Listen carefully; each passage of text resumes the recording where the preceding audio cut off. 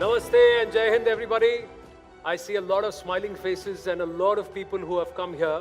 And I'm so proud and thankful to all of you right at the outset, even before we get proceedings started. A quick request, kindly turn your phones off or put them on silent mode.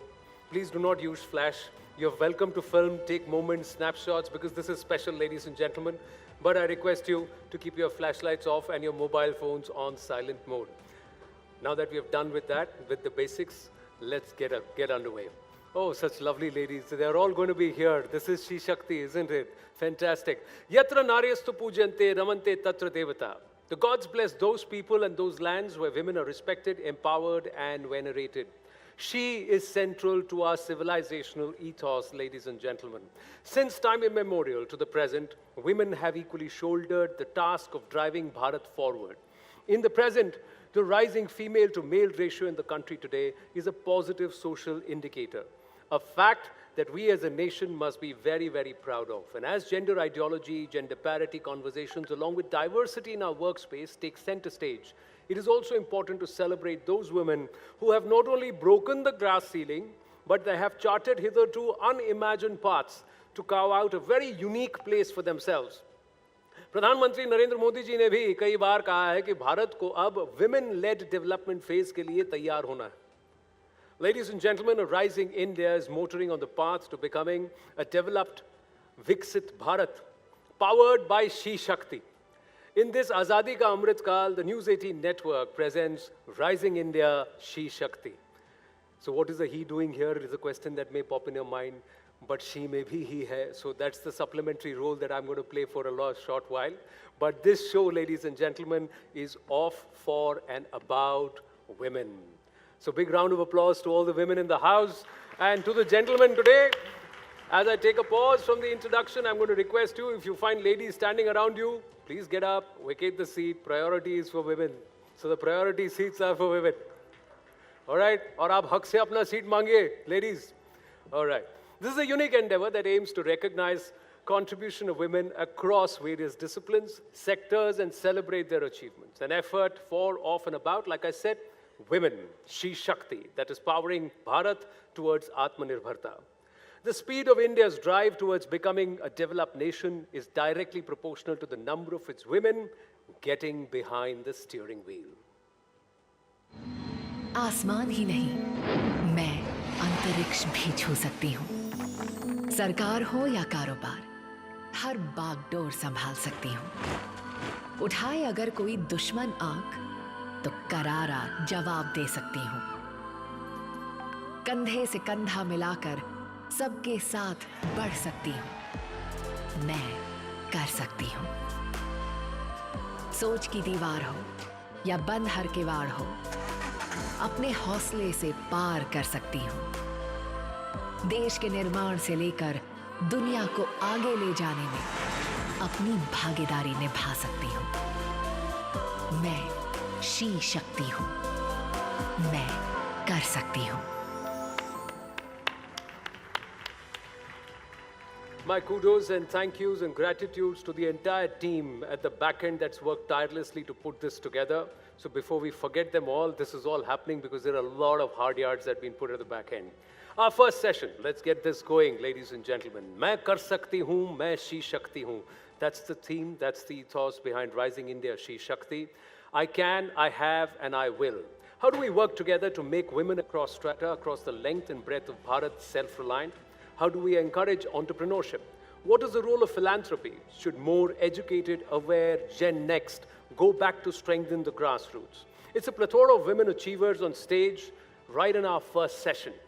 So it's the who's who. May I please request the moderator of this session, a sterling achiever herself, a good friend and a pride of the network, Shireen Bhan, to please come up. Thank you very much, Shireen. मैं session के panelist से भी अनुरोध करूंगा कि वो मंच पर आएं. अक्षिता एम भांज धियो, culture writer, director of the Belgaria Palace, hails from the president's hometown of Mayurbhanj in Odisha. Akshita ji, namaste. Good to have you with us. Lachik Rizgan, creator of Dolkar Sustainable Stays. She's come all the way from Leh, Ladakh for us. Lovely. Thank you so much. Lisa Mohanty, she started Nirguna.in in Odisha, a former dancer who's working with weavers. Lisa ji, namaste. Thank you so much. You can be more generous with your applause. Ladies and gentlemen, thoda bring the energy up. Thank you. And Tala Salaria, founder trustee, Law Foundation. She's been doing some phenomenal work with various philanthropists and the work in Jammu and Kashmir. We'll talk about it. She will talk about it. Over to you, Shri.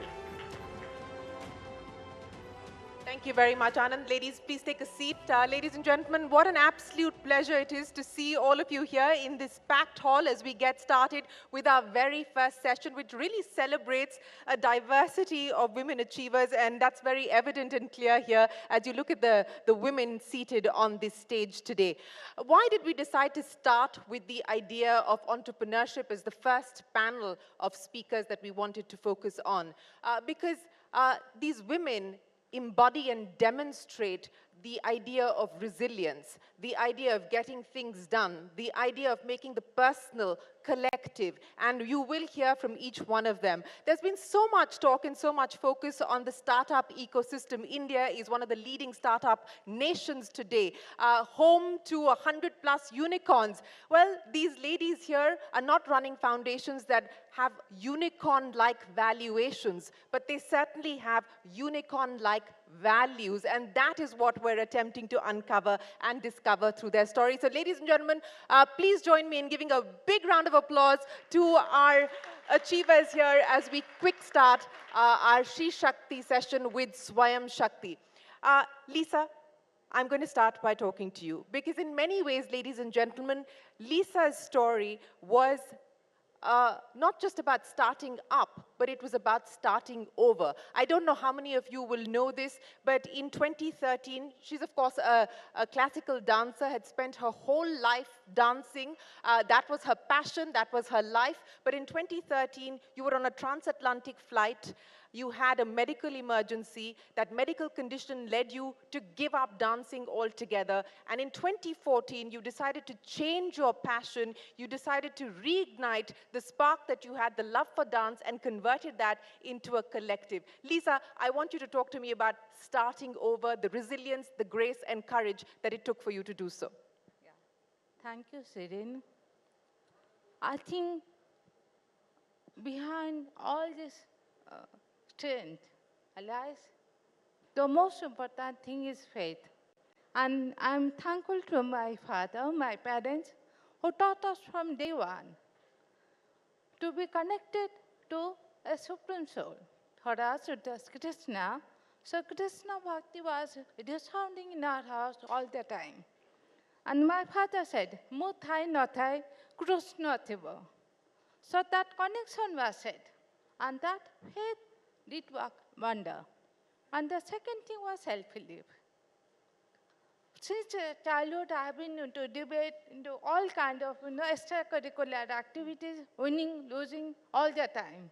So I had learned in the process of last 30, 35 years, the idea is to keep moving. I think that is what helped me.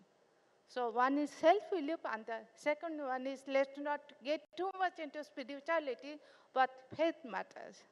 Faith absolutely matters, and you've taught us the audacity of hope. You've really reinvented yourself, taking charge of your life once again, getting it back in control after a very debilitating illness. And you're today spearheading Nirgun, which is trying to uplift women in rural parts of the country. And you're getting artisans, weavers together, and you're trying to change their lives through the work that you're doing. Yeah, because actually I'm learning in the process. When you get into the grassroots, you'll see how hard, it's a lot of hard work. It's a lot of patience. They take a month or two to be sari, many of them. And still, they won't earn that kind of money had they been a clerk, officer attendant, somewhere else. But still, they are artists, because that is I always state my viewers as artists. Yes.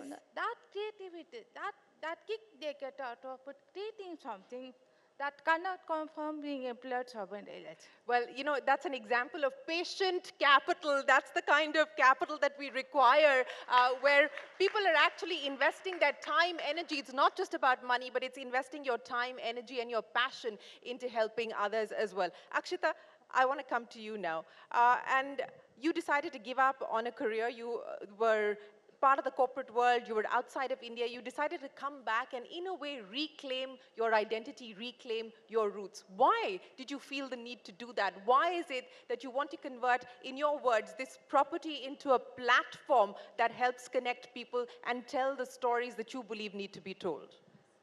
So I come from Mayurbhanj, and now it's very familiar with our president of India.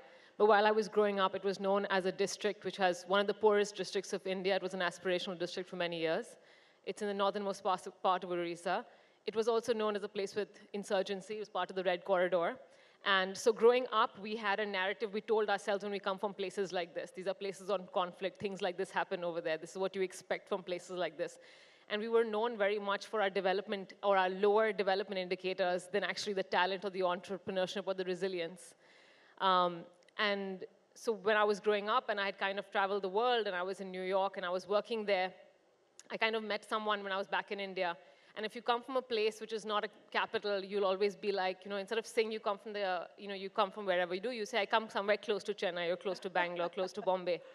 You kind of become the stories you've heard yourself talk about, or you become the stories you've heard of. And so I met a very young girl, and I asked her where she was from, and she said, oh, I come from Bangalore. And so she said, where are you from? I said, I come from Mayurbhanj. And she's like, oh, I actually also come from Bhadrak, which is near Mayurbhanj. She's like, but no one knows places in Orissa, so we don't say it. And I felt so bad that we actually grew up embarrassed of where we come from. And so something I wanted to do in my life was retell the story of the place I come from. Because when we come from somewhere, we recognize it not just because of the development indicator of the GDP, but we recognize it because of the strength of our grandmothers. Or we know the best Michelin star cooks can sometimes be the people working in our houses. So I think that it was important for me to come back, and the last bastion of my family legacy, the Mayurbhanj dynasty, was a home for foreign dignitaries called the Belgaria Palace. And all the architecture in Mayurbhanj was built by women rulers because the men were usually fighting. So you see, the thing about women is, we know that we can do it. Hum kar sakte hain. Sometimes we just wait for that permission or someone's hand holding, someone to give us that extra raise or the job, or allow us permission to go out and take the job. We know we can do the job. We just need a little bit of support. So I think Belgaria was the support I wanted to be able to give to the people in the community. And you're right, it's not a startup. However, we wanted to build it on the principles of a startup. So when people come and stay with us, a percentage of funds can actually go back to mobilize nonprofits in the community, such as Mayurbhanj Chhau, which is actually a dance form which was patronized by the Royal Army. So not allowed to be performed by women. But you see, now that the men are all leaving for jobs, it's the women's responsibility to carry on our cultural traditions and storytelling, albeit in a different way. So for me, it was important that actually to start off, rather than a business or something else, actually all of us can start off with just changing the narrative and the story. It doesn't require capital, but more communication. Absolutely. It requires capital, it requires commitment, and it requires consistent communication. And you've been able to sort of now unapologetically tell your story. Yeah? Yes, yes. Absolutely. And that's wonderful to see. But Lachik, I want to come to you now because there are many similarities in the stories that we just heard here from Akshita as well as your story. You were also working abroad, you were in Japan, and then you decided to come back to India because it was what your grandmother told you, and Lachik comes from Ladakh, and your grandmother told you, what will you do for our land? So Lachik, what are you hoping to do for your land? Yes, so I share a very similar story and moved to Ladakh in 2017, also seeing how much Ladakh had changed. I think my memories of Ladakh as a child didn't exist the way I remember it, and I think Dolkhar, which I've set up in Leh right now, was a medium to sort of preserve that, and it was a very personal journey for me because I didn't get the opportunity to grow up there, but I always felt connected to the place, and 4 years of constructing Dolkhar taught me so much more about my own land, my own community, my people, and tourism it runs Ladakh's economy, so it had to be the driving force to sort of create that meaningful impact, and that's what we've tried to do through Dolkhar, and just taking inspiration from traditional values and You know, practices. both these ladies are being very modest. It is the Time magazine that says Mayurbhanj as well as Ladakh are the places to visit in 2023, and both of these women-led tourism, hospitality businesses are actually making that change happen. So a big round of applause to Lachik and Akshita. But Tala, I want to come to you. Tala is a lawyer. She's been, and not just that, the mission in the last few years really has been to try and open up the pipeline of talent to people who may not necessarily have access to the kind of education that you and I had access to. Take me through what you're hoping to do with the Law Foundation and the Accelerator program, and why this means so much to you. So I think the trigger has been more because of my background. I grew up in Srinagar and I had to move out because of all the trouble that was there. And I think that taught me to be fearless and a certain amount of resilience. I'll give you, very quickly, I'll give you 3 specific examples. When I moved from Srinagar to Wellams, you know, we were not used to, I knew English, but we weren't used to talking in English. And that took time for me to make friends. And that's where I learned how to adapt. And then when I moved for a job to Bombay, I wanted to be financially independent. So I didn't take money from parents. So that's where I learned financial independence. All of these I mentioned because I think today I'm a sum of all my experiences. So, you know, adapting to the environment, being able to be financially independent. And when I started Lawyers at Work, which is my law firm, at that time, there weren't that many women-led law firms, and I didn't even have a partner. There are still not that many women-led law firms.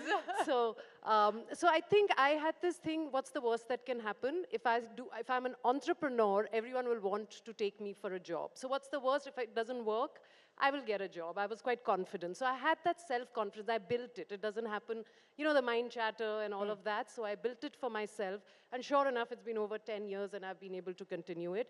That's my corporate. Yes. But for the foundation, actually, it was when I was running once, I mean, if I may take a moment, Please. because that was the turning point. I was running around the lake and I saw this girl on a Sunday morning and she was going for her exam and she was very excited. She wasn't one of those children who said Sunday morning exam. She said, you know, here we have lockdowns, all of that, and therefore these were COVID days when allowances were made for sitting at home. And she said, I'm just happy I'll get to go and I may get promoted to the next class. She had a sparkle in her eye. Yeah. And you know, she knew opportunity cost. And I said, this is a child. Like, she was really young. I said, if they don't have this kind of, some kind of support, and I always wanted to come back and do something. I said, I've had the privilege of exposure and I've had a very good life. So I wanted to come back and do something, and that's when I said, Law Foundation has to be set up where we train young law students over a program which runs parallel with the colleges with the end goal of trying to get them jobs. That's Well, basically and that does deserve a big round of applause, ladies and gentlemen, because it takes a lot. It takes a lot to be able to create these pipelines and these pools of talent and to be able to give back. But, you know, I want to pick up on what I heard from each one of you. And I'm going to sort of rephrase Mark Twain, because he said, never let your schooling interfere with your education. And I want to understand from each one of you, you know, doubts, fears, the fear of failure. Was that ever a question in your mind? Akshita, I'll start by asking you, and how did you cope with that? How did you deal with that? Yes, so I think that one of the best decisions, even though my parents put us in, my parents cared more about sports day than report day, just to give you an understanding, but one of the best extracurriculars they put me in was theater. So then, you know, like, I stood outside before entering and I saw the roster and I saw who was interviewing me, and I was like, oh my God, that's the imposter syndrome creeping in. Just fight that today. Walk into the room, you belong here. And you do belong here. Each one of you belongs here, and you know, this is something a lot of women, and I personally have felt the imposter syndrome as well. There's this self-doubt that's sticking in your mind, and I want to understand from each one of you your mechanism of dealing with that. Yeah, so like I was saying, I think that I had, you know, once you've done theater for a number of years, you know how to wear a mask. So then I'm like, okay, now I'm entering, and I think that's something I remind myself of when I get nervous is like, you're here representing Mayurbhanj. There are people here who, you have this opportunity because you also have privilege, because someone is able to find you online, because you speak the right language, because you dress a certain way, because your education. So remember that when you're here, it's an opportunity to kick the door open and wider for a number of people who aren't able to have their stories and voices heard. So every time I come for an event like this or I go somewhere, I remember why I'm doing it, and that purpose, I think, gives me the strength to overcome any of the mind chatter. Lachik, what were the fears? Do you still have them? How do you deal with it? And what is it that you would like to say to other young women who are looking at the possibility of starting up, but somehow shrink themselves into little boxes because they're unsure and uncertain? I think at the end of the day, if you're, certain of what you want and your intentions are right and you're doing things that, you can go to bed and sleep in peace and you know you're doing the right thing, I think there's nothing that can stop you. Yes, I have been through multiple moments of doubt. When I moved back and I started construction, I was 26. So everybody around me doubted me, so that didn't help either. But I knew what I was doing. And even if you're the only person who believes in yourself, at the end of the day, you're answerable to yourself. Yeah. And if you're honest and you know you're doing the right thing, people come around. And you just have to continue doing it, and you have to consistently do it with the right intentions and the right motive. I think that's what's that's so beautifully said, because very often we seek external validation, and in fact, that is what we live for. But at the end of the day, as you said, we're accountable to ourselves, to our own conscience. We're answerable to our calling, and each one of you is a representation of that. Lisa, I want to understand from you, what is the vision that you now have as far as Nirgun is concerned? Where would you like to take this? And what impact do you believe you're making in the lives of the women that you're dealing with today? Yeah. Nirguna, the way I have visualized it, the path I have followed is the holistic development of a community. So in a holistic development, what I always say to my customers, don't look at a sari as a product. It is a service to a community. You're talking the tradition, the culture, the local motives, the local rituals of that place. When I say Sambalpuri sari, we're talking about Sambalpuri people, right? Similarly, when I went to do the interior researchers of Odisha, and suddenly one day I realized, there is something called Dhalapathar close to Bhubaneswar, I don't know. Yeah. And that is a sari, I'm wearing that sari. We revived the sari. After 100 years, it was lost in time. Yeah. So those kind of things, the revival of weaves, documentation. For last 8 years, we were doing video documentation of local culture, local tradition, local weaves, their motives. So somebody have to preserve our tradition, because that is where India lies. Yes, and that is how brands are built. Brands are not built on the strength of just the product alone. Brands are built on the strength of the stories that they represent. And what a wonderful sari you're wearing here, Lisa, today. So thank you very much for sharing the story of the sari that you're wearing. But Tala, let me ask you, what is it that you hope to do with the foundation? What is the kind of impact that you would like to make? I think what we realized, we thought we were trying to get jobs, but we realized that we are effectively making a systemic change. Because it's not just, in Kashmir, J&K, usually there's not much of a private sector, so there's only government sector. So just the shift from government sector to private jobs, that itself, people have to get used to it. Secondly, women moving out, because we can't take all the jobs there right now. So people moving out, mobility, are they willing to move out, insecurities, etc. That's another. So there are a lot of, I think what I realize, it's a marathon, it's not a sprint. Yes. So you have to kind of stick with it. It's going to be very slow because it has to be systemic change rather than just the few jobs you get. So I think you have to be very aware of that and not get discouraged. Keep encouraging yourself and pivot as and when required to make that. Oh, absolutely. You have to have the agility and the dynamism. I want to end by asking each one of you, and I'll start with you, Akshita, what we just heard there from Tala as well, that, this is not a sprint, it's a marathon. You've got to keep at it. So I'm going to get each one of you to pass the baton on to the other. And the one thing that you believe that we as a society, as civil society, can do to ensure that we see more women participate in the workforce, in the formal economy, and the one thing that you believe the government needs to do? I think that, there's this idea that the focus is on women's education, and if we focus on women's education, that's going to, make sure that they're going to join the, labor force. But actually, we know that's not true. There were more women working in jobs, public and private sector in the 80s than there are today. Women are getting educated and choosing not to work. So I think that we need to take a hard look at who is framing the rules of society and work, and what is, if that's working for women. I mean, I've been working for 7 years, and this is the first job I have. I'm still working in the corporate sector and doing both. But this is the first job I have that there are sanitary napkins in the bathrooms at Dasra, the nonprofit I work in Mumbai. And that's really important, right? I mean, something so small is like, like creating safe spaces for women at work, making sure that work from home, hybrid work, whether that works or not. And also, I think what's important is when we talk about women at work, we focus on urban women and jobs which are, say, white-collar jobs, and we completely disregard rural rural women from, Dalit communities, indigenous communities. When we're talking about women, we have to also talk about transgender women and their rights. Inclusion in all its, I think you said it there. Absolutely. Lachik, very quickly, in 10 seconds, the one thing that you would like us to take away from this conversation. I think as an entrepreneur and as like a woman entrepreneur, the most important thing and the biggest challenge is usually finance. And I think the government really needs to work towards providing more financial support to women entrepreneurs. We hear about a lot of schemes, but on ground, we know the reality. So I think that is the biggest support. Access to capital, access to finance. Well made. That point is well taken. Lisa, very quickly, the one thing.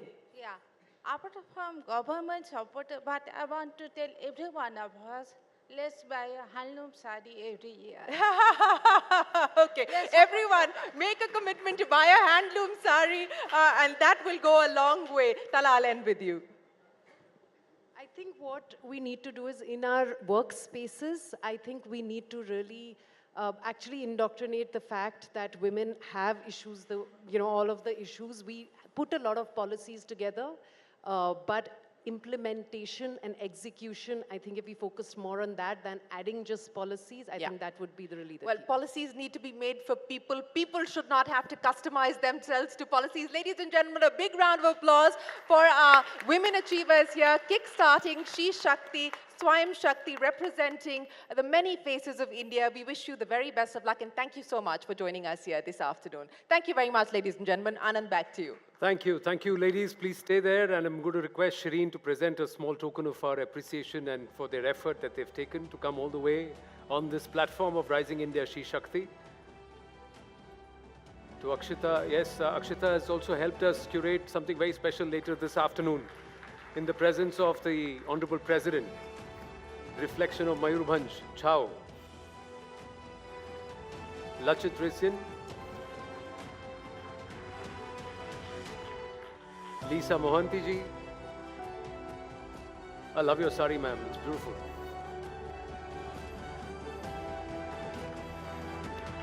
And Tala Sararia. Thank you. And ladies, before you step down from the stage, together a nice picture for posterity, please. Together on stage. Thank you.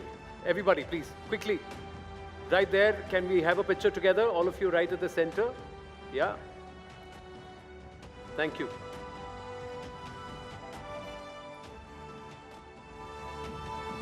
Thank you very much. The representation of Swayam Shakti on stage, ladies and gentlemen. Thank you so much, ladies. Thank you very, very much. Let's set up our next session. We've got lots of ground to cover, and I have to tell you, How many gentlemen here who are less than 40 years of age? How many gentlemen less than 40? If you're all occupying chairs and if you see ladies standing here, you know what you have to do. Right? Spot them who are less than 40 and you know what to do, ladies. Okay. It's not just Swayam Shakti. There are many aspects that we'd like to cover. We've got about multiple sessions, multiple achievers to showcase. We should also have the Honorable President of India in our midst in a short while from now. Union Minister Smriti Irani will be here. But right now, we're going to set up something which makes us all very proud. Ye jo tiranga hai na, when you see it scaling not just the skylines, but way into Antariksh, and when you know that there is She Shakti behind it, and you feel so much more proud. So while there's a lot more to be done at the grassroots and further empower and enable her, she has already done a lot to secure Bharat and ensure the enemy thinks twice before training its guns at us, because Bharat's arsenal is stocked with intercontinental ballistic missiles that will make many sweat. Not just think twice, never think about it actually. Our next She Shakti has helped the country take rapid strides in missile technology. She has played a pivotal role in the development of the Agni series of missiles, becoming the project director for Agni 4 and continues to inspire generations with her remarkable achievements and unwavering spirit. The Missile Woman of India, Dr. Tessie Thomas, and as she comes up, I'm going to request another pride of Network 18, Palki Sharma, to please come up along with Dr. Tessie Thomas and take this conversation forward. Big round of applause, ladies and gentlemen.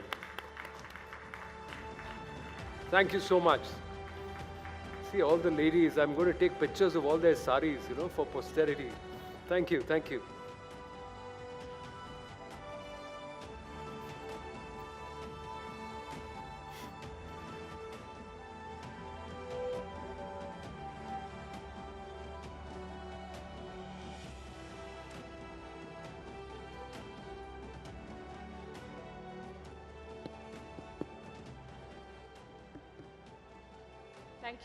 Thank you, ladies and gentlemen.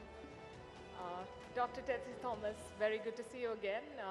We met last week and I've been wondering what I should ask you on this platform.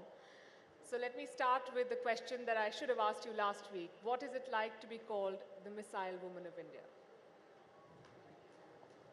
I think I had 36 years working for this missile program. And someone like with appreciation has named this. I don't know where and when it got came into this thing. And since maybe the work, the type of work which has been carried out for the missile field, I was working for the Agni class, the long-range guidance scheme, first of its kind in the world, we can say, which is very adaptive for all long-range systems. So that is where the missile women would have come. That's the way I take it. Wonderful. You were preparing for the IAS. You wanted to be a civil services officer. What made you change direction? Actually, after completing my BTech, options are either IAS, IES. That's the way we looked, HAL. So I didn't even get time, because by the time the advertisement for this DRDO-sponsored program, MTech program, 10 students will be selected all across the country. There was a written test. So I went for writing that. I got selected in that before my BTech results came. So I didn't have any option to go and take up anything else. And moreover, that time, IITs were giving a scholarship of 1,000 rupees, and the present DIT or IIT, the Armament Institute, was offering 1,200. So always that age, we know only to rate that way. That's the way I took up that opportunity and went for this guided missile program as MTech course. That's a very interesting reason to have chosen what you did. Was there any doubt in your mind or in your family? Because this is not, we say that the sky is the limit for women everywhere in the world. You've shown that even the sky is not the limit. But when you started off, did you think that this is the best move for you? And looking back, Uh, were there points in your journey where you thought that you may not have made the best choice? Was there a turning point? I think I didn't have time to think about whether I made a best choice. The first 20 years, including the MTech program, we didn't look at the outside world. And once I came to DRDL laboratory at Hyderabad, it's like I was selected for the Agni program. We don't even talk to anyone on what we are actually working for. Almost 15 years, nobody knew where I am. Even my friends also, I have lost touch with many of my friends also, because the way the programs were streamlined, that we are not supposed to talk about where we were working. So that's the way. No regrets, because it's for the, we know the importance, national importance of this, and the responsibility what is being put to us. So keep working, that was the ultimate aim in our life. Absolutely, and you've inspired so many women. When we talk about women empowerment and what needs to be done to get more women into the workforce and into leadership roles, we've been discussing STEM education. What is your message to girls who want to pursue science as a career? Yeah, actually when I joined the organization, it was hardly less than 3% women, girls were joining. Today the trend has changed, 15 to 18% women work as scientists, and that's really encouraging. And today, because of the awareness that science, technology, engineering, mathematics are easy to learn, I feel now the younger generations, because I have a lot of interaction with the school children as well as college students, they feel really motivated to take up this. If ordinary person doing engineering like me can come and work on this scientific field, any present generation is with lot of knowledge around. We had only the textbook knowledge, what we learned, but today the whole knowledge is around, and we need to only think, and the inner desire to do this work in this field. And science, STEM subjects are equally easy as any other subjects. That's what I feel. I know scientists from, my friend from ISRO also will vouch for that. I think if once you learn, it's, you only fear what you do not know, but once you learn, you know everything. That's the way the knowledge helps us in going ahead. A big round of applause for that. You only fear what you do not know. Dr. Thomas, I'm sure leadership is difficult both for men and women, especially for women. And in a field where there are very few women colleagues and leaders, were there moments in your career where you felt dejected and then you thought, I will show it to them and I will do it? Do you have such stories? Yeah, maybe when I was designated for Project Director Agni 4, like we had done Agni 1, Agni 2 and Agni 3. That was a different class of technology, where existing technologies with rocket motor casing, metallic ones were used.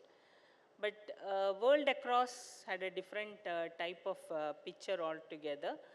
Then I was asked to see, like Agni 3 with 50 ton, we are reaching only 3,000 kilometers. World across were claiming 3,500 and so, with that type of weight launch mass. When I gone through the technology, we have to enter into composite rocket motor casing, composite technology, which was even the carbon fiber, the material, raw material needed for that was not available in the country. So this was the time I was given the task of developing a system of world class, where weight reduction also has to be there. And initially, the mandate was if we may change the one of the stage of the rocket motor, we may be able to achieve. But the things were not that easy as it looked. That's where I was thinking, at one point of time, I was not sure the responsibility what was shouldered on me. I thought it's easy, but it was not so. So we had to go through the development of composite rocket motor technology, prove its capability, design and test it. and then take it into the as a rocket motor casing. And finally, when the efforts of after 4 years, we could achieve with 22 ton as the launch mass, launch capability up to 4,000. That is how Agni 4 came up. Fantastic, fantastic story. What is it that motivates you, Dr. Thomas? It's like we work for technologies first of its kind, which is not available within the country as far as we call it innovative. It's the challenge what comes to us or the opportunity given to us to do something new. Definitely, we had a lot of great visionaries like Dr. APJ Abdul Kalam. They all had a great vision of what our country should have as a defense capability, what our government tells us what we need to make systems, something totally innovative, which doesn't exist in anywhere in the world. So that's how the Agni class of guidance law, where I was the designer for this Agni class of systems, first of its kind in the world, we can say, and systems of world class has been made for Agni 4, and same technology was adapted for Agni 5. That's how it's the need of the nation or the requirement for our countries and the responsibility given to us that makes us motivated as defense scientists. How does your team align with you when you take up this project, which is a matter of pride, not just for you and your organization, but it's something that your entire country is looking at you for delivering on something like this. Is it the same as a woman to pull it off? Actually, I was fortunate to have a very young team working for the Agni 4. In the project group, we were 5 project group, but all across the country, from different missile, all the labs, DRDO labs, plus industry. So more than 1,000 people work as a scientist for one of the systems in the initial development. So that is like, if all of them are coming out to work and all of them are inspired to work for the country, then that gives us the, all of us the guidance. It's a team, it's a leader. Leader is only one person who is just be there as a team leader, but it's the whole participation of all the scientists working towards realizing a project. That's also something that is said of women leaders. They foster a collaborative working environment. We have women like you, women achievers in the field of science and technology. We've had some before, and yet this field remains dominated by men. What will it take to have more women enter this field and excel in it? What is your message to them? Yeah, today itself the difference has already been seen. Like when I joined, as I mentioned, very few were there. Today, most of our senior women leaders, they are either a technology leader or a project director, and many have come up to take that because they also need, few women show the path, they get guided towards, and I think it's easy as any other. If men can do, women also can do. There's nothing which is stopping us from doing that. Absolutely. As a leader, what have you done to build that pipeline for more women to sort of take up these roles and to lead projects like you have done? So I see as a team leader, we need to first understand the real responsibility what we are into. Once the team members understand this is the importance, and I think they are all geared together to work together for this. And even if me as a team leader, sometimes when we go through a testing of a missile, once it is prepared, it takes more than 14 to 18 hours of test continuously. And maybe setup is made ready, it becomes afternoon. It goes way late into the late hours. But then my team members, they say, don't stop it, we will continue. We may end at 3 o'clock at the early morning, but all the team members, that the spirit of the whole team members, that we'll complete. Otherwise, there's no excuse for doing things of this national importance. I think all of them are so much motivated and inspired. And we all work for technologies which is unknown to us. So it's the avionics, the electronics part was going through a lot of changes, revolutions.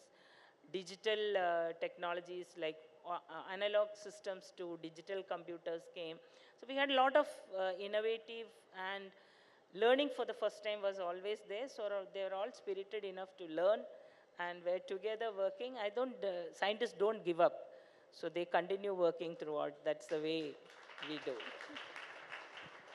What does the missile woman of India do when she's not designing missiles or thinking of them?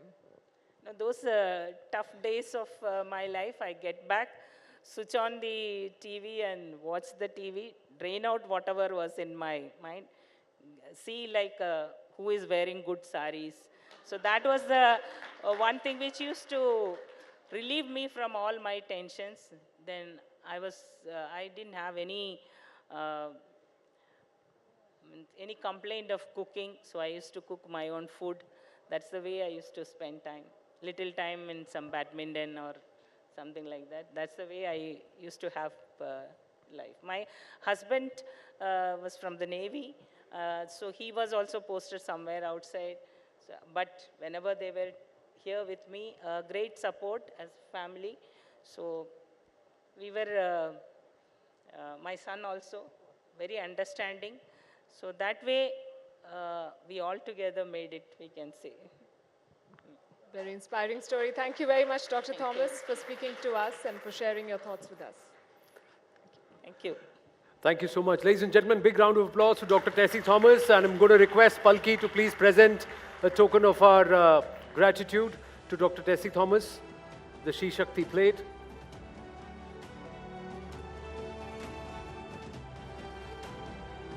And that makes for a very nice picture. Thank you. Thank you so much. Right. Thank you. Thank you so much, Palki. Thank you so much, Dr. Tessie Thomas, for making the effort and coming there. Thank you, ma'am. Lovely to meet you. Thank you. And on that note, ladies and gentlemen, we're going to take a very short break. I request all our guests to be seated where they are. We'll see you in just a bit. All right, ladies and gentlemen, I'd request your cooperation. We need to do it as quickly as possible and as seamlessly as possible. We've got to do, because of the Honorable President's attendance, we've got a security drill. You have a dog squad and the advanced security team, which is already inside the auditorium. So they're going to request, I think, barring the center tables, 1, 2, 3, 4, 5, everybody else will have to clear the audience. So everybody who's standing there, please, you'll have to make your way out of Alamgir, out of the Darbar Hall, please, except for the...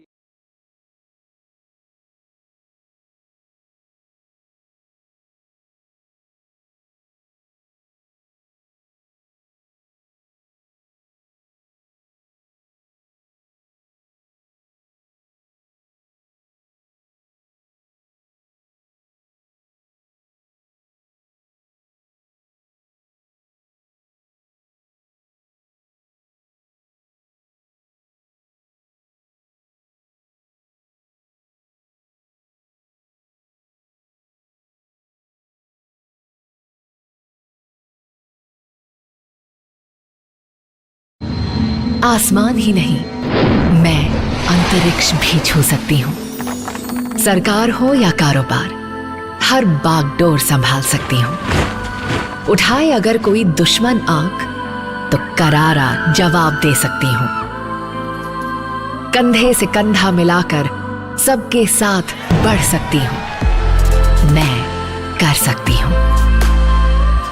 सोच की दीवार हो या बंद हर किवाड़ हो, अपने हौसले से पार कर सकती हूँ। देश के निर्माण से लेकर दुनिया को आगे ले जाने में अपनी भागीदारी निभा सकती हूँ।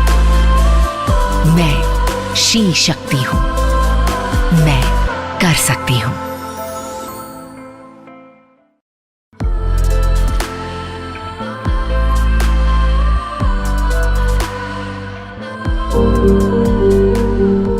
Rajiben Vankar from Gujarat, who is waging a war against plastic.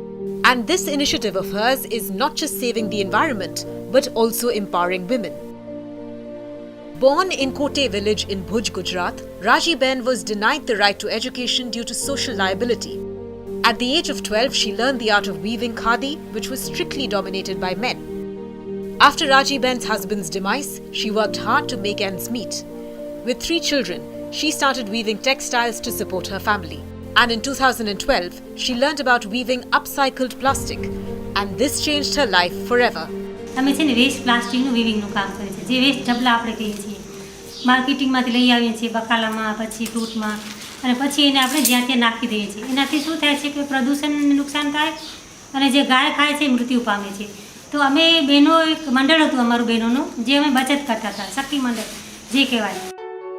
Taking her passion ahead, in 2018, Raji Ben set up her own unit and trained women in her village to segregate, clean, cut and weave the plastic. At present, nearly 60 women work with Raji Ben, out of which 50 women collect polythene from the villages. Raji Ben manufactures nearly 50 products, from purses to wallets, eyeglass covers to trays, folders to floor mats, etc. The products are not just sold in India. Her efforts are recognized across the globe. જેમ કે આ bag છે આ બિસ્કિટના રેફરમાંથી બનાવેલું છે બિસ્કિટનું refer આવે એને નાના નાના ટુકડામાં કટિંગ કરી એને ચોડી લાંબી પટ્ટી બનાવીને વિવિંગ કરી અને આ બેગ બનાવ્યું છે એવા ઘણા બધા બેગ છે જેમાં પેન્સિલ પાઉચ છે પછી આ ચશ્મા કવર છે પછી આ ટ્રે છે. Raji Ben Vankar stands as an exceptional figure, and the News18 network lauds her determination and dedication. She is a shining example of rising India's She Shakti, who believes in "Main kar sakti hu."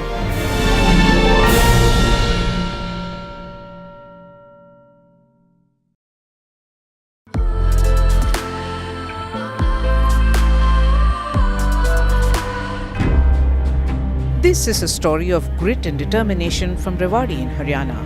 Pooja Yadav was paralyzed at the age of 17 after falling into a well. Despite being bedridden for 11 years, 4 months of training saw Pooja rise as a champion. Bronze medal goes to Pooja from India. Competing in the National Games and the World Para-Athletics Championship in Paris, where she clinched the bronze medal in javelin. Pooja says that days spent in bed for 11 years were the most difficult of her life, but she never lost hope. She was inspired by the 2016 Rio Paralympic Games, where 4 players from India won medals. In 2016, Pooja underwent surgery and moved from a bed to a wheelchair. She met Beam awardee coach Satbir, who took up the mantle to train her. After being selected in 2017, Pooja won the bronze in the shot put at the National Para Championship in Jaipur. Now, her home is full of medals. सुबह 5 बजे उठती हूँ वो session के हिसाब से होता है कभी 4 बजे भी उठना पड़ जाता है कभी 5 बजे भी ब्रेकफास्ट करके जाती हूँ घर पे तो हम तो देसी आदमी हैं तो घी दूध ऐसी चीज़ों में ज़्यादा विश्वास करते हैं. ट्रेनिंग मैं सुबह और शाम करके मतलब दिन में 6 घंटे हो जाती है. Pooja has been selected to participate in the Asian Games and is busy training. अक्टूबर में पैरा एशियन गेम्स है उसके लिए मैंने क्वालिफाई किया है. पैरालंपिक्स भी है तो मेरी दिल इच्छा है कि मैं पैरालंपिक्स में मेडल लाऊं और देश का नाम रोशन करूं परिवार का भी. Pooja's dream is to clinch a gold for India. She says it's important to be mentally strong to overcome all odds to be successful. She is a true inspiration for the nation.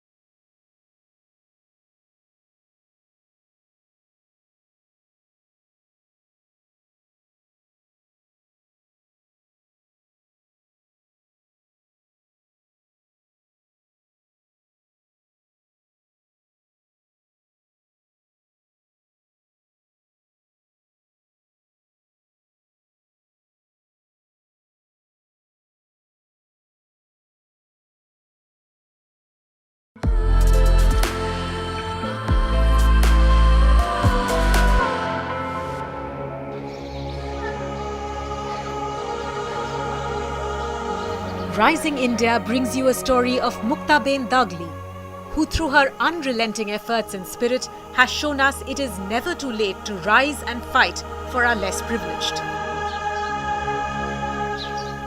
At the age of 7, Muktaben Dagli lost her vision to meningitis and had to drop out of school. But she was determined that education is the only way to a better life. A resident of Ankadia Nana, a small village near Gujarat's Amreli district, Dagli convinced her parents to send her to a school which was for the blind. It was a tragic news that changed her life. At 14, Dagli found out that one of her friends died after she was allegedly fed poison by her parents for being blind.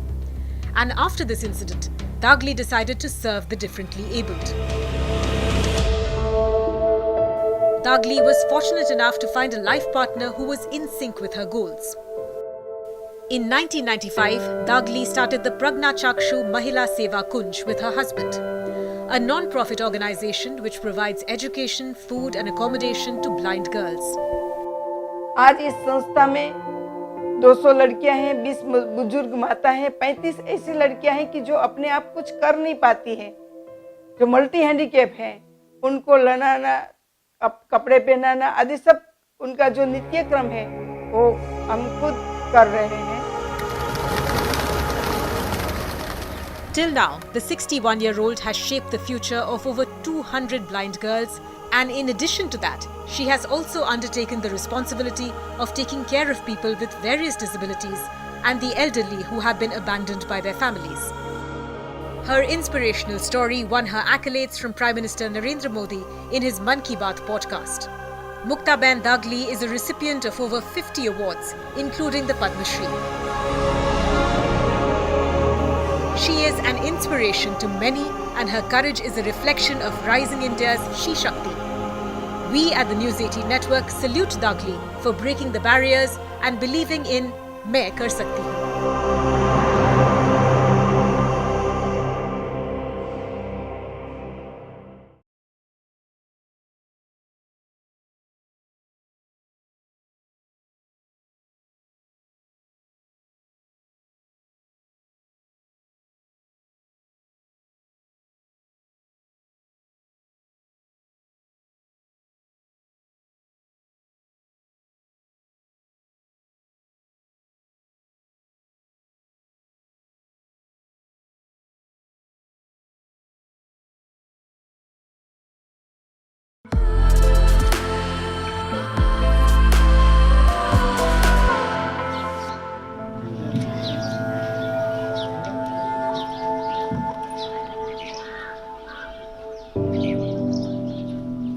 Struggling from water crisis in Madhya Pradesh's Bundelkhand region, where women would travel for kilometers to get water for their household consumption, a young resident of the village, Babita Rajput, came up with an idea to solve the problem which has plagued them for years. हमारे गांव में पानी की अत्यधिक समस्या थी, जहां पर अगर हैंडपंपों पर देखा जाए तो लाइन लगाकर लोग खड़े होते थे और सर पर 3 से 4 घड़े लेकर महिलाएं आती थीं. 2 सर पर, एक हाथ में, एक कमर पर, इस प्रकार से पानी भरती थी. Babita Rajput, leading a group of over 100 women, collaborated with an NGO and dug up an entire mountain to connect their dried-up pond to a nearby canal. The women took it upon themselves to make a path by cutting a mountain about 107 meters long. Babita, who along with the other women carried out the mammoth task, became an inspiration to many. बहुत अच्छी खुशी मिलती, बहुत अच्छा लगता है. हमारे यहाँ पशुपालन भी रहते हैं, सब हरा भरा अच्छा लगता है, खेतीबाड़ी भी अच्छी होती है. Babita's efforts were recognized by Prime Minister Narendra Modi during his Mann Ki Baat address. Her work has been widely appreciated, and she continues to inspire others to work towards solving water-related issues. Babita's leadership, determination and courage is a reflection of rising India's She Shakti. We at News18 Network salute women of Bharat like Babita Rajput who believe, "Main kar sakti hu."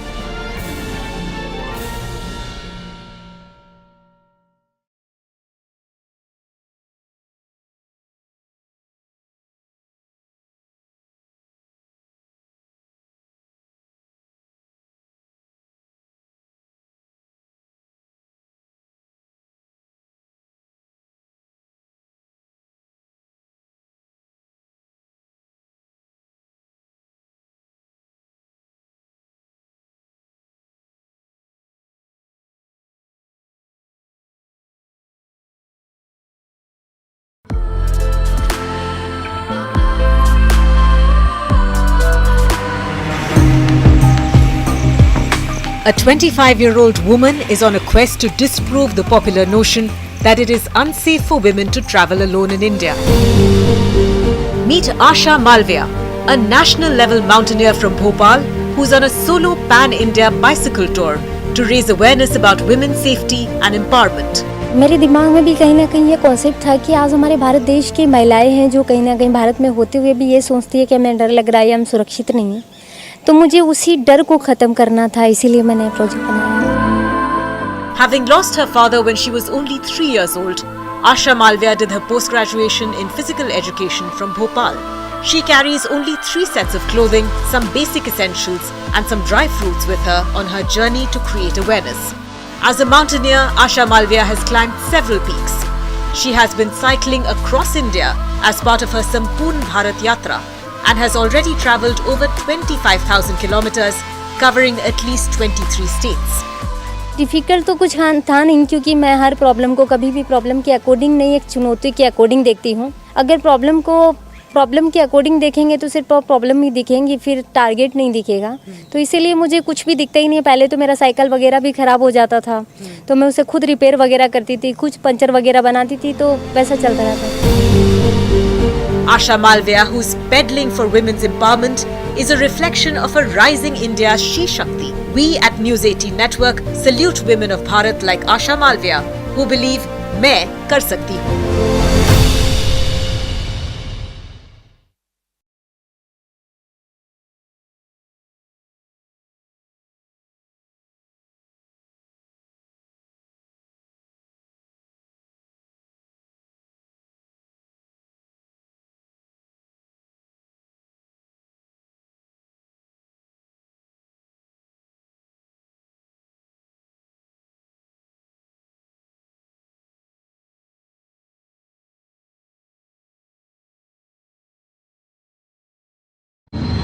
आसमान ही नहीं, मैं अंतरिक्ष भी छू सकती हूँ। सरकार हो या कारोबार, हर बागडोर संभाल सकती हूँ। उठाए अगर कोई दुश्मन आंख, तो करारा जवाब दे सकती हूँ।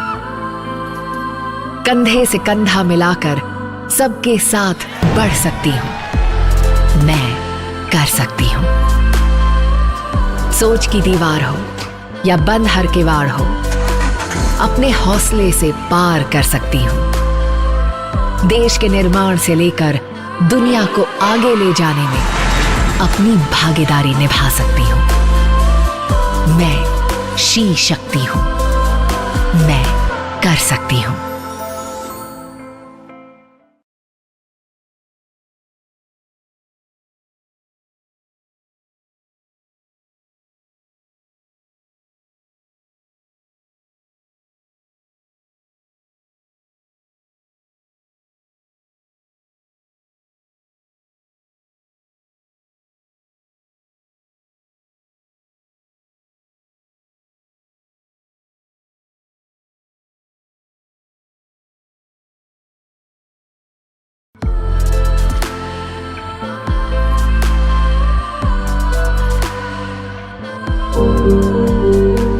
Meet Rajiben Vankar from Gujarat, who's waging a war against plastic.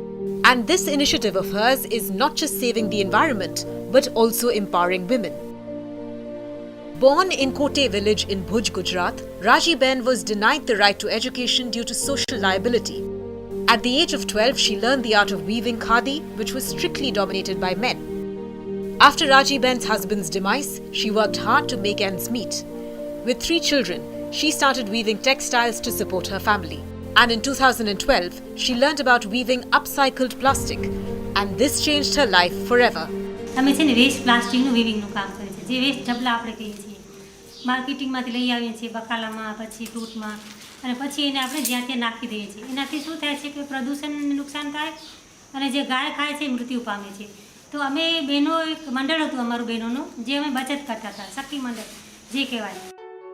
Taking her passion ahead, in 2018, Rajiben set up her own unit and trained women in her village to segregate, clean, cut and weave the plastic. At present, nearly 60 women work with Rajiben, out of which 50 women collect polythene from the villages. Raji Ben manufactures nearly 50 products, from purses to wallets, eyeglass covers to trays, folders to floor mats, etc. The products are not just sold in India. Her efforts are recognized across the globe. જેમ કે આ bag છે આ બિસ્કિટના રેફરમાંથી બનાવેલું છે. બિસ્કિટનું refer આવે એને નાના નાના ટુકડામાં કટિંગ કરી એને ચોડી લાંબી પટ્ટી બનાવીને વીવિંગ કરી અને આ બેગ બનાવ્યું છે. એવા ઘણા બધા બેગ છે જેમાં પેન્સિલ પાઉચ છે, પછી આ ચશ્મા કવર છે, પછી આ ટ્રે છે. Raji Ben Vankar stands as an exceptional figure, and the News18 network lauds her determination and dedication. She is a shining example of rising India's She Shakti, who believes in "Main kar sakti hu."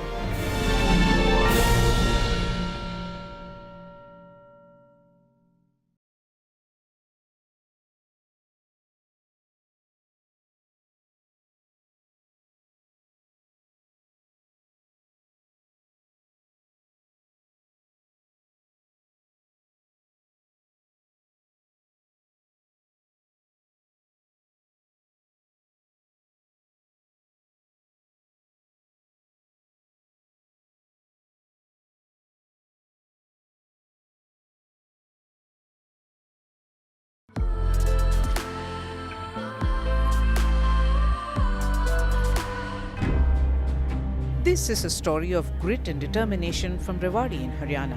Pooja Yadav was paralyzed at the age of 17 after falling into a well.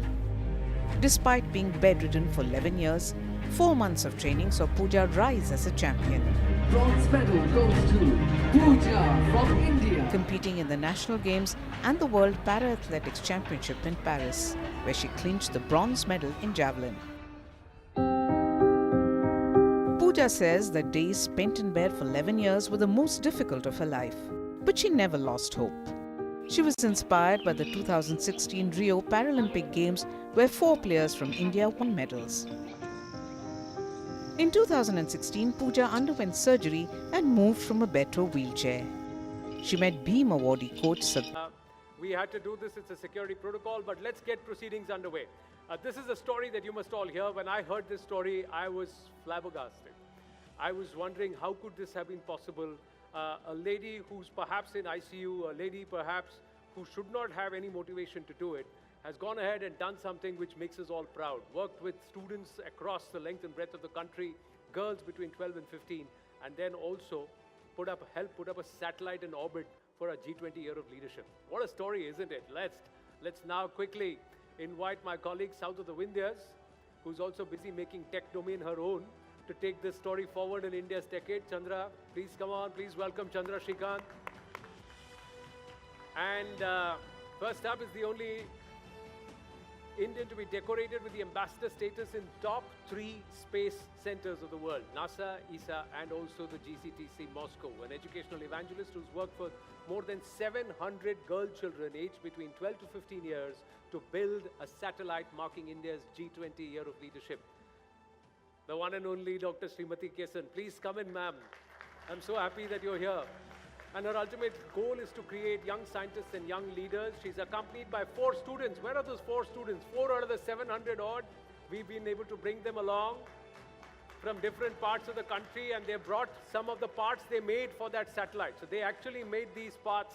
So please come, ma'am, please. And also Dr. Anuradha TK is with us. Anuradha ji. So nice. Look at the energy that she exudes. The first woman to become a satellite project director at ISRO. She has worked on the launches of the satellites GSAT-12 and GSAT-10, a communication satellite specialist and a beacon for She mission directors of today.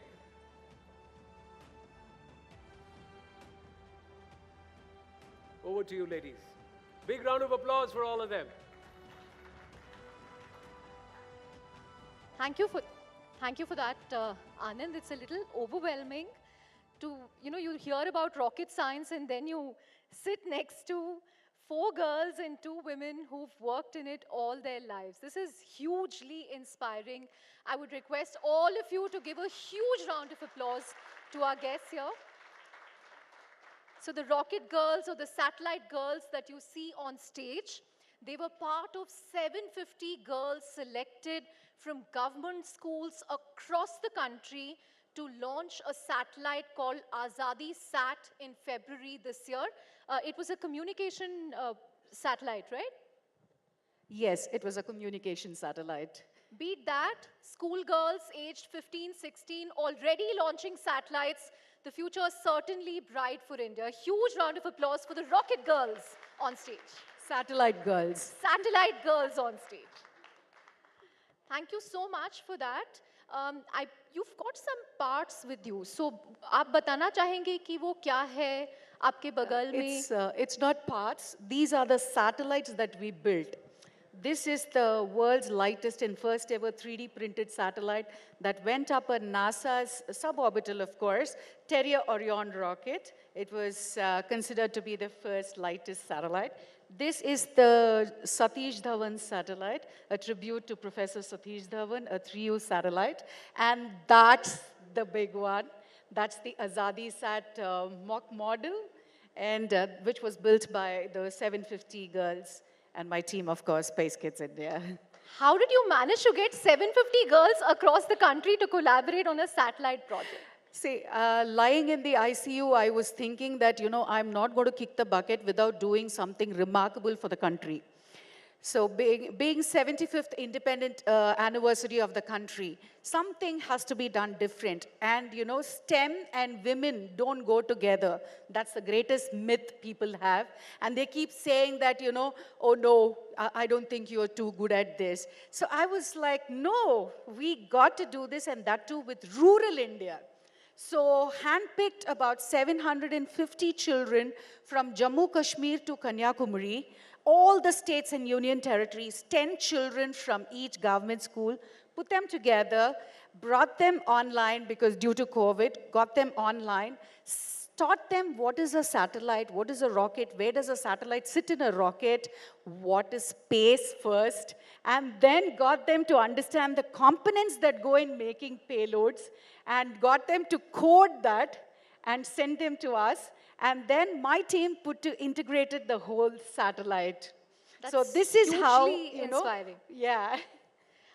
Ma'am, I firmly believe that there is seriously this myth about STEM and women. All of you are breaking it one by one and breaking it with such force. You're here. We also have, Dr. Tessie Thomas seated there. And Anuradha TK, for everyone in the room, she was the first woman satellite project director for ISRO. She's helmed key satellite launches such as the GSAT-10 and the GSAT-12. Tell us about your journey, ma'am. What brought you into space, and what does it feel like when you're seeing, the next generation of Anuradha TK and Srimati Keshan and a Tessie Thomas seated on stage? First of all, congratulations to Dr. Keshan and her team. It's a wonderful thing to see that in India, such movements are happening, that the rural children are encouraged. That's something fantastic. And coming to your other question, that women in science and technology, to tell you frankly, it is a myth which is created by West, not in India. And if you really see in all your families, your sisters, your daughters, you want each of them to take science. I mean, it's a natural course, unless someone is very passionate about doing commerce or arts or any other thing. I think it's a very common thing that girl or boy today, at any economic background, they would like to pursue science, and they want to continue as doctors or engineers. It's a very common thing in India. I think it's nothing unusual for us, even from ancient India. And so was it for us. And for me, I don't know how much I can take time. For me, we grew up in a very free environment in our family, and we were always encouraged to ask questions and debate. Do not accept as it is, whatever is told, and you have to reason out. And we were 4 sisters at home, no brothers. And that must have been a lot of fun. Oh yeah, it was. Though I miss sometimes, I wish I had a brother. So, yeah, it was like, debating all the time. Take anything, whether it is mythology or science or anything that is happening around. We would have debates at home, and we were very inquisitive, and we were encouraged to be so. And that's the way we grew up. And we did not have so much pressure as children that you have so much of homework and You like have to get 100, today's children. 100 on 100 in everything. No. In fact, even my parents never insisted.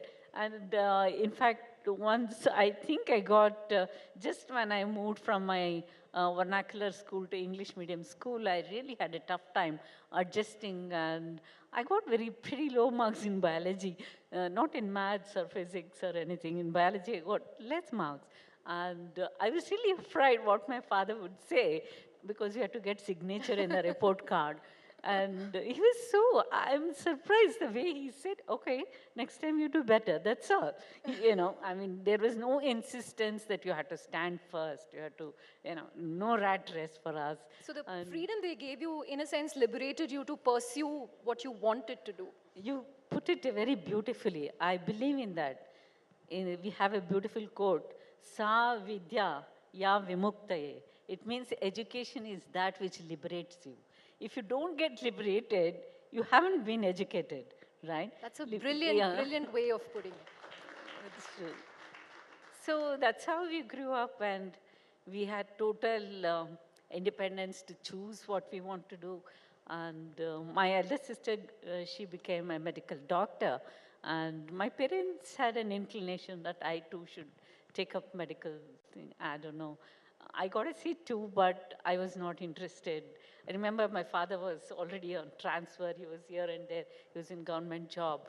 And he sent a telegram. Those days we didn't have a phone at home. Let Anuradha join medical. Then I told my mom, no, I'm not joining. That's all. Next day, one more telegram came. Let her join what she wants. And that was probably the best decision. Yeah, I mean, I would make decisions for myself, and so were my sisters too at home. We were all very independent, and Got it. that way. Dr. Keshan, why do you have this mission to educate girls in India, particularly from government schools? Why do you think space education will be important for them? Beyond the fact that it looks great, the fact that these 750 girls worked on a satellite that India has launched, what's the larger impact? How is this going to help the country? Well, that's a brilliant question. The facade of Indian rural children generally internationally is, you carry a mud pot, torn clothes, walking on a deserted path. This is what is picturized everywhere, in all the magazines that you see. I wanted to break that. I wanted to say that, these are not Indian girls. The Indian girls are more powerful if you give them a platform. So give them that platform. And in fact, for this year's UN Girl Children's Day, what we did was the children who worked on Azadi Sat, they were in their rural attire, but we gave satellites and rockets in their hands and sent that to UN, and it was published everywhere. So we said, no more Indian girls with mud pots. They are with satellites. And space is the future. Everybody is talking about it, and they want to, I think this is a platform, I'm sure, I know if I'm going to voice out, they're going to be brickbats, but I would love to voice out saying that the West always loves to trounce upon that Indians are snake charmers still, and we wanted to say, no, our girls, rural India is also powerful. So what are you talking about? People sitting there in ISRO and everything. They are even more powerful. So we will launch Chandrayaan at the first shot. Mangalyaan, first shot. Everything is possible. So this kind of a power I wanted to give my rural children, so that today they stand as a testimony to the rest of the children, rest of the youth of the country, as leaders. How many children I mean, you should ask this to them. I think to get them to talk. Yeah, how they feel about, right. What's the transformation they had. Right. So we have, kids from Kerala, Jharkhand, Chhattisgarh और आप? Bihar and Tamil Nadu.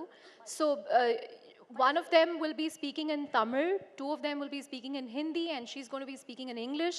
We will translate it for the benefit of our audience here. நீங்க முதல்ல சொல்லுங்க உங்களுக்கு எதுக்கு space பிடிச்சிருக்கு satellites பிடிச்சிருக்கு என்ன ஆகணும்னு நினைக்கிறீங்க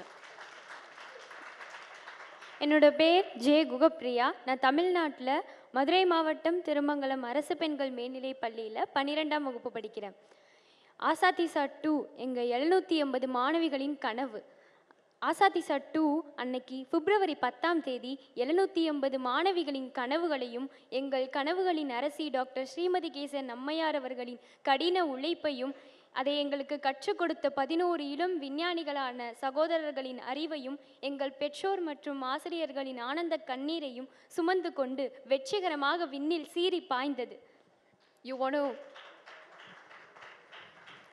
She's from a background that, absolutely rural, and she says it was a dream we've never dreamt before, and this has really transformed not only our lives, our parents' lives, everybody's lives, and we wanted to be thankful for this whole mission. What she's being humble about is she owed a lot of gratitude to Dr. Keshan for making her dreams come true.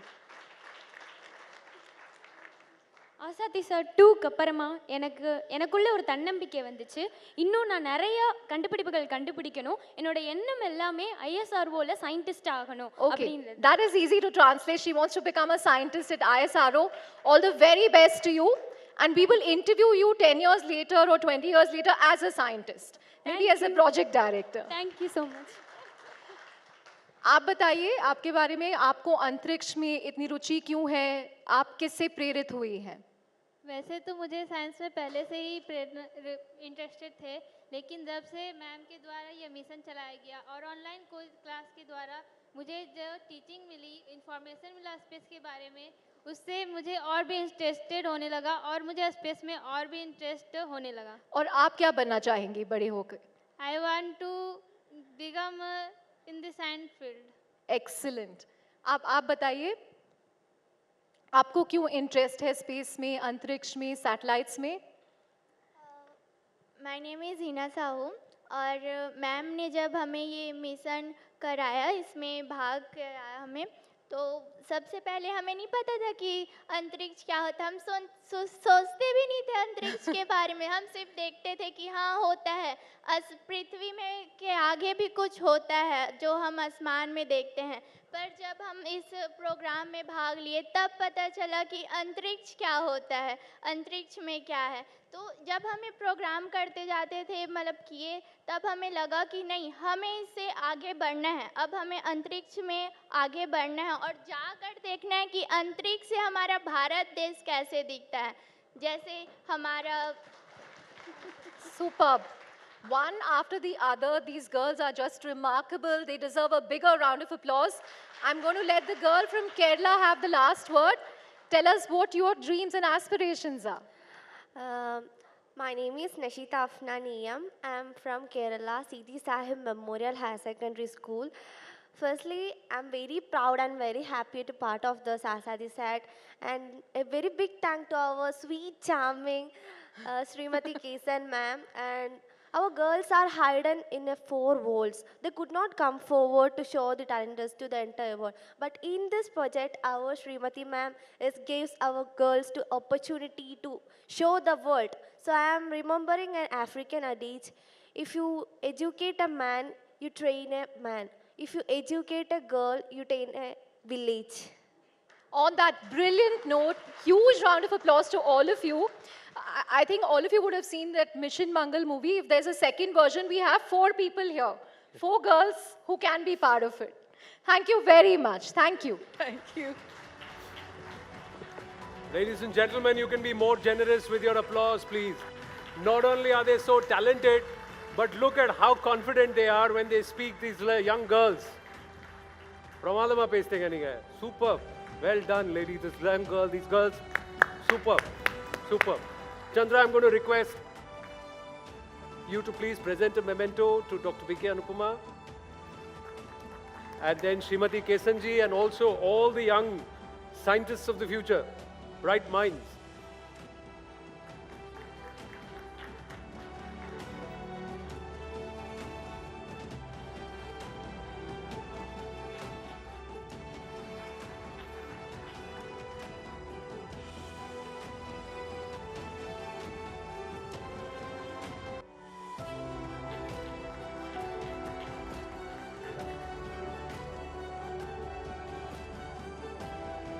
Space से भारत कैसा दिखता है आप देखना चाहते हैं, आप space में जाके अंतरिक्ष की उड़ान भरिए, भारत सब पीछे छूट जाएगा।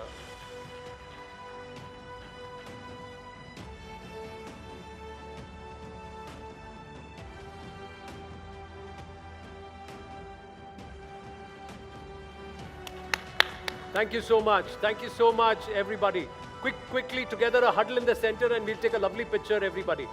Center पे आ जाइए, या जल्दी से. Lovely. That's She Shakti, present and future, ladies and gentlemen. Thank you. Thank you so much. Let's get a move on. Ladies and gentlemen, Rising India She Shakti is very special to us, but just like the flight of a fledgling needs the solidity of a branch or even Mother Earth to take off, an initiative such as this also needs the backing of solid partners who believe in the cause. So I'm taking this opportunity to thank all our sponsors, all of them who stepped forward and said we want to back this initiative and who have helped make this possible. But foremost among them is Quest, our main sponsor, who embraced the philosophy of She Shakti and told us, "Tum kar sakte ho." So may I now request News 18 Network's very own Shivani Gupta, who's known for her plain speak. Shivani, come on up. And we're going to have, as we welcome Mr. Lohit Bhatia, President Workforce Management at Quest, to talk about She Shakti in the workforce. Thank you. Over to you.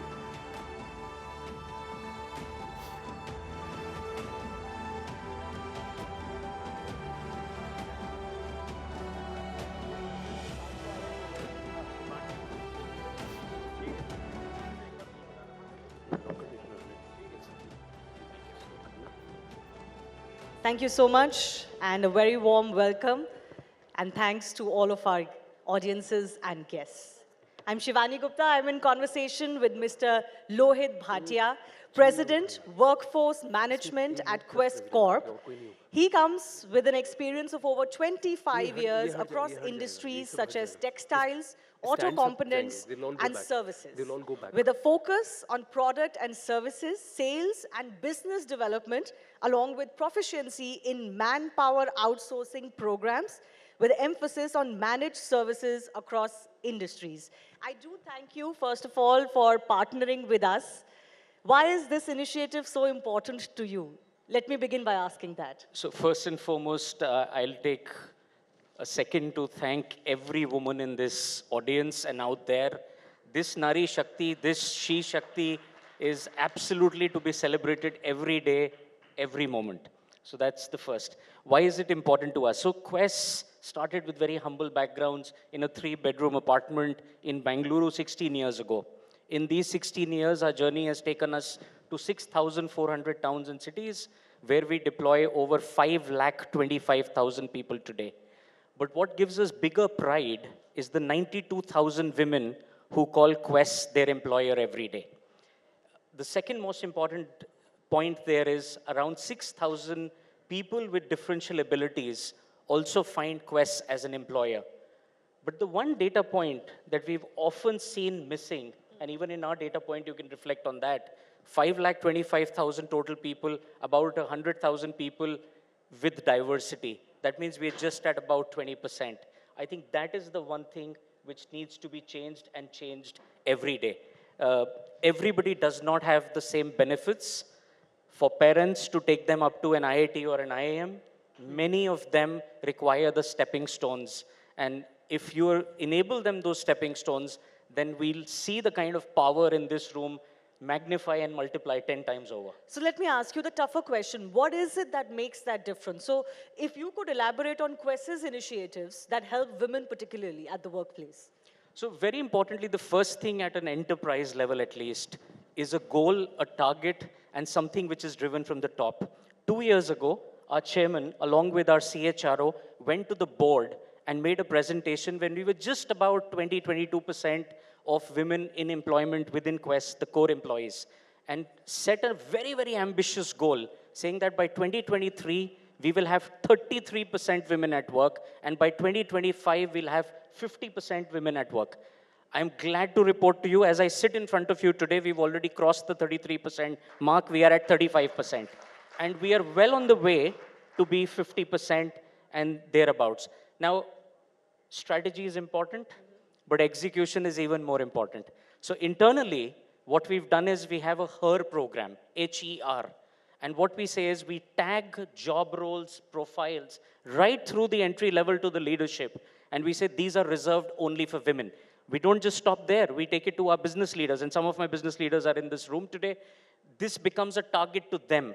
They have to not only open those job roles only to women, they have to ensure that they come into the system, and they come into the system with open arms and a red carpet. And beyond that, you have to make it easy for them after they come to place of work. You know, I was going to ask you exactly that question. From my grandmother's generation to my mother's generation, every generation has faced issues, and I have, of course, grown up as any woman would, learning about what those issues were. And as a young woman professional, I feel some of my issues are different. I want to ask you, what is the issue, or what are the issues that today's woman in the workplace faces, and how do we solve those issues? Have you identified those issues first up? So I think over the centuries, some issues have remained constant. And women will typically, in my opinion, have 4 hurdles or 4 M's in their life. The first M or the first hurdle would be marriage. And I'm not saying it in the wrong way. I am married. I love my wife. I found her in school. We both started dating when we were just 9 years, in the 9th standard. And since then, it's gone pretty steady. So marriage is important. Please let me put a caveat out there. But that becomes the first hurdle for a woman. The second hurdle for a woman is maternity. The third hurdle for the woman is medical care. And medical care both for your own aging parents and your parent-in-laws. And the fourth hurdle is motherhood and becoming a mother as your children start to grow up. They get to the middle school, they finally get to the 10th standard, the 12th standard. The burden eventually goes back onto the woman. So as Quest, very specifically, we've tried to address each of these. After the HER program brings a woman into the system, we also encourage them to stay for longer. So the first program that we run is called GROW. And once a woman is into the system, how can she go from the junior management to mid-management to senior management? The second one that we have, which the senior women leader anchor, is called QUEEN. But this QUEEN is with slightly different spellings. It's QWEEN, and that is Quest Women Employment and Engagement Network. So all senior leaders, all women senior leaders at Quest have to mentor and buddy all the junior women leaders and navigate them through these 4 M's or these 4 hurdles at the workplace, which, mind you, they are going to get. I'll add one more point and just one tactical thing. We added and we changed our leave policies. And one of the policy we added was that if you're a parent of a child going into the 10th or the 12th standard, both father and mother will get a leave during the board exam. So we are telling the men, please share the burden. Don't expect your wife to give up the job during that time. We also added just one last one, and this is important because I heard in the earlier panel as well.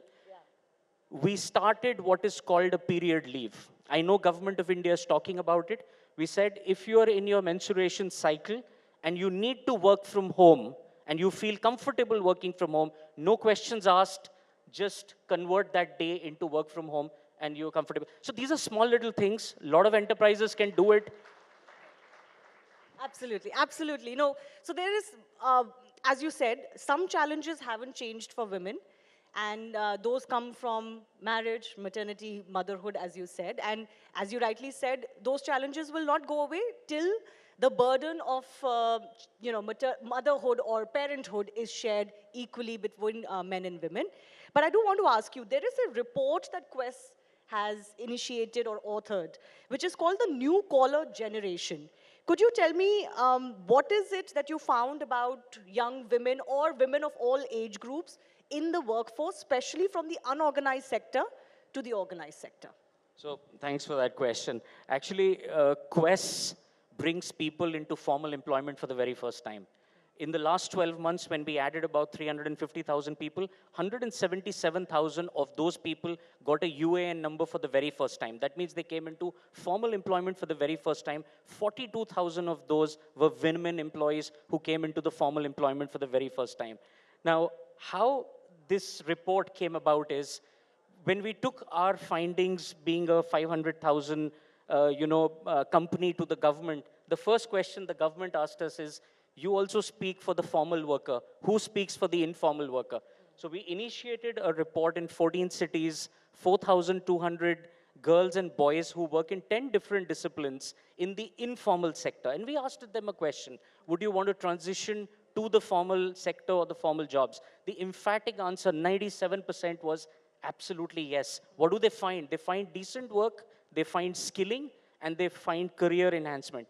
More importantly, 63% of the women said if they transition to the formal work and they get medical benefits, maternity benefits, and medical benefits for the family, they're willing to even let go of higher wages and will settle for lower wages, but for these aspects. And I think COVID has not been kind to most families, most people, and I think that's what the women in this report were trying Absolutely. to No, I think talk to that's us. an important finding, that it's not just the pay scale or the amount of pay, but it's also the benefits, especially maternal benefits or medical benefits, that are extremely important to keep women in the workplace and encourage them, especially in the organized sector as well. I do thank you, Mr. Lohit Bhatia. A big round of applause for Quest, because Thank it's you. important to initiate these conversations, and we need partners like you, and I hope I have a commitment from you. Absolutely. All right. We are here for the long haul. Thank you very much. Thank you very much. Ladies and gentlemen, Mr. Lohit Bhatia, and a big round of applause for Quest for supporting us here at Rising India She Shakti. Thank you, sir. Thank you. Thank you. Just take a quick photograph and we move on to our next session. Thank you. Thank you very much, sir. Thank you.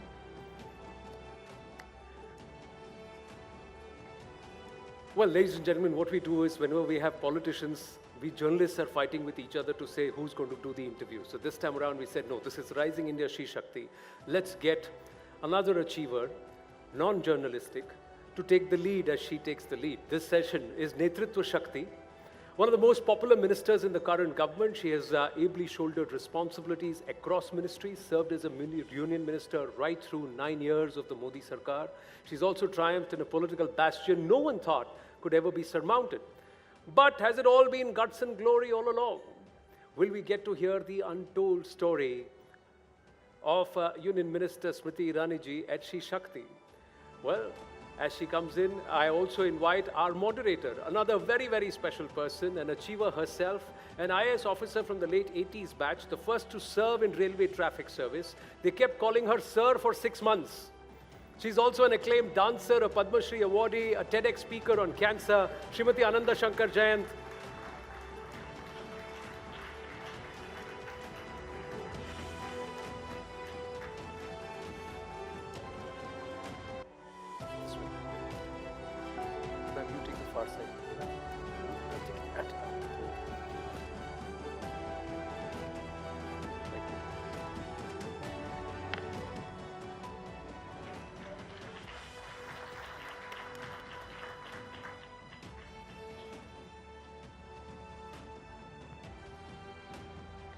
Namaste. As grateful daughters of this land, this ancient civilization, Bharat, which has bequeathed to us in extraordinary legacies of learning and knowledge that continue to exist and grow unbroken over millennia. From Gargi and Maitreyi to every Indian woman today, she leads not just this nation, but the very world. Charting her journey across many, many different genres of learning, she continues to guide this nation and the world in what it is meant to be. She is Shakti, the core of Bharat's growth story. Shakti, that is the essence that is powering Bharat's and India's Atmanirbharata. Today, it is indeed an extraordinary honor and privilege to welcome someone we have all grown up admiring for decades. Someone who is the epitome of Stri Shakti, the epitome of Netritva Shakti, the Honorable Union Minister for Women and Child Development, the one and only Smriti Irani ji. Welcome, namaste. Dhanyavad. Your incredible journey is one of focused pursuit of dreams that are beyond the purview of the average middle class. Your story is rare and an uncommon template for an average middle class young girl child. Ma'am, what lessons can a young girl learn from your amazing story? I think it's time we stopped asking women what other women can learn from them. The question should be turned around, what can men also learn from women? Because I've never been on platforms where men are asked by fellow gentlemen, what can young boys learn from you? And I think in that question resides this belief that women do not have the capacity to consume knowledge from their environment, from life experiences. Women do not observe, and hence women will only be in a position to receive an understanding of a life circumstance if they are told through somebody else's experience. We never denote men as such. And if men and women have to learn something, I don't think I'm at a precipice of time where I am so benevolent and so experienced that men or women need to learn from me. I would differ that mine is a story which is rare.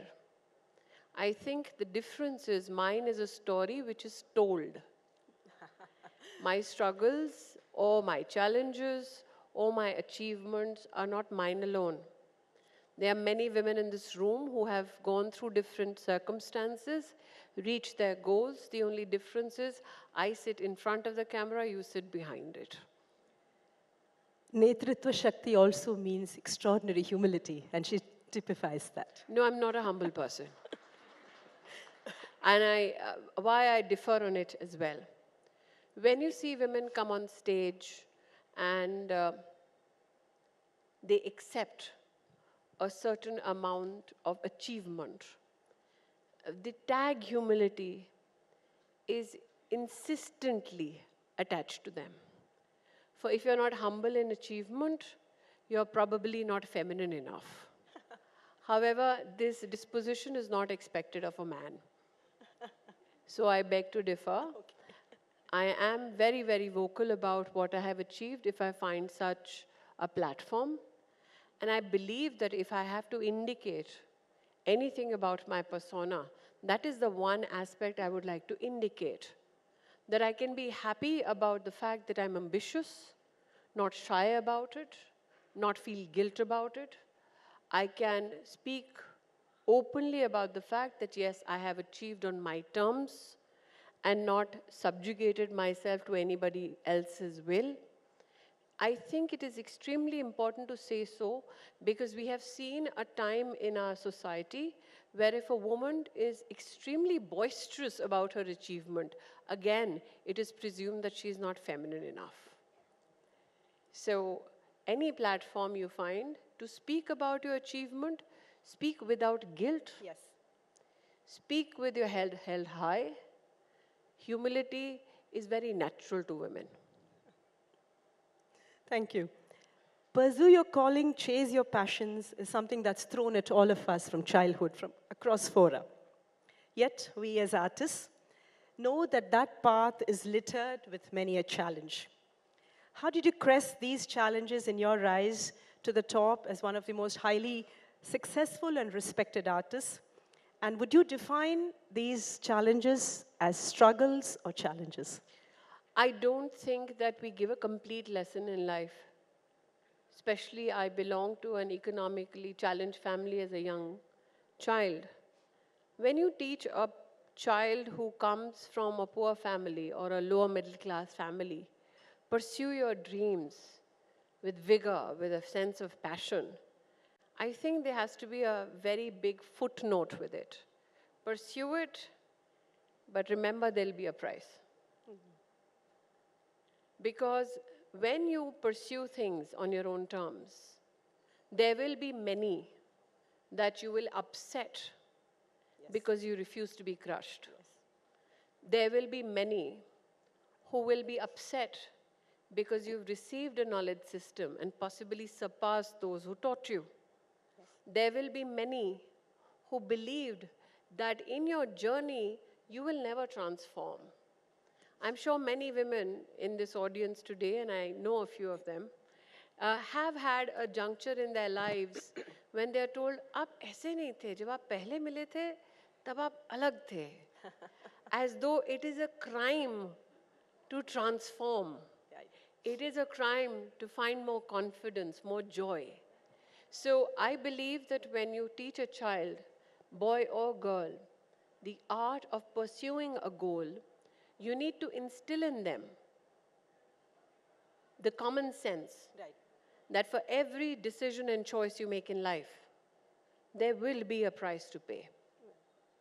That price may be paid with your patience, that price may be paid with your reputation, that price may be paid with your peace of mind. Nothing comes free. To me, Smriti Irani ji epitomizes the power of laser-sharp focus. I thought it was a laser-sharp tongue.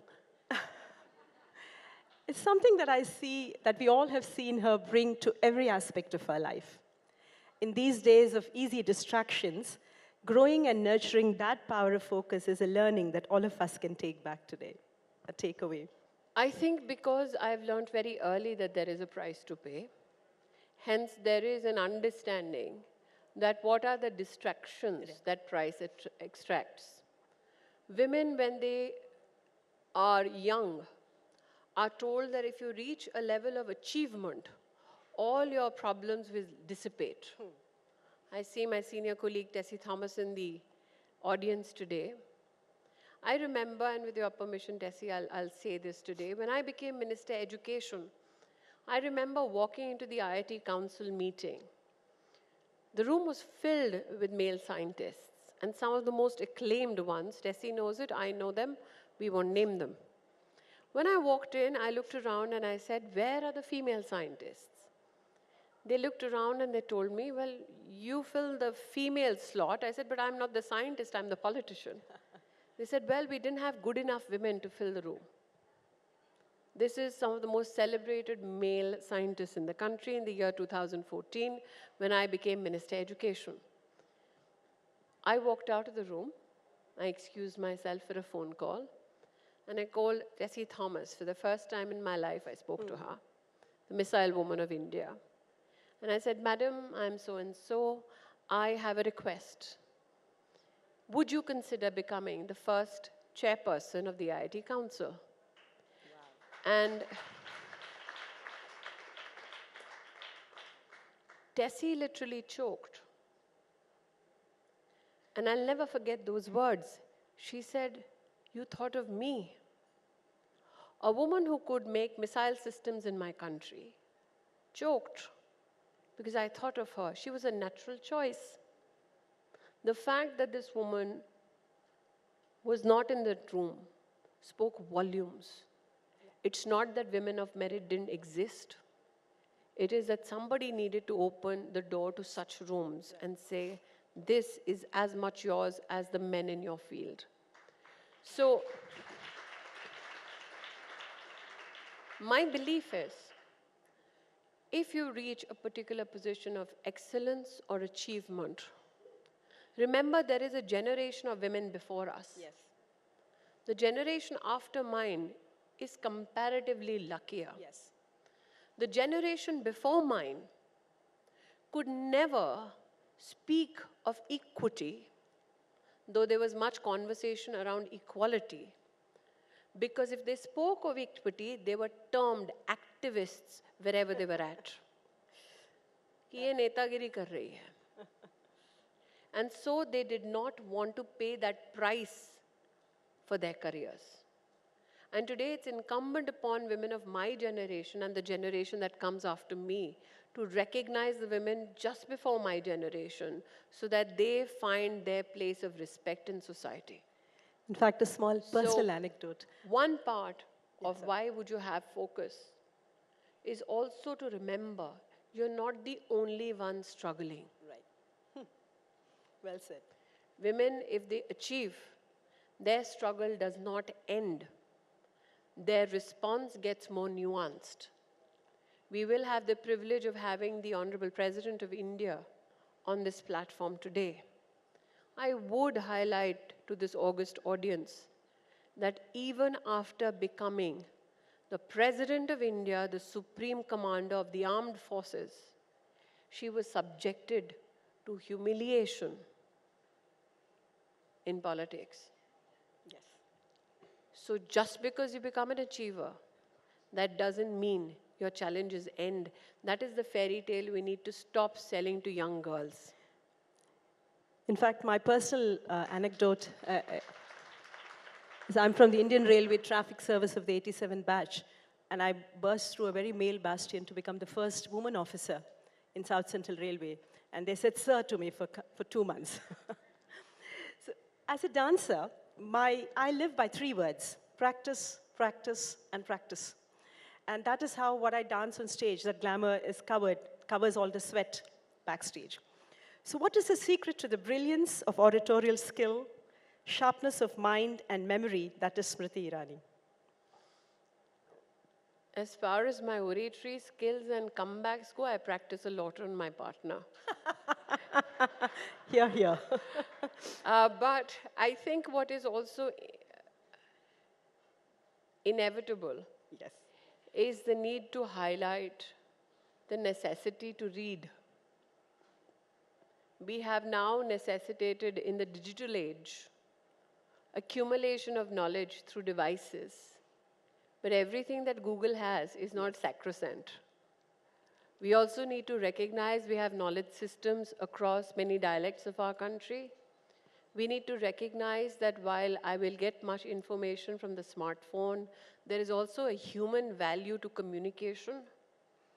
There is also a deep sense, and I think as somebody who has consistently desired to become better, there is a need to ensure that you keep competing with yourself.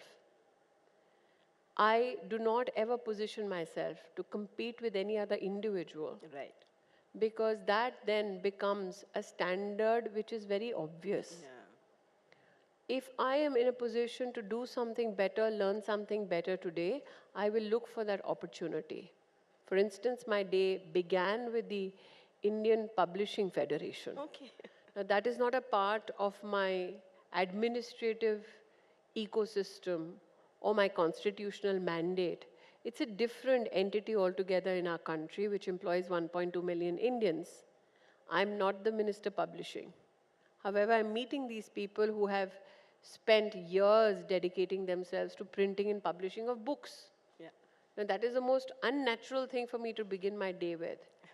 But there is limitless opportunity to educate oneself. So I think if you keep looking at new avenues of gaining knowledge, you stay razor sharp. You come from 2 very different workplaces. You were at the top of your career, you gave it all up, actually to get onto the shop floor of politics. And obviously, there is a whole lot of learning that you probably bring from the artistic space to the hustle and bustle of politics and governance. Well, I must here give a very humble disclosure. Even when I was in the media, I was mostly a union leader. So I've had the privilege of serving in the Writers' Federation. The camera people that you see behind, we are called the Allied Workers Union. So I was a part of their union as well. The Jimmy Jip that you see, I was a part of their union as well. I was a production union person as well. So yes, my union buzzy and activism was also reflected behind the camera as I cried my way to the bank. As women in leadership, and literally you at the top of that center and owning that space, it's often that eyes and knives are pointed at us. I'm sure we all know how you deal with it in an extraordinary way. What is your advice to youngsters entering the leadership space? And of course, these eyes and knives, I'm sure it bothers you. And I'm sure you have a huge family. Nothing bothers me. It doesn't? You can't be in the public space. Yes. And hope to be protected. You are to be morally, ethically lynched. If you're a female who has made a considerable political impact, and especially if you're one Amethi, you have to be ready to be stripped of all your dignity, because that is the way they hope you defocus from issues. Right. Right. And once you understand that strategy, everything else falls in place. Fantastic. So I believe that if somebody wants to come into the public space, there are two issues you need to consider before you come in. Don't come in because you have no other career option. Right. India deserves better. Yes. People deserve better. Absolutely. Value why you are coming into politics. Second, which part of politics do you want to be a part of? I began with political activism. I began with social activism. I was the WHO USAID ambassador to India. And as I worked in the field of health across the country, I was just 24 then, I realized, till such time I don't become a policy maker, not much will change. Hence, I switched to electoral politics. So one, you need to decide how, where would you like to contribute. Two, you need to decide how long would you like to contribute. Prime Minister Modi has emphasized on the need for women-led development. This is a little long question, multiple questions actually. A little elaboration on that if you can, if you may. And any resistance to this idea from the other half of the population? No. I'm very grateful, one, that the very phrase women-led development is a tectonic shift, not only in narrative, but also perception. Women in our country were always looked upon as beneficiaries, waiting to be rescued. Someone or the other in politics would talk about how humko aurton ke liye ye karna hai. For the first time in Indian politics, we have now a prime minister who says, देश के लिए अगर कुछ करना है, तो औरतों का सहारा जरूरी है. बिल्कुल. And women-led development quantifies the monetary impact women have in our country. Yes. For instance, 110 million toilets built. The government, which was Congress-led in the year 2005-06, if you look at the National Family Health Survey 3, they knew in 2005-06 that women are getting raped when they go out to defecate in the open. They knew that only 38% of households in our country have toilets. They knew in 2010 that the World Bank says that 6% of your GDP is taking a hit because of lack of sanitation. Nobody did anything. And building toilets has never been politically glamorous.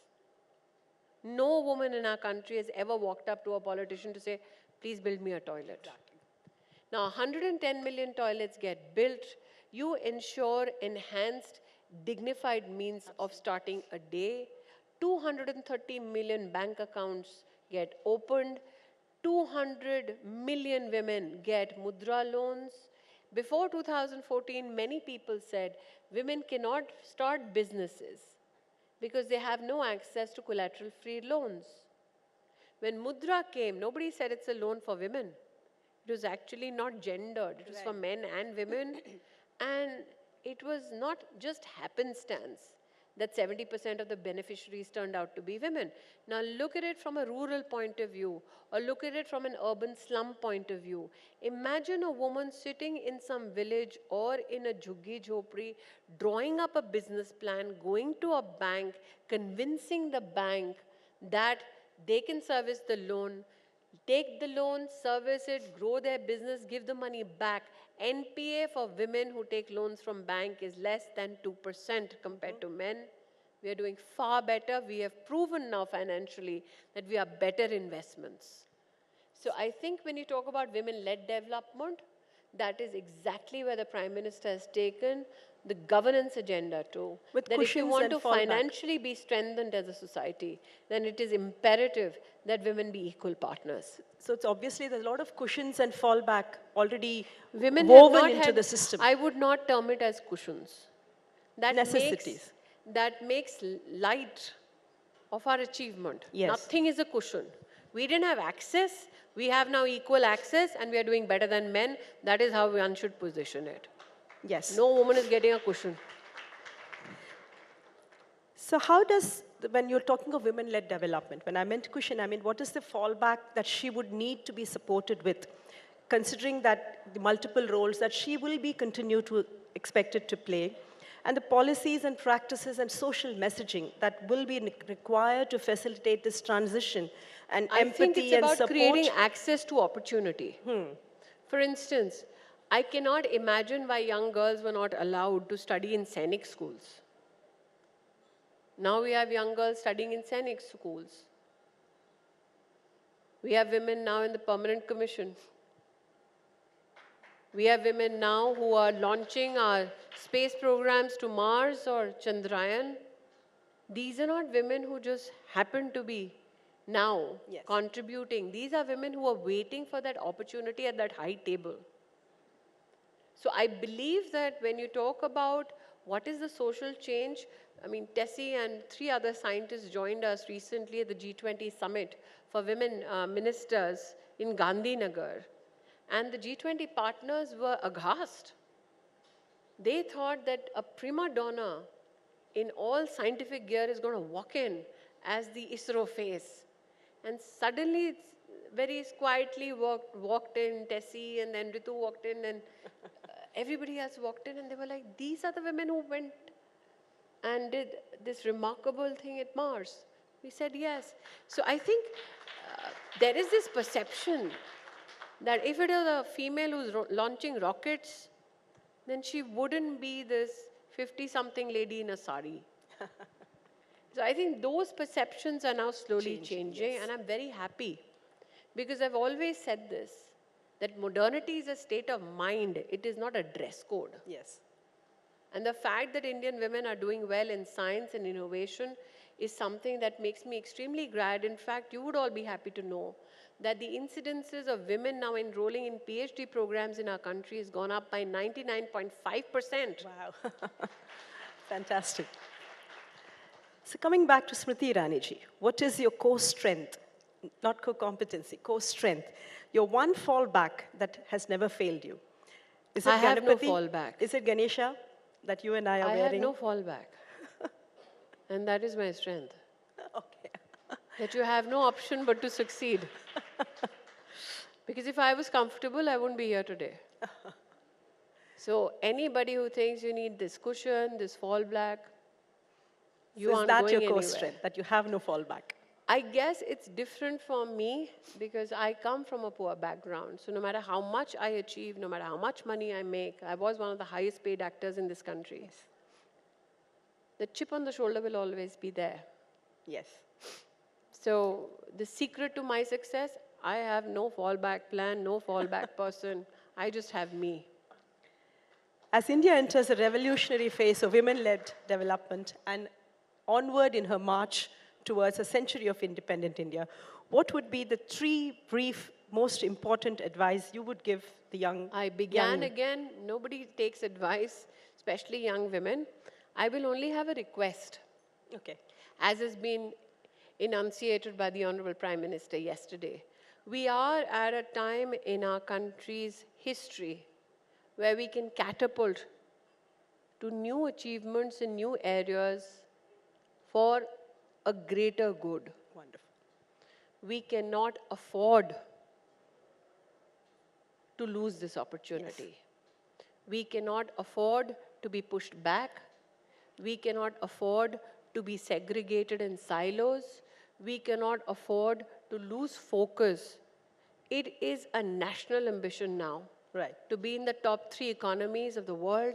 It is a national ambition now to ensure that per capita income increases. It is a national ambition now to ensure that in green hydrogen, in artificial intelligence, in reading, writing, we become one of the most sought after societies in the world. Fantastic. And this is the time to ensure that we as women ensure that that national ambition for a global good is recognized. So fierce, she is. Feisty, she is Stree. Fiery, Shakti. Fearless, Smriti Irani. Ladies and gentlemen, put your hands together for the one and only Smriti Irani. Ladies and gentlemen, put your hands together for Smriti Irani ji and also Ananda Shankar Jain ji. And if I may have the honor of presenting something to both our guests, some role that he can play today, right, on She Shakti. Ma'am, this is for you. Thank you so much. Thank you.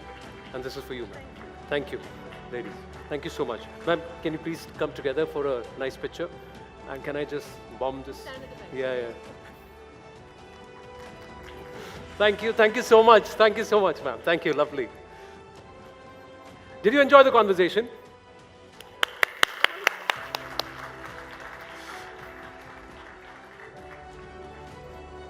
This way. Good.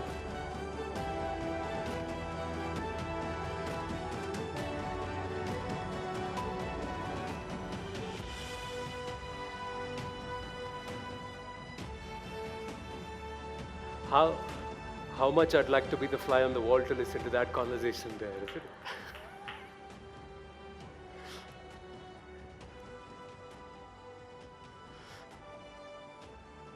Thank you so much, ma'am. Thank you for your time. Thank you so much.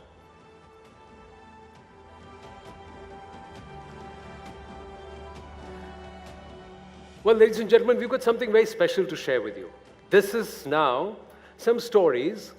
You'll see a lot of achievers, a lot of the manifestation of She Shakti on the Rising India She Shakti platform today. But we've also put out certain stories that are equally inspirational. Alpaben Kakad, living in Gujarat's Morbi, is serving the poor by providing them food for free. Her story inspires many to serve humanity. Have a look at this.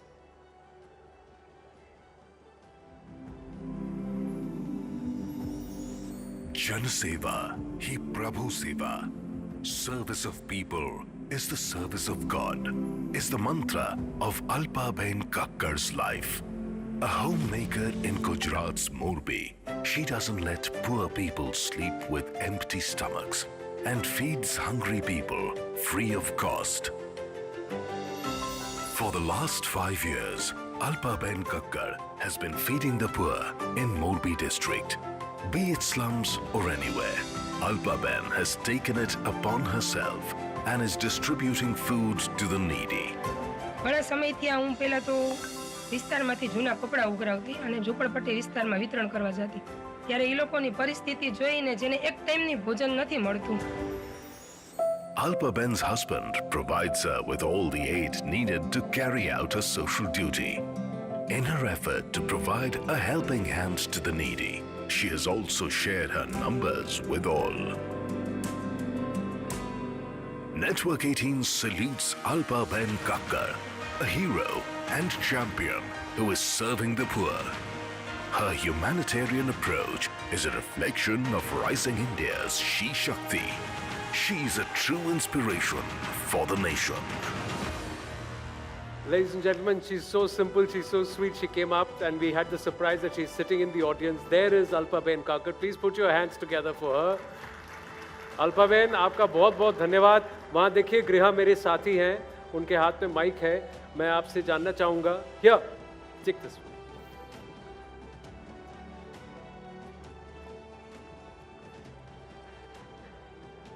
जी, लोगों को खाना खिलाती हैं आप. बहुत शुक्रिया आपका हमारे साथ जुड़ने के लिए और इतने सारे लोग आपसे यहाँ पे मुखातिब होने आए हैं. सबसे पहले तो कैसा लग रहा है आपको? इतना बड़ा मंच है राइजिंग इंडिया शी शक्ति का, तो सबसे पहले इसके बारे में बताइए. मैं अपना सौभाग्य मानती हूँ कि मुझे आने का मौका मिला. पहले मुझे कॉल आया तो मुझे मानने में नहीं आता था.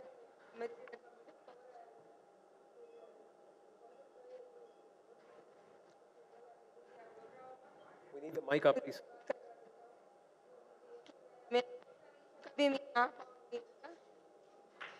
बहुत अच्छा लग रहा है आप सबसे मिल के. और मैं ये सोचती हूँ कि जो काम मैं मोरबी में गुजरात में करती हूँ वो पूरे देश में चेन चले है. कोई भी जगह पे शादी ब्याह होता है, बर्थडे सेलिब्रेशन होता है, पुण्यतिथि होती है, कहीं से भी खाना मैं इकट्ठा करके स्लम विस्तार में सबको खाना खिलाने जाती हूँ. ये चेन मैं पूरे देश में चलाना चाहती हूँ क्योंकि मैं सब जगह पे नहीं पहुँच सकती हूँ और मैं ये दौर से गुजर चुकी हूँ. भूख और दुख मेरे गुरु है, इसलिए मुझे पता है भूख लगती है ना तब क्या होता है. पहले मैं सब लोगों को पुराने कपड़े इकट्ठे करके देना चाहती थी. तब सब लोग बच्चे छोटे छोटे मुझे बोलते थे दीदी कुछ अच्छा खाना मिल जाए तो 2 दिन तक मैंने सतत सोचा क्या किया जाए. मैं तो इतनी कैपेबल नहीं हूँ कि सबको मैं खिला सकूँ.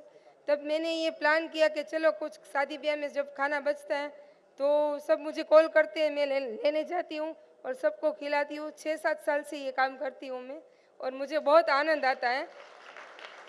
मैं खुद किराए के घर पे रहती हूँ, लेकिन कुछ अच्छा काम करने के लिए पैसों की ज़रूरत नहीं रहती है। बिना पैसे भी हमको सब कुछ कर सकते हैं। अल्पा बहन, ये बताइए, जब शुरुआत करते हैं तो सबसे ज़्यादा मुश्किल वक्त होता है। आपके लिए कोई ऐसी वो कहानी जब आपने शुरू किया था कि आप ये करना चाहती हैं लोगों के लिए, सबसे मुश्किल वो दौर कौन सा था और आपने कैसे उसको ओवरकम किया? अच्छा काम करने के लिए मुश्किल तो रहती है दीदी। सब बोलते थे भिखारी की तरह सब जगह खाना इकट्ठा करती है, खाना देने जाती है।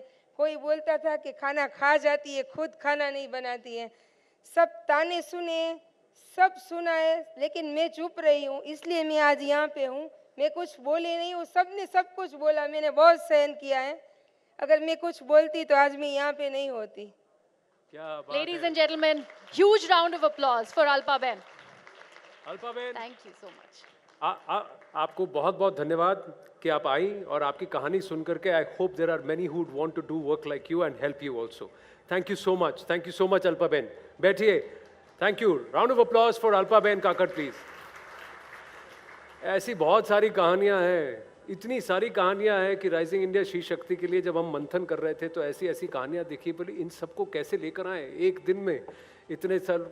So what we did is we've tried to put this out across our News18 network in the run-up to Rising India She Shakti, and we'll continue to put out such stories. Another story, ladies and gentlemen.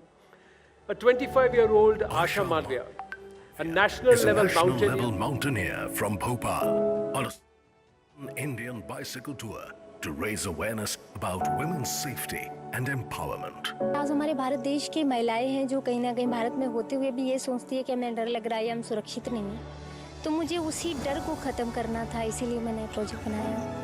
As part of a Sampurna Bharat Yatra, Asha has already covered 25,000 kilometers across 23 states and continues to pedal for women's empowerment. ऐसे difficult तो कुछ था नहीं, क्योंकि मैं हर problem को कभी भी प्रॉब्लम के अकॉर्डिंग नहीं, एक चुनौती के अकॉर्डिंग देखती हूँ।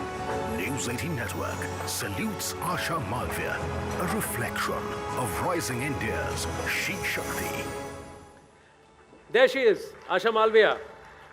और मैं आपको बताऊं, उनका मोटो है, आशा जी आपको लगता है आज अभी आपने कितने किलोमीटर कर दिए? सबीना हमारे साथ हैं, जरा बताइए। 25,000 किलोमीटर करने का आपका लक्ष्य था, जहां तक मुझे याद है। Yes sir. सबसे पहले तो बहुत बहुत बधाई और शुभकामनाएं आपको शी शक्ति की एक शानदार मिसाल बनने के लिए। अपने सफर के बारे में हम चाहेंगे आप आज पूरे देश को बताएं। सबसे पहले तो धन्यवाद करती हूँ मैं हमारे पूरे भारत देश का और पूरे विश्व का। और मैं इस यात्रा की शुरुआत 1 नवंबर 2022 को भोपाल से करके अभी तक 24,000 किलोमीटर में कर चुकी हूँ। और इस यात्रा का समापन भी मैं 15 अगस्त को दिल्ली में कर रही हूँ। और इसके पीछे का खास मकसद भी हम चाहेंगे कि आप देश भर की महिलाओं को बताएं। मेरा इस यात्रा का उद्देश्य है महिला सुरक्षा, महिला सशक्तिकरण। यस सर, मैं अभी तक 24,000 कर चुकी हूँ। यस सर, अकेले ही मैं सोलो साइकिलिस्ट हूँ। डर नहीं लगा आपको? सर, मुझे उसी डर को खत्म करना है, क्योंकि हमारे भारत देश में कहीं ना कहीं मैं बहुत सारी गाँव में ऐसे विजिट करती थी, तो हमारे भारत देश की महिलाओं में कहीं ना कहीं छोटी सी एक चीज़ होती थी कि हमें डर लग रहा है। तो मैं इस राइड को रात को और दिन में दोनों टाइम करती हूँ। कभी कभी मैंने 24 घंटे भी कंटिन्यूसली राइड किया है। और मैं यही प्रूव करना चाहती हूँ कि हमारा भारत देश वाकई सुरक्षित है या नहीं। तो मैंने अभी तक भारत देश में ये जाना है, इन 28 राज्यों में, कि हमारा भारत देश बहुत सुरक्षित देश है। यहाँ महिलाओं की सुरक्षा का प्रॉपर ध्यान रखा जाता है, लेकिन इसकी फर्स्ट जिम्मेदारी हमारी खुद की होना चाहिए, प्रत्येक महिलाओं की, प्रत्येक देशवासियों की होना चाहिए। क्या बात है, 24 घंटे भी साइकिल राइड किया है। लुक एट हर, छोटा पैकेट बड़ा धमाका है। आप बहुत big round of applause for Asha Malviya please. Ladies and gentlemen, we've got a message from the Honorable Chief Minister of Madhya Pradesh. The government of Madhya Pradesh has actually helped Asha Malviya, who actually hails from Uttar Pradesh, in her quest to come and cycle across the length and breadth of Bharat. If you see a lot of activity around you, uniformed gentlemen and personnel around, that's the cue that the President of India is at the Taj Palace. She is right next door at the Wazir Hall, and she should be in our midst very soon. But before that, this message from Shivraj Singh Chauhan ji. प्रिय मित्रों, प्रधानमंत्री नरेंद्र मोदी जी का संकल्प है एक वैभवशाली, गौरवशाली, संपन्न, समृद्ध और आत्मनिर्भर भारत का निर्माण। लेकिन आत्मनिर्भर भारत का निर्माण बिना महिला सशक्तिकरण के नहीं हो सकता। इसलिए मध्य प्रदेश में महिला सशक्तिकरण के लिए हमने अनेकों कदम उठाए हैं। 2007 में हमने बिगड़ते हुए लिंगानुपात को ठीक करने के लिए लाडली लक्ष्मी योजना की शुरुआत की। और लाडली लक्ष्मी योजना की अवधारणा है कि बेटी पैदा होगी तो वो लखपति होगी। आज मध्य प्रदेश में 45 लाख से ज्यादा लाडली लक्ष्मी बेटियां हैं, जिनकी पढ़ाई लिखाई और आगे बढ़ने का मार्ग हमने प्रशस्त किया है। इतने ही नहीं, ये मध्य प्रदेश पहला राज्य था देश में जिसने स्थानीय निकाय के चुनाव में 50% रिजर्वेशन अपनी बहनों को दिया था। मुझे बताते हुए खुशी है कि 52% से ज्यादा बहनें स्थानीय निकायों के चुनाव में चुनकर आई हैं और ग्राम और नगर सरकारें चला रही हैं।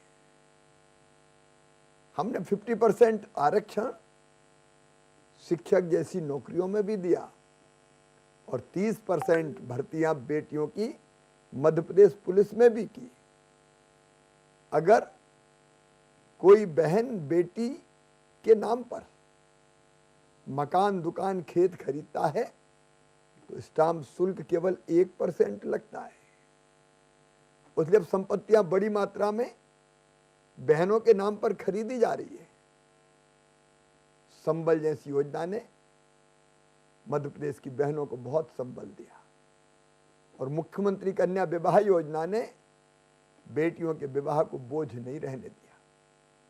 अभी अभी हमने लाडली बहना योजना बनाई। ये मुख्यमंत्री लाडली बहना योजना बहनों की जिंदगी में एक नया बदलाव लेकर आई है, खुशियों की सौगात लेके आई है। इस योजना में लगभग 1.25 करोड़ बहनों के खाते में हर महीना 1000 रुपया डाला जा रहा है।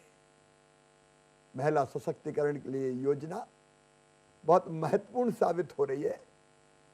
और एक और शुभ समाचार जानकारी मैं आपको देना चाहूंगा कि इन सब का परिणाम है कि मध्य प्रदेश में लिंगानुपात बढ़कर अब 1000 पुरुषों पे 976 महिलाएं हो गया है। बेटियों की संख्या निरंतर बढ़ रही है। बहुत बहुत शुभकामनाएं। धन्यवाद। Well, that was a message from Shivraj Singh Chauhan ji. Madhya Pradesh, on the one hand, sees a lot of floods. On the other hand, it also sees water scarcity or drought. And amidst this water crisis in Madhya Pradesh's Bundelkhand region, this is the story of a young resident, Babita Rajput, whose effort and innovation led to a solution to this entire problem. Have a look at this.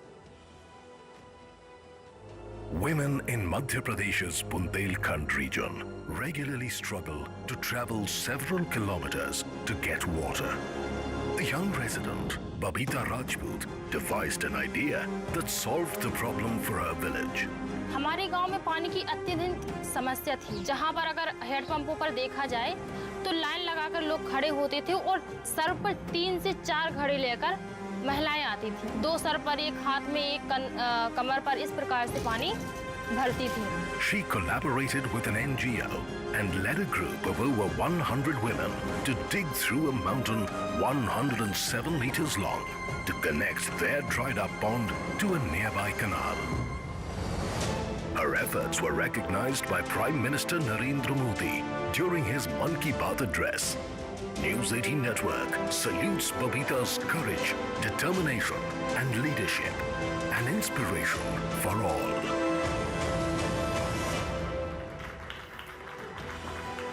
Well, there is Babita Rajput. Babita ji, namaste. Yes, Griha, quick question with her. Babita ji, सबसे पहले तो आपने कैसे ये जाना कि आपको खड़े होना है? ये वाटर क्राइसिस की जब हम बात कर रहे हैं आपके एरिया में, आपको क्यों लगा कि मैं खड़ी होती हूँ, मैं लोगों की मदद करूँगी और आगे बढ़ूँगी? सबसे शुरुआत में तो बचपन से ही जब देखते आए हैं कि हमारे बुंदेलखंड में पानी की समस्या, और सबसे बड़ी समस्या ये है कि महिलाओं को बाहर जा कर के पानी भरना पड़ता था, 1 से 1.5 किलोमीटर दूर जा कर के पानी भरना पड़ता था, और इससे कई बार मम्मी, चाची, भाभी लोगों पर हिंसा भी होती थी, मारपीट भी उनके घर वाले करते थे, सास ससुर करते थे कि अभी तक खाना नहीं बना, जबकि वो बहुत दूर से पानी भरने जाती थी। कई बार हमारे जैसी लड़कियां पढ़ाई नहीं कर पाती थी, मम्मी पापा बोलते थे कि पढ़ाई बाद में करो, पहले पानी भर के लाओ। तो मुझे लगा कि मुझे खड़ा होना चाहिए, और जैसी मैंने समस्याओं को सामना किया है उस तरीके से और हमारी बहनें और लड़कियां और महिलाएं समस्या का सामना ना करें, इसलिए। Thank you so much, Babita ji. Ladies and gentlemen, huge round of applause. Round of applause. Thank you. Now, I quickly want to ask how many men under 40 who are sitting behind there? Men under 40? Yes, please put your hands up, and also please raise your seats and vacate them for the ladies who are standing all around you. Let's try and do that, please, on our own. I don't need to point out anybody. Please vacate the seats for the ladies who are standing there. And gentlemen here on this side also, जो चुप रहे हैं, बैठ रहे हैं इधर उधर, आपकी कुर्सियां हैं, आसपास महिलाएं खड़ी हैं, प्लीज उन्हें बैठने दें. Please, I don't want to point out and request somebody. Please do it on your own.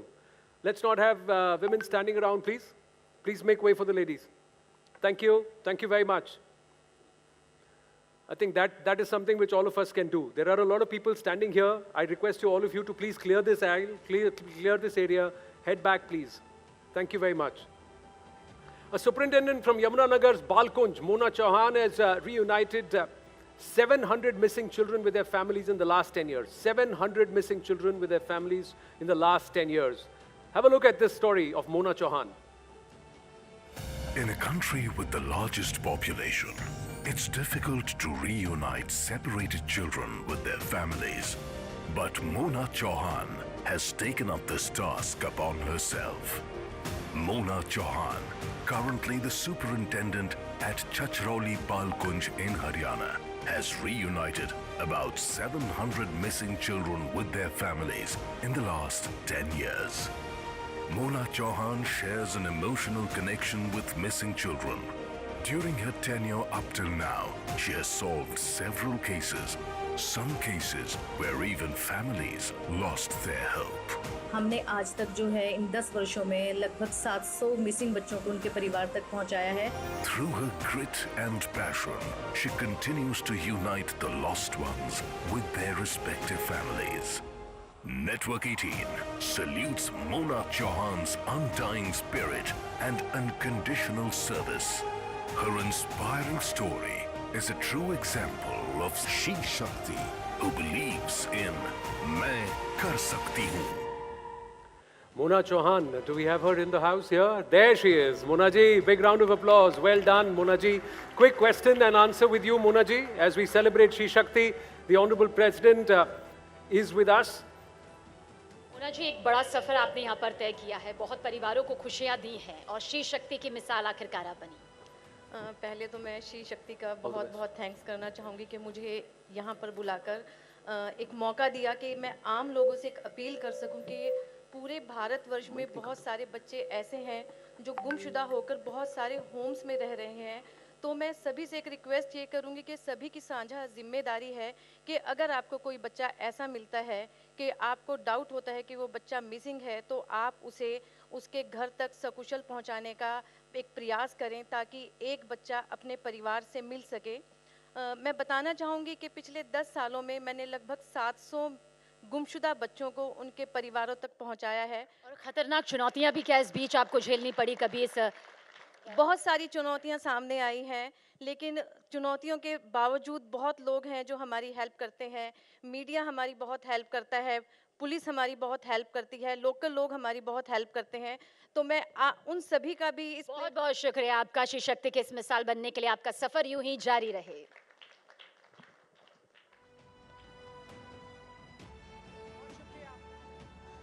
देवी और सज्जनों, महामहिम राष्ट्रपति द्रौपदी मुर्मू जी वजीर रूम का रुख कर चुकी हैं. बस कुछ ही देर में राष्ट्रपति जी हमारे समक्ष होंगी.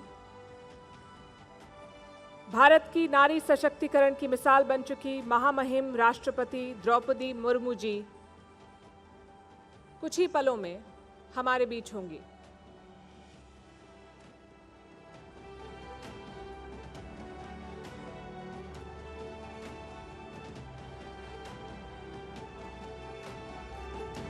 महामहिम राष्ट्रपति द्रौपदी मुर्मू जी कुछ ही पलों में हमारे समक्ष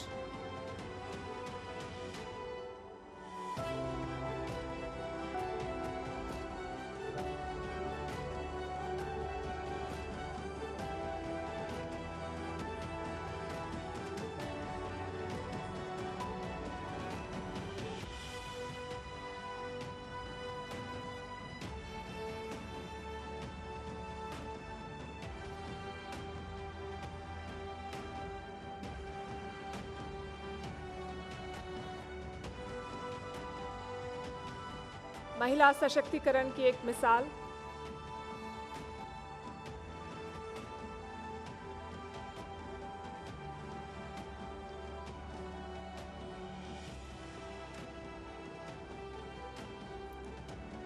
उनका भारत की राष्ट्रपति बनना कई मायनों में खास है। देश की पहली आदिवासी महिला राष्ट्रपति बनने का गौरव उन्हें हासिल है। इसके अलावा वो आज़ाद भारत में जन्म लेने वाली पहली और सबसे कम उम्र की राष्ट्रपति हैं।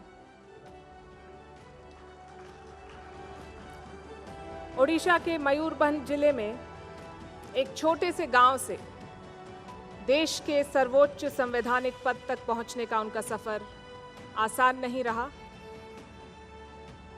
कई मुश्किलें आईं, लेकिन उन्होंने कभी हार नहीं मानी और उसी जज्बे की बदौलत वो आज इस मुकाम तक पहुंची हैं।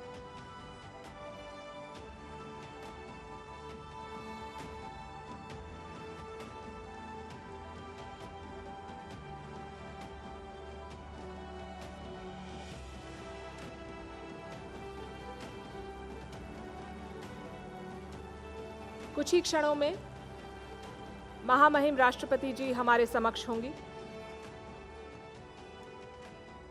नेटवर्क 18 अपने राइजिंग इंडिया शी शक्ति मंच से भारत की महिलाओं के हौसले और जज्बे को सलाम करता है और ऐसे मंच पे राष्ट्रपति का होना हम सभी के लिए गर्व की बात है।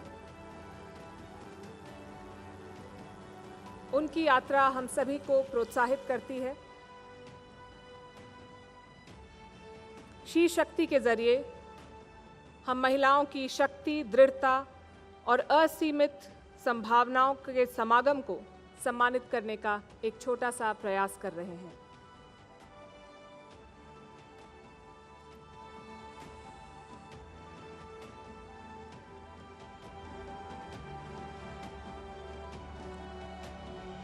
वजीर रूम में महामहिम ओडिशा से आए कुछ शिक्षकों और छात्रों से मिली हैं। वो खुद एक शिक्षिका रह चुकी हैं।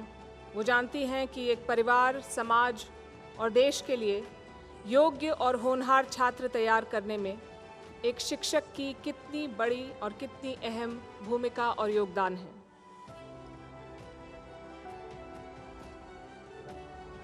राष्ट्रपति द्रौपदी मुर्मू जी का खुद का जीवन संघर्ष और असाधारण उपलब्धियों की मिसाल है। एक शिक्षिका, जूनियर क्लर्क, पार्षद, विधायक, राज्यपाल और अब भारत की महामहिम राष्ट्रपति।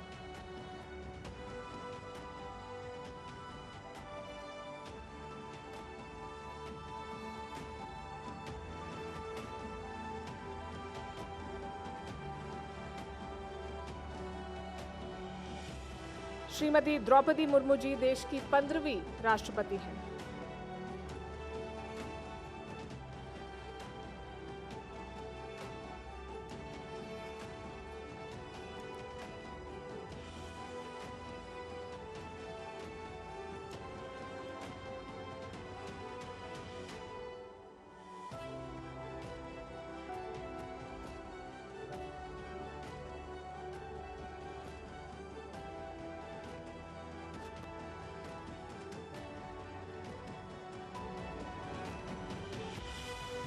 बस कुछ ही और क्षण और वो हमारे बीच होंगी।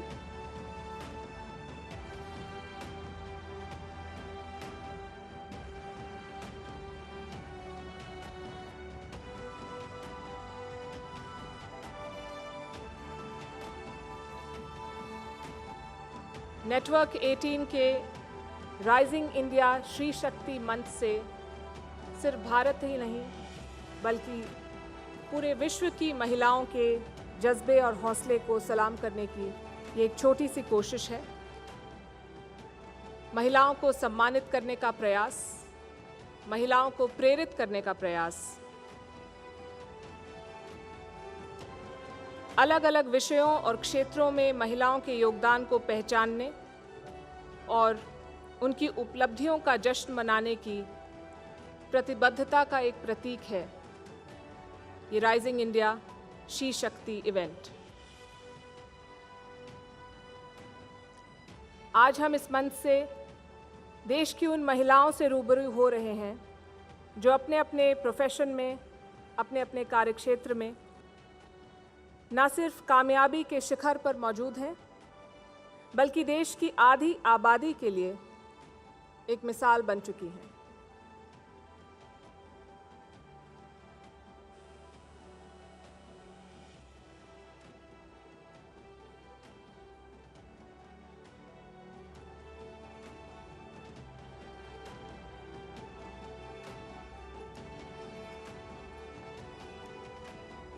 महामहिम राष्ट्रपति द्रौपदी मुर्मू जी के हमारे बीच आने तक हम एक बार फिर से आपको राइजिंग इंडिया शी शक्ति इवेंट के पीछे जो हमारी सोच है, जो हमारा प्रयास है, उसके बारे में बताना चाहते हैं। आसमान ही नहीं, मैं अंतरिक्ष भी छू सकती हूँ। सरकार हो या कारोबार, हर बागडोर संभाल सकती हूँ। उठाए अगर कोई दुश्मन आंख तो करारा जवाब दे सकती हूँ। महामहिम राष्ट्रपति हमारे बीच आ चुकी हैं।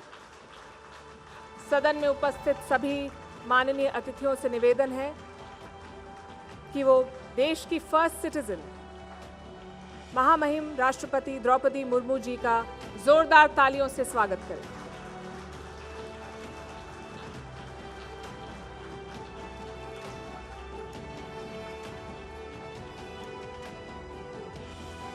अब मैं हॉल में मौजूद तमाम माननीय अतिथियों से निवेदन करूंगी कि वो भारत के राष्ट्रगान के सम्मान में खड़े हों।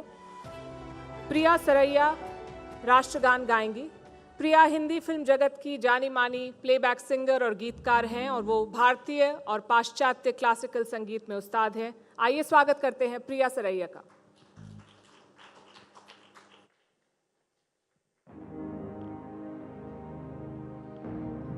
जनगण मन अधिनायक जय हे भारत भाग्य विधाता।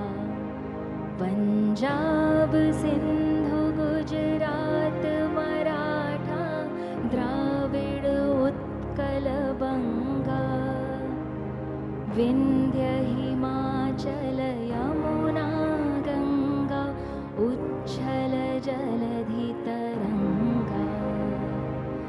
तव शुभ नामे जागे, तव शुभ आशीष मांगे। गाहे तव जय गाथा। जनगण मंगलदायक जय हे भारत भाग्य विधाता। जय हे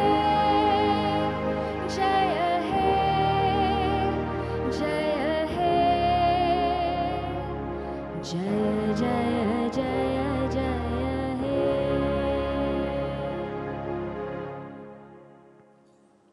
शुक्रिया प्रिया जी। और अब एक खास पेशकश ओडिशा के मयूरभंज छऊ नृत्य की। देवियों और सज्जनों, महामहिम राष्ट्रपति द्रौपदी मुर्मू जी मयूरभंज से ताल्लुक़ रखती हैं। आज के हमारे कलाकार उन्हीं के गांव से हैं। ओडिशा का मयूरभंज अपने छऊ नृत्य के लिए प्रसिद्ध है। छऊ एक नाट्य नृत्य है और इसमें नृत्य के साथ साथ युद्ध कला का मिश्रण भी होता है। छऊ नृत्य में देवी देवताओं और कभी कभी पशुओं के पात्रों को चित्रित किया जाता है। आज हमारे कलाकारों को ट्रेन किया है देश विदेश में प्रख्यात नृत्य कला में निपुण शुभश्री भौमिक जी ने। आप सभी से आग्रह है कि ओडिशा से आए हमारे कलाकारों का जोरदार तालियों से स्वागत करें।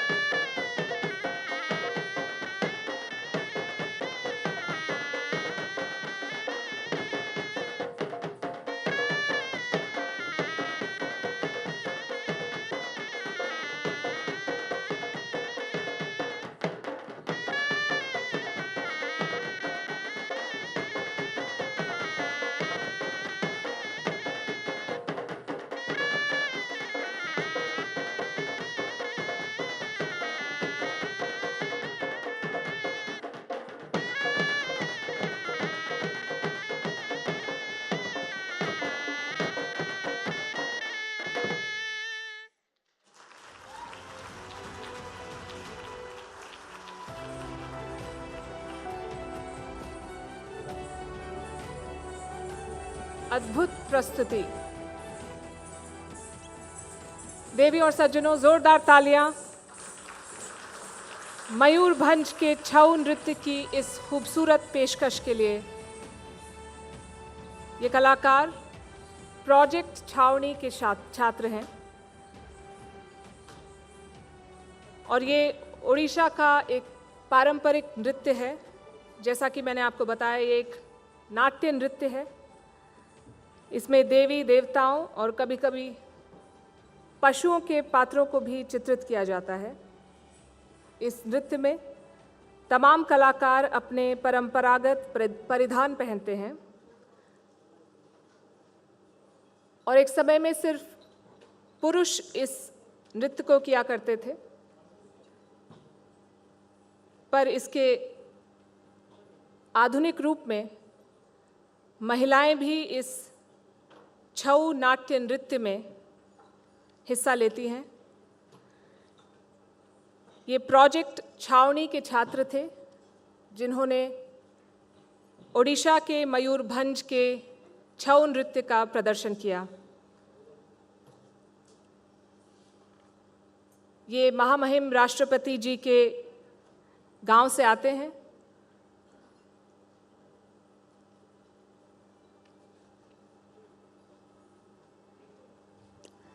और अब मैं नेटवर्क 18 के ग्रुप एडिटर इन चीफ और एमडी श्री राहुल जोशी जी से निवेदन करूंगी कि वो राष्ट्रपति द्रौपदी मुर्मू जी को मंच पर आमंत्रित करें।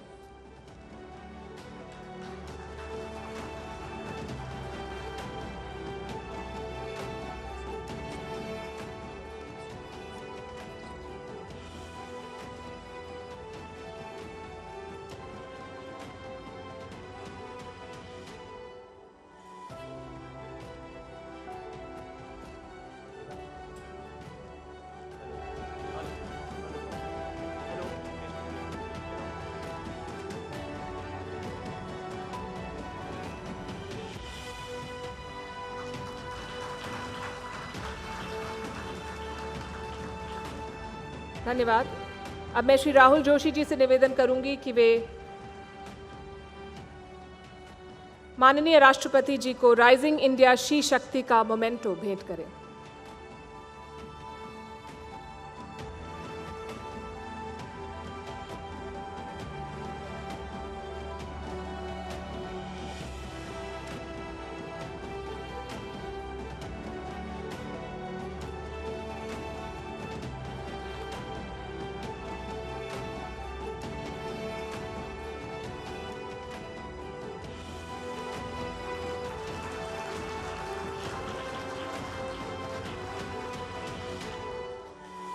राहुल जोशी जी से अब निवेदन है कि महामहिम राष्ट्रपति और हमारे समक्ष उपस्थित सभी अतिथियों का सादर अभिनंदन करें।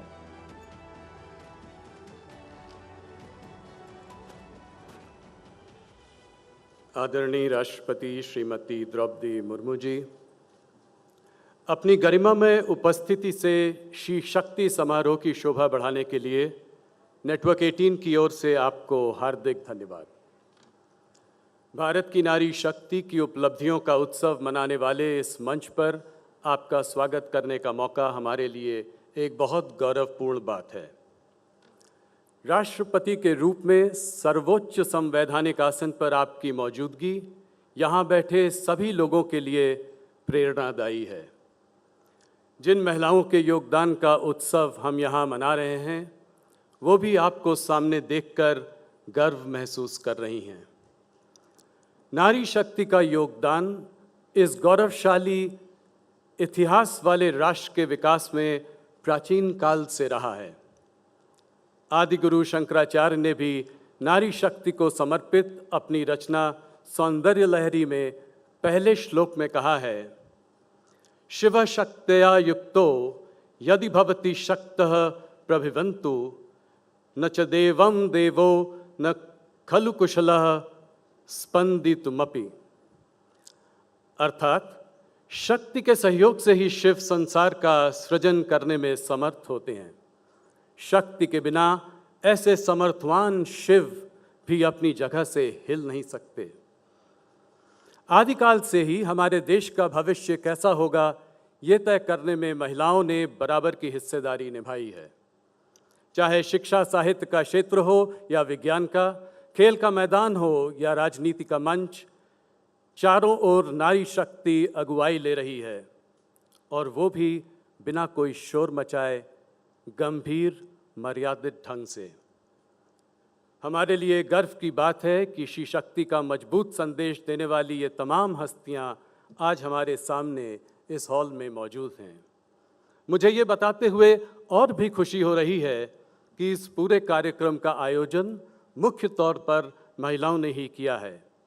इस कार्यक्रम को अपने समर्थन और योगदान से सफल बनाने के लिए आप सबका बहुत धन्यवाद। राष्ट्रपति जी, जनसेवक, शिक्षक, विधायक, मंत्री, राज्यपाल और अब राष्ट्रपति के तौर पर आप इस देश में सभी लोगों के लिए रोल मॉडल हैं। सादा जीवन और उच्च विचार की आप जीती जागती एक मिसाल हैं। स्वयं की जगह राष्ट्र और समाज की सेवा को आपने सर्वोपरि रखा है। आप जीवन में आई तमाम कठिनाइयों के बावजूद मजबूती से उनका सामना कर कर यहाँ पहुँची हैं और राष्ट्रपति के इस पद का मान आपने और भी बढ़ाया है। नेटवर्क 18 के इस शी शक्ति कार्यक्रम की मुख्य अतिथि के तौर पर मैं आपका फिर एक बार बहुत बहुत अभिनंदन करता हूँ। बहुत बहुत धन्यवाद।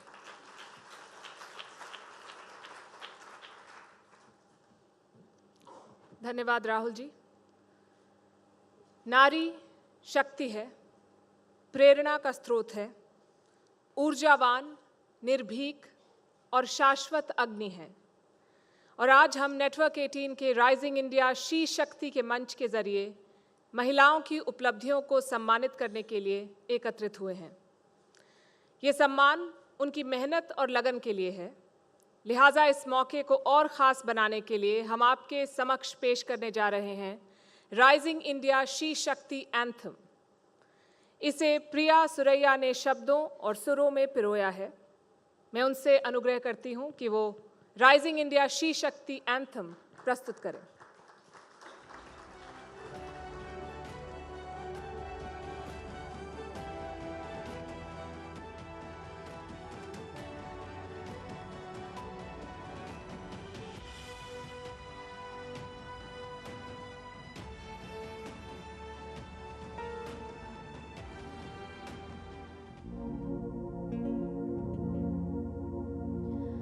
बेड़ियों को चुप्पियों को तोड़ के चली हूँ मैं, तेज है मेरी लहर तूफानों से लड़ी हूँ मैं। सांस ले रही थी कब से आज जी रही हूँ मैं, जो स्थान है मेरा उस पे हक से अब खड़ी हूँ मैं।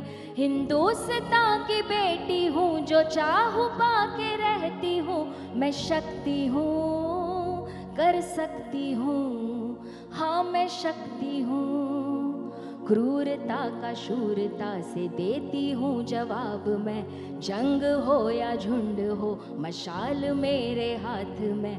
विश्व के उजालों में हूँ देश का चिराग मैं, हिंदुस्तान की बेटी हूँ मैं, गर्व उसका रखती हूँ, मैं शक्ति हूँ कर सकती हूँ, हाँ मैं शक्ति हूँ। मैरी हो या साइना, मिताली हो या कल्पना, इन्हीं से लेके प्रेरणा है इनके जैसा बनना। हिजाब पहनूं या चुनर है कम कहाँ मेरा हुनर, हिंदुस्तान की बेटी हूँ मैं, शान से ये कहती हूँ, मैं शक्ति हूँ कर सकती हूँ, हाँ मैं शक्ति हूँ। तीर भी चलाती हूँ उड़ाती हूँ, रफेल भी उड़ा दे सबके होश, ऐसे खेलती हूँ खेल भी। परवाज ले चुकी हूँ मैं, ना अब है मुड़ के देखना, हिंदुस्तान की बेटी हूँ, आज़ाद हो के रहती हूँ, मैं शक्ति हूँ कर सकती हूँ, हाँ हाँ मैं शक्ति हूँ, हाँ मैं शक्ति हूँ।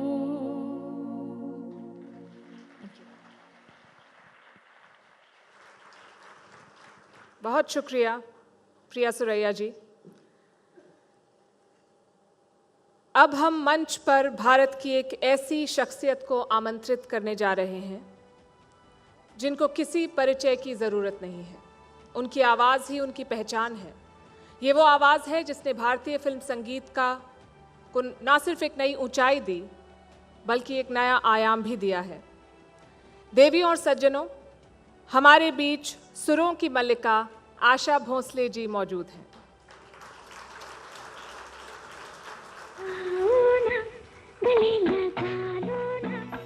From wild and vivacious cabaret numbers to soulful melodies with a career spanning over 6 decades, Asha Bhosle remains the most versatile playback singer in Indian cinema. At a time when singers like Lata Mangeshkar, Geeta Dutt and Shamshad Begum were ruling the charts, it was not easy for Asha Bhosle to make place for herself. But heartfelt, romantic numbers like this one got her noticed. Born into a family of musicians in Maharashtra, a young Asha Mangeshkar, along with her sister Lata, started singing at an early age to support their family after the death of their father. It was music composer O.P. Nayyar who gave Asha the opportunity to sing for the lead heroines. Be it a seductive cabaret number or a madcap comic rendition, Asha Bhosle took the music scene by storm in the late 50s. After a string of peppy songs and cabaret numbers through the 60s and 70s, Asha sang a Qawwali for R.D. Burman in Hum Kisi Se Kam Nahi in 1977. A film which till date remains close to her heart. Asha ruled the music charts through the 80s with the entry of disco and Bollywood and the new conversational style of singing. Asha proved the versatility and agelessness of her voice when she continued to give her voice to a new crop of heroines in the 90s. Even in the new millennium, more than half a century after she began singing, Asha's voice continues to enthrall listeners. On the 8th of September, as Asha Bhosle turns 90, she will be singing live in a concert at Dubai. A career span of over 70 years and thousands of songs later, Asha Bhosle's legacy is one that will remain unmatched for a long time to come. But it's her zest for life that makes her a legend.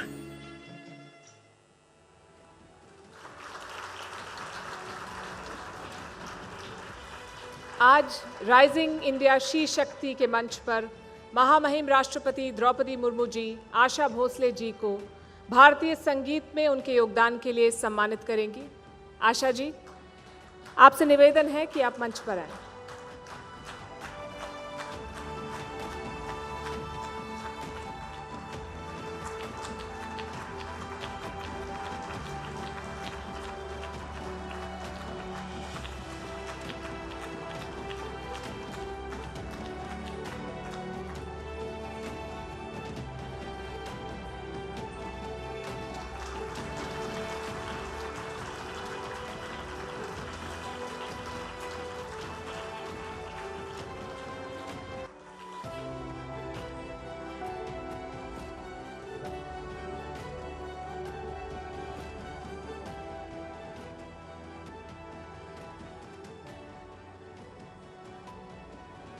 इस सुंदर अवसर में हम सबके बीच आशा दीदी है, तो आशा दीदी की आवाज़ में हम सबको उनके पसंद के एक गाना गाने के लिए मैं रिक्वेस्ट करूँगी।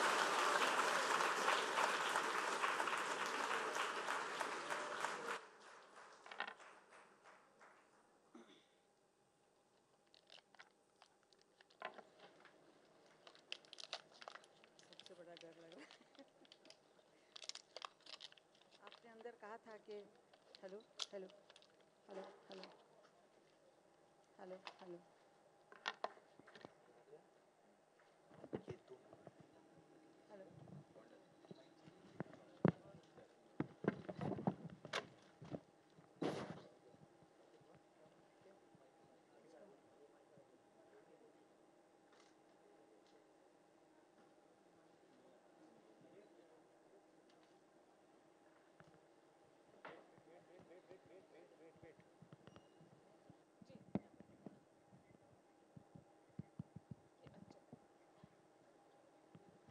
हेलो।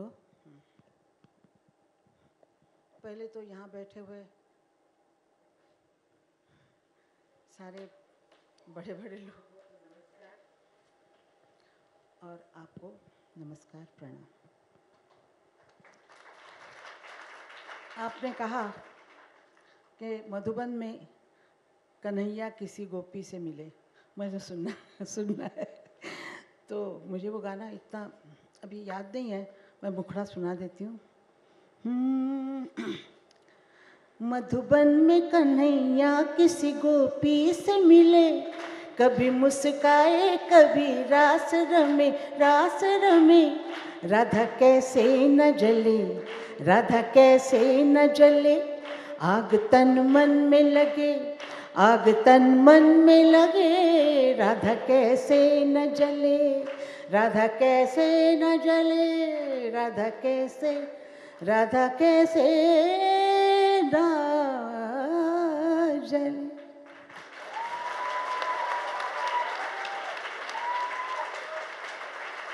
अभी मेरे पसंद के है, आपके पसंद के चुरा लिया है, चुरा लिया है तुमने जो दिल को, नजर नहीं चुराना सनम। बदल के मेरी तुम जिंदगानी, कहीं बदल ना जाना सनम। चुरा लिया है तुमने जो दिल को, नजर नहीं चुराना सनम। बदल के मेरी तुम जिंदगानी, कहीं बदल ना जाना सनम। आहा आहा आहा।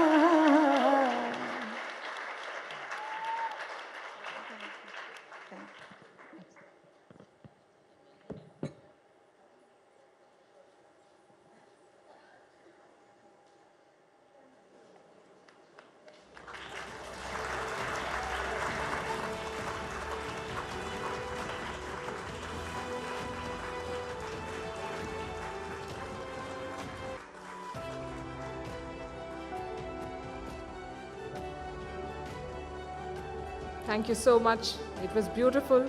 बहुत बहुत धन्यवाद आपका। राजनीति के दांव पेच हो या फिर खेल का मैदान हो, रॉकेट साइंस हो या देश की हिफाजत करने की जिम्मेदारी, महिलाओं ने पुरुषों के साथ कंधे से कंधा मिलाकर हर फर्ज न सिर्फ बखूबी निभाया है, बल्कि पूरी दुनिया में भारत का परचम बुलंदी से लहराया है। और नेटवर्क 18 अपने राइजिंग इंडिया शी शक्ति मंच से भारत की ऐसी ही महिलाओं के हौसले और जज्बे को सलाम करता है। शी शक्ति महिलाओं को सम्मानित करने का एक प्रयास है। मैं अब महामहिम राष्ट्रपति द्रौपदी मुर्मू जी से विनम्र निवेदन करती हूं कि वो नारी शक्ति पर अपने विचार हमसे साझा करें।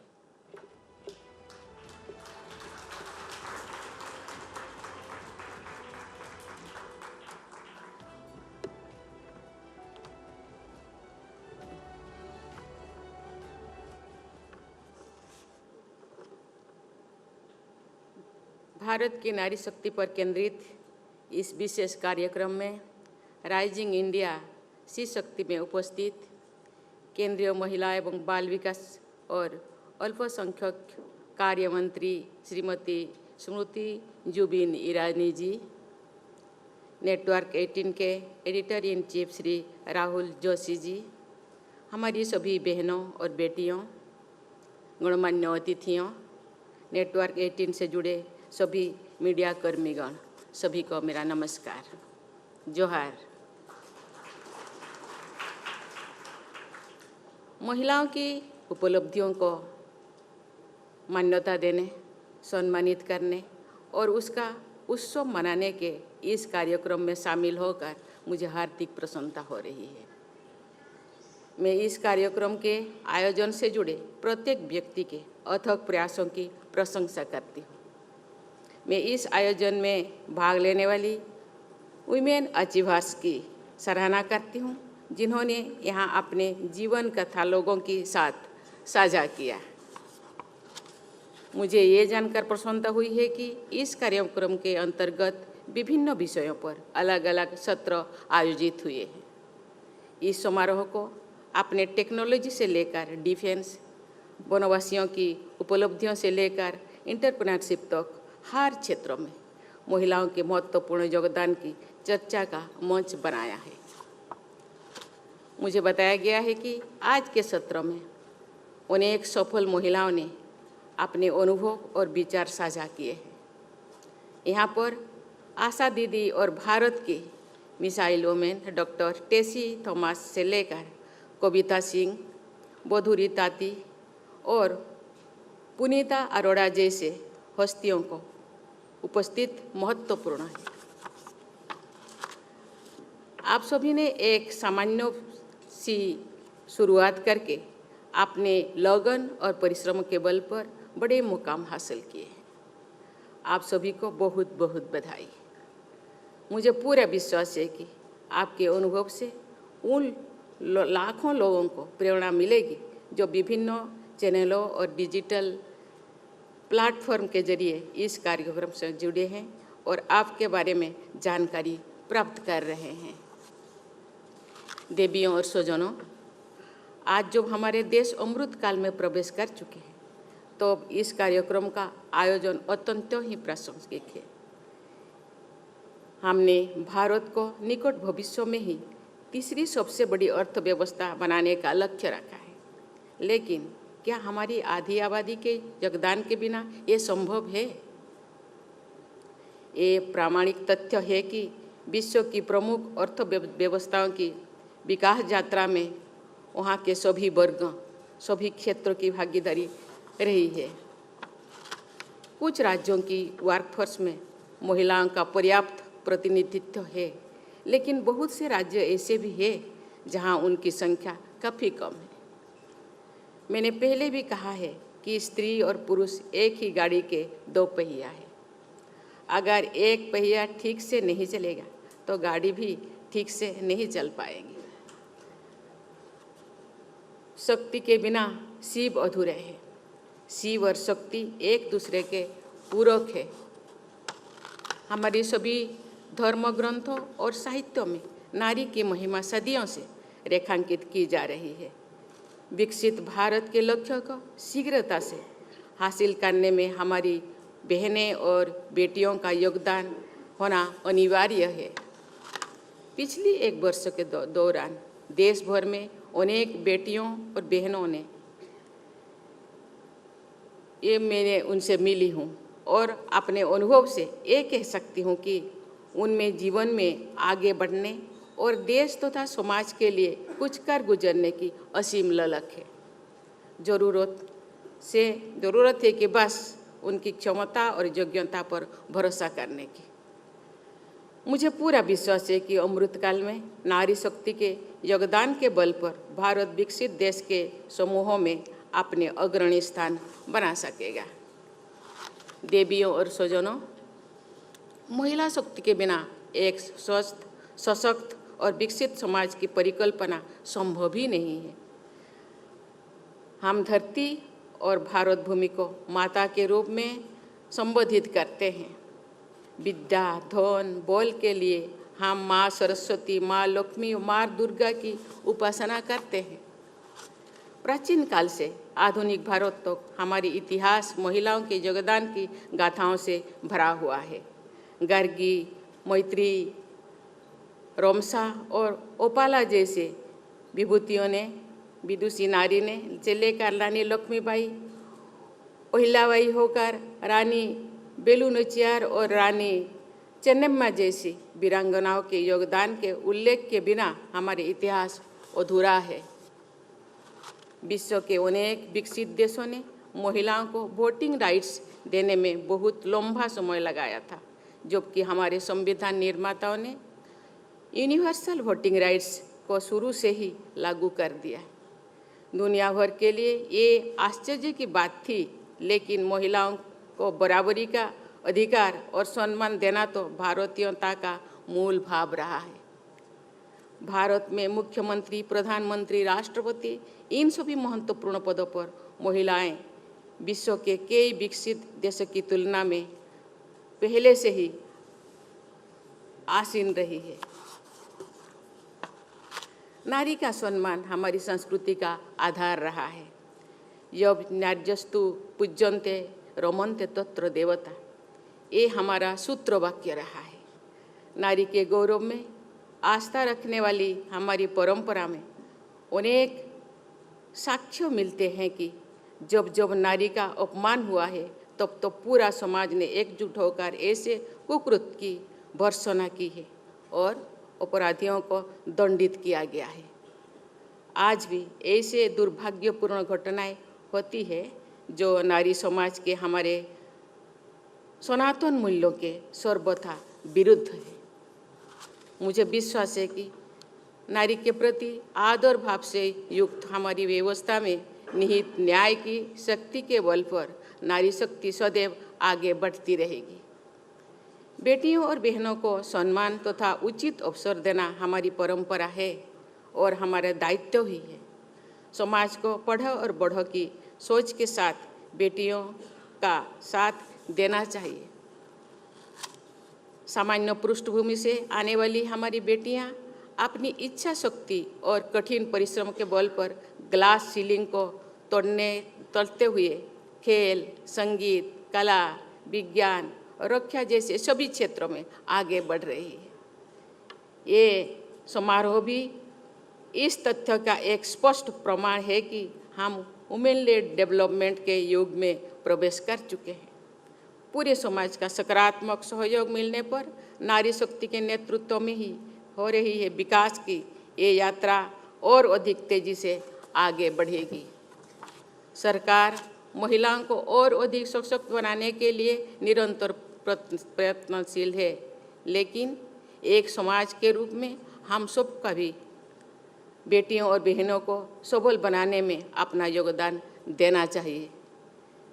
हम सबको मिलकर एक ऐसा वातावरण बनाना है जहां सभी महिलाएं सामाजिक, आर्थिक, सांस्कृतिक और राजनीतिक क्षेत्र में पूरी तरह से भाग ले सके और अपना भरपूर योगदान दे सके। मीडिया हमारी समाज व्यवस्था का अहम हिस्सा है और लोकतंत्र का एक प्रमुख स्तंभ है। इस नाते मीडिया की भूमिका बहुत महत्वपूर्ण है। मीडिया का काम समाचार प्रसारित करना ही नहीं है, लेकिन लोगों को शिक्षित करना और सकारात्मक दिशा में ले जाना भी है। मुझे खुशी है कि नेटवर्क 18 ने इस दिशा में एक खास पहल की है। अपने अपने क्षेत्र में सफल महिलाओं को ऐसा मंच प्रदान करने और उन्हें सम्मानित करने के लिए आयोजित ये समारोह प्रशंसनीय है। मुझे विश्वास है कि इस समारोह से प्रेरणा प्राप्त करके अन्य संस्थाएं भी आगे आएंगे और महिला सशक्तिकरण के हित में ऐसे आयोजन करेंगे। बहुत बहुत धन्यवाद। जय हिंद, जय भारत।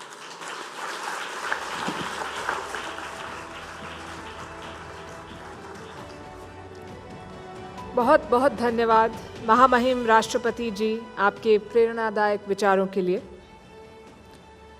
अब मैं हॉल में मौजूद तमाम अतिथियों से निवेदन करूंगी कि वो भारत के राष्ट्रगान के सम्मान में एक बार फिर खड़े हो जाएं। प्रिया सुरैया जी से विनती है कि वो मंच पर आकर राष्ट्रगान गाएं।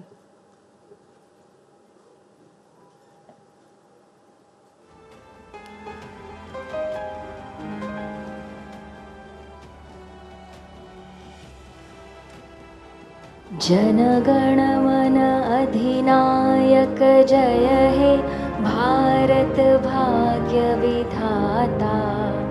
पंजाब सिंध गुजरात मराठा द्राविड़ उत्कल बंगा। विंध्य हिमाचल यमुना गंगा उच्च उच्छल जलधि तरंगा, तव शुभ नामे जागे, तव शुभ आशीष मांगे, गाहे तव जय गाथा, जन गण मंगलदायक जय हे भारत भाग्य विधाता, जय हे जय हे जय हे, जय जय जय जय हे। जय हिंद। धन्यवाद। देवियों और सज्जनों, महामहिम राष्ट्रपति द्रौपदी मुर्मू जी अब हमसे विदा लेंगी। मैं समस्त नेटवर्क 18 ग्रुप की ओर से उनका राइजिंग इंडिया शी शक्ति सम्मेलन में पधारने और इसकी शोभा बढ़ाने के लिए धन्यवाद करती हूँ। आप सभी से अनुरोध है कि आप भारत की फर्स्ट सिटीजन के सम्मान में कुछ देर खड़े रहें।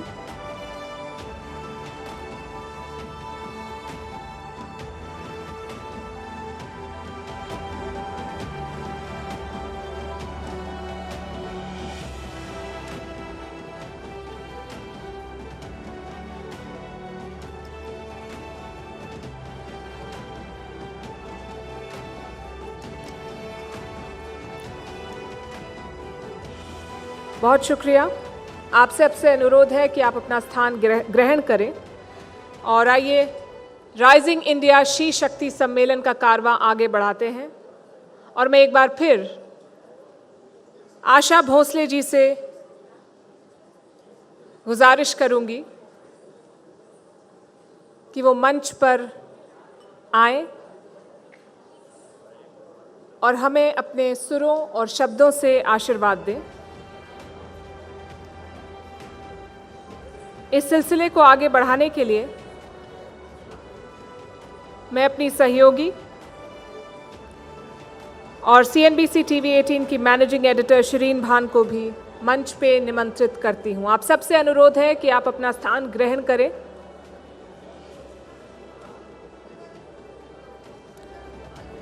Ladies and gentlemen, please take your seat. Thank you. You've been a wonderful audience. Thank you very much. Please put your hands together for Asha Bhosle ji and Shireen Bhan.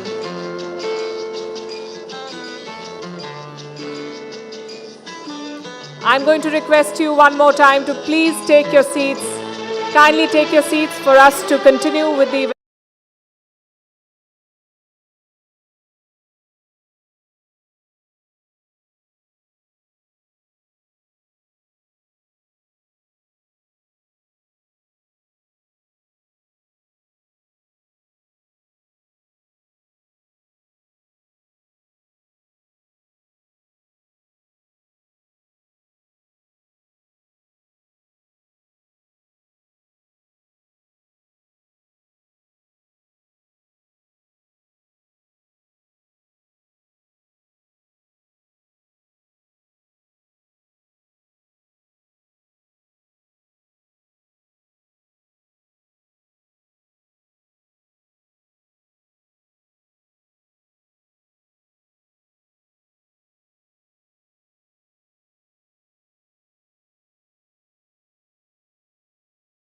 It's our dharma. Please let us do this.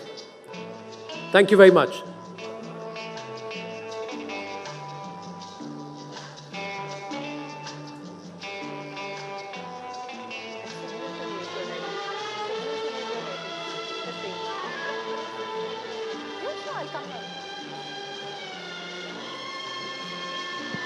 Ladies and gentlemen, good evening to everybody, and thank you so much for settling down. We're in the midst of a legend. Asha ji, मैं ये बता नहीं सकती कि कितनी गर्व की बात है हमारे लिए कि आज आप यहाँ पे हैं हमारे साथ इस मंच में. Ladies and gentlemen, a big round of applause for Asha Bhosle. We can do better. A standing ovation is what A legend like her truly deserves. So, Asha ji, जो प्यार झलक रहा है यहाँ पे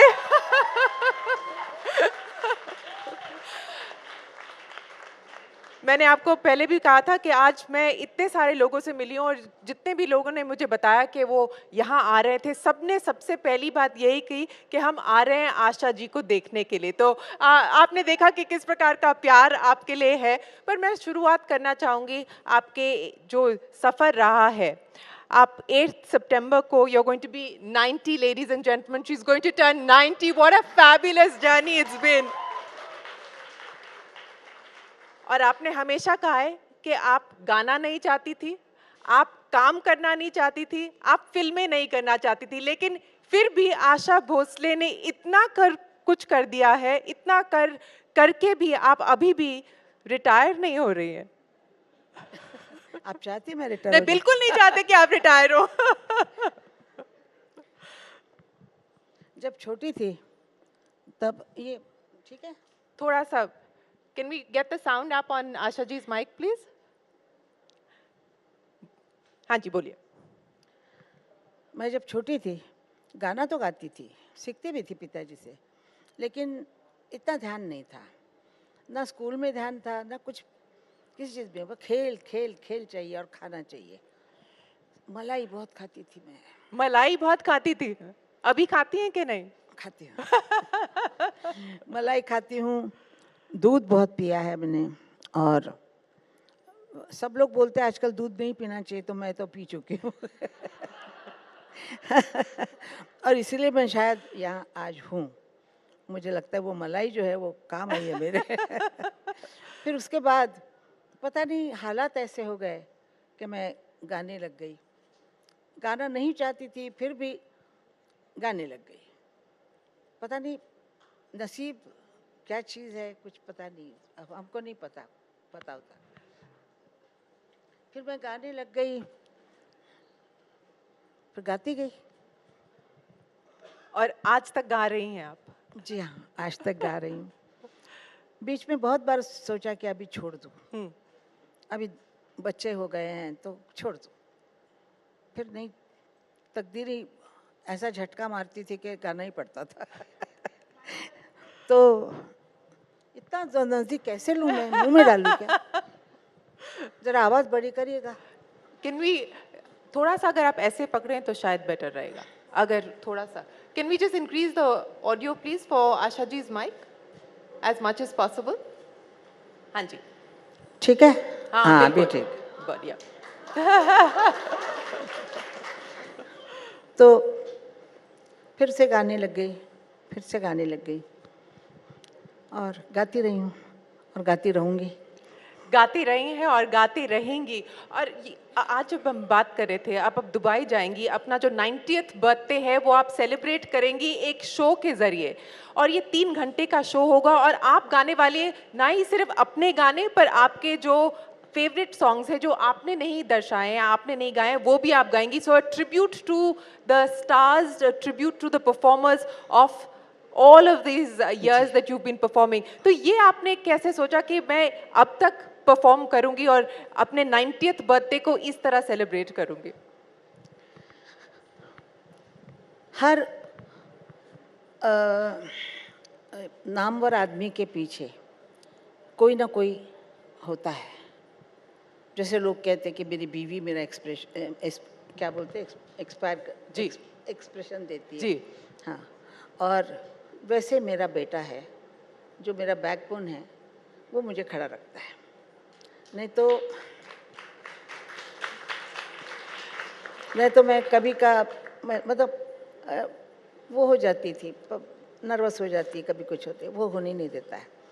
और ये जो शो है वो उसी का बनाया हुआ है कि उसकी माँ, उसको मैं इतनी प्रिय हूँ कि उसने बोला 90th बर्थडे कोई गाता नहीं है इस उम्र में, और तुम गा रही हो अभी तक, तो मैं ज़ोरदार शो करूँगा, लाइक ब्रॉडवे।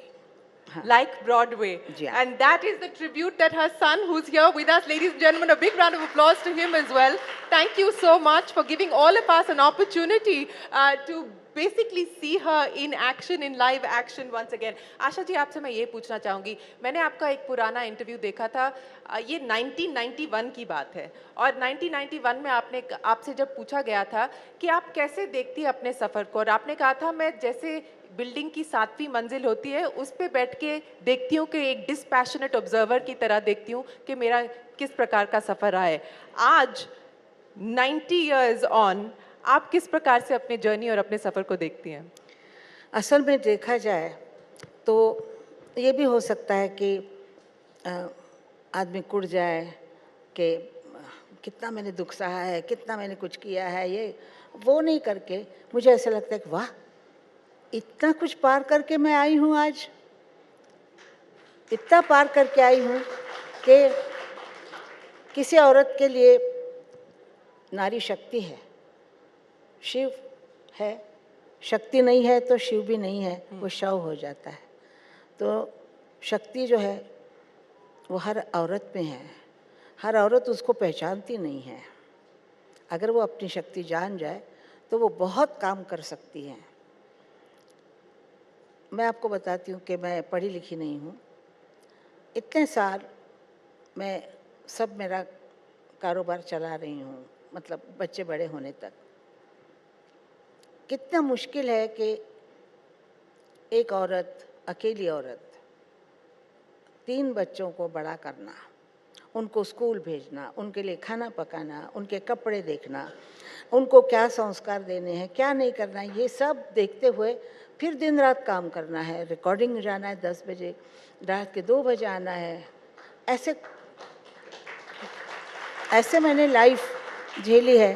फिर उसमें भी लोगों के, आपको जानती हैं, ताने वाने सुनना, उसको भी हंस के मज़ा लेके ताने सुनना करना, और जैसे इग्नोर करना दुनिया को, ऐसे इग्नोर किया मैंने, और मैंने अपना काम करती गई। आपने जो कहा है कि दुनिया वाले तो बोलते रहेंगे, दुनिया का काम है बोलना, लेकिन आपने इग्नोर किया और आपको जो करना था वो आपने किया। आपने शक्ति की बात की और कहा कि सब नारियों में ये शक्ति होती है, पहचानने की थोड़ी बहुत देरी लग जाती है। आपको कब पता चला? क्योंकि आपने कहा you were a single mother, आपने फाइनेंशियली अपना जो थे अपनी इंडिपेंडेंट थी काफ़ी बिगनिंग से, तो आपने ये जो शक्ति थी, आपको कब ये महसूस हुआ कि मैं कुछ भी कर सकती हूँ?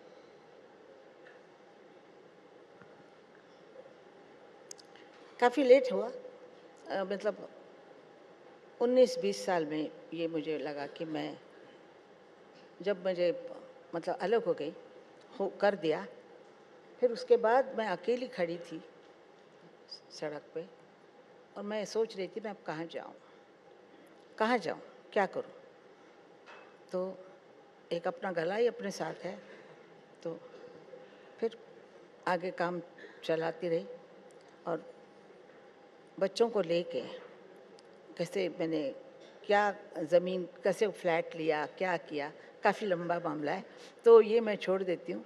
लेकिन मैंने बच्चों को बहुत अच्छी तरीके से बड़ा किया, क्योंकि मैं काम करती थी उनके लिए। मुझे अगर कोई पूछे कि तुम किस लिए काम करती हो, तो मैं बोलती थी मुझे पैसा चाहिए, क्योंकि मुझे बच्चों को बड़ा करना है, सिर्फ गाने से खाना नहीं मिलता है, तो मुझे पैसा चाहिए था, क्योंकि पैसा बिल्कुल नहीं था मेरे पास। तो पैसे के लिए मैंने काम किया, जो काम मिला वो करती गई। इस बेटे के बाप ने मुझसे कहा था कि दाने फेंकते जाओ, कभी ना कभी पेड़ आएगा ही आएगा, कोई ना कोई पेड़ आएगा, ये उन्होंने कहा था। और एक बात कही थी कि अगर खाना नमक के बगैर हो तो नमक के बगैर खा लेना, लेकिन पड़ोस में जाके नमक नहीं मांगना। तो ये 2 चीज़ें मैंने संभाली। उन 2 चीज़ों से मैंने किसी के सामने कभी भी हाथ नहीं फैलाया, काम के लिए भी नहीं हाथ फैलाया, और काम करती गई। बस मैं बोलती थी कि पैसा मिले चाहे नहीं मिले, मैं गाऊंगी ज़रूर, कोई ना कोई पेड़ ज़रूर आएगा। तो ऐसा ही हुआ, कोई ना कोई अचंभे से गाना चल पड़ा, और फिर आशा भोसले सबको पता हो गई। बिल्कुल। और आशा जी, मैं आपसे ये जानना चाहूँगी कि जब हमने आपकी अभी फिल्म देखी, और इतने सारे जो फिल्म स्टार्स हैं जिनकी आप आवाज़ बनी है, मधुबाला से लेके माधुरी दीक्षित तक, उर्मिला मातोंडकर से लेके जीनत अमान तक, और इतना बड़ा आपने जो सफ़र तय किया है, लेकिन आपकी एक जो डिस्टिंक्ट क्वालिटी रही है, और काफ़ी कंपैरिजन्स भी होते रहे होंगे आपके और लता जी के बीच में, लेकिन आपने एक कॉन्शियस डिसीजन किया था कि वो उनका स्टाइल है, आपका स्टाइल अपना होना चाहिए। तो ये आपने कैसे अपने जहन में ये तय किया था, और उस स्टाइल को फिर कैसे होन करती गई? क्योंकि इतने सारे किरदारों के लिए आपने आवाज़ दी है, इतनी सारी महिलाओं के लिए आपने आवाज़ दी है, तो वो प्रोसेस कैसा होता है कि अब मैं जीनत अमान के लिए कैसे गाऊं, माधुरी दीक्षित के लिए कैसा गाऊं, मधुबाला के लिए कैसे गाऊं? बचपन से हम बहनों की आवाज़ एक थी, तो मैं अगर उसके जैसा ही गाती तो मुझे कोई नहीं बुलाता। वो अगर बोलते कि जी लता है तो आशा का क्या काम है, आशा तो इतना अच्छा नहीं गाएगी लता जितना गाती है, ऐसे तो लोगों में होता ही है। तो हमारे में कहावत है कि नकट व्हावं पण धाकटं होऊ नये, मतलब नकटा होना अच्छा है लेकिन छोटा होना, बहन छोटी बहन जो होती है ना उसको हमेशा छोटा गिना जाता है। तो ये हमेशा से हुआ है। तो मैंने अपनी स्टाइल बदल दी, कहा कि दीदी जैसा नहीं गाना है, दीदी जैसा उसको नकल नहीं करनी। आज बहुत नकलें होती हैं उनकी, तब से लेके नकल हो रही हैं। तो नकल होती है, असल होता है। तो मैंने अपना असल बनाना चाहती थी। मैं आशा भोसले अपना नाम कायम करना चाहती थी। तो इसलिए मैंने अलग अलग देशों के गाने सुने, अलग अलग इंग्लिश बोलते, इटालियन, स्पेनिश, कोई भी मैंने ये संगीत छोड़ा नहीं। और मैंने सुनती गई और अपने आवाज़ को चेंज करती गई, अपनी भावनाओं को उनको देख के सोचती थी कि ये कैसे गा रही हैं, ये कैसे करना है। ऐसे करते करते फिल्मों में मैं वही करने लग गई और लोगों को कहा ये बहुत अच्छा स्टाइल है, ऐसा कोई गाता ही नहीं है। और ये बहुत अच्छी बात हुई कि मेरे स्टाइल का गाना कोई भी नहीं गा सकता था उस वक्त। तो मुझे अच्छा लगता था। लोगों ने काफ़ी ट्राई तो किया है, लेकिन ट्राई तो सब करते हैं और उसमें कोई तकलीफ नहीं है। अगर कोई अच्छा कुछ करना चाहता है, अगर वो नकल भी करता है तो अच्छे के लिए करता है। मुझे इसमें कुछ नहीं है, मेरी जलने की आदत नहीं है। हाँ। कि ये ऐसा हुआ तो वो मुझे चाहिए, ऐसा वैसा, वो नहीं है। मुझे ऐसा लगता है कि जिसके नसीब में जो है उसको मिलेगा। मेरे नसीब में था, मुझे मिला कि नहीं, क्योंकि मेरे नसीब में था। मैंने मेहनत की, बहुत मेहनत की, मैंने बहुत दुख काटे हैं, लेकिन मिला मुझे।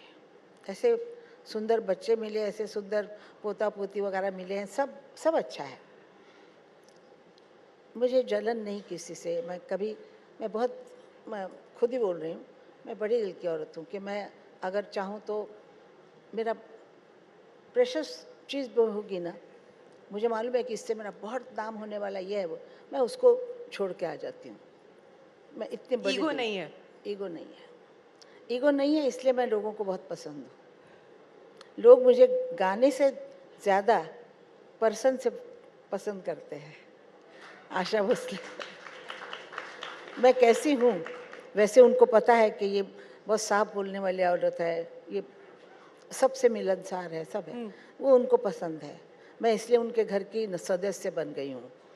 गाना सुनते हैं वो, गाने से मेरे को पहले जाना है, लेकिन बाद में घर का सदस्य बना लिया है। बिल्कुल घर का सदस्य है। और I think you are the subconscious of the nation. अगर हमें प्यार हुआ किसी से तो आपका गाना मन में आता है, दुखी हुए तो आपका गाना मन में आता है।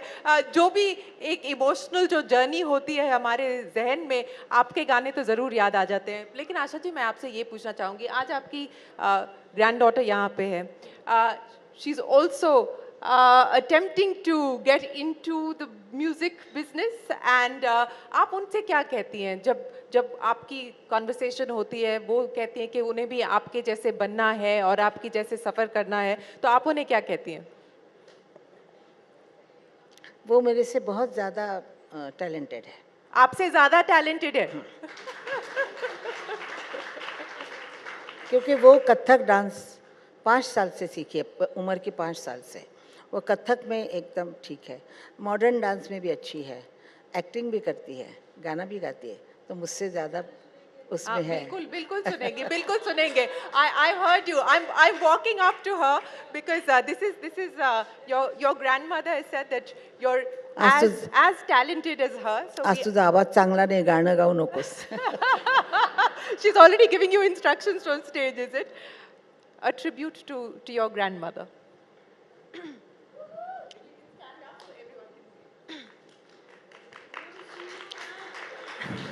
नमस्कार. तो ये गाना एक्चुअली मेरे ग्रैंड आंट लता जी का है और ये भी मेरे दिल के बहुत करीब है क्योंकि इन दोनों से कोई कनेक्शन मिल जाता है फिर. अजीब दास्तां है, कहाँ शुरू कहाँ ख़त्म,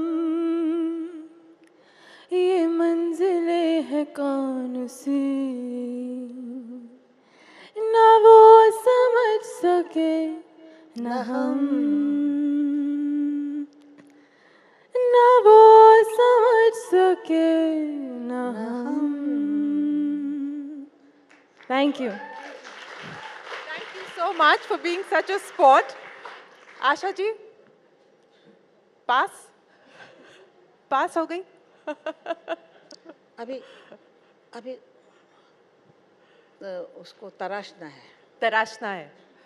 आप अभी भी रियाज करती हैं, रोज रियाज करती हैं? जी बिल्कुल.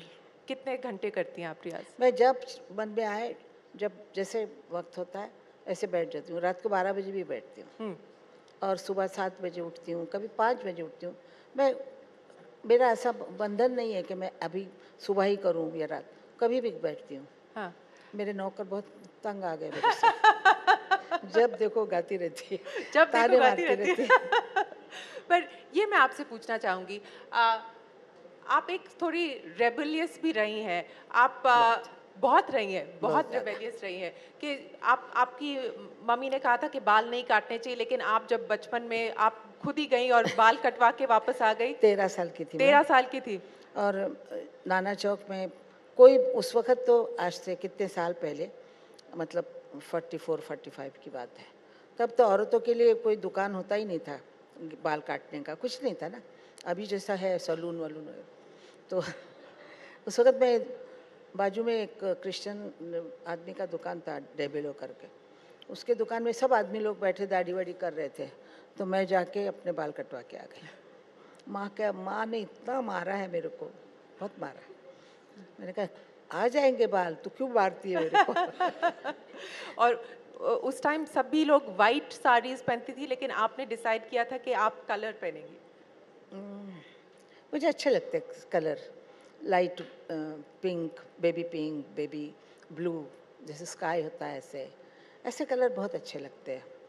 और मैं पहनती थी, लेकिन हमारे घर में सब दीदी वगैरह सब सफ़ेद पहनते थे, बॉर्डर वाली साड़ी.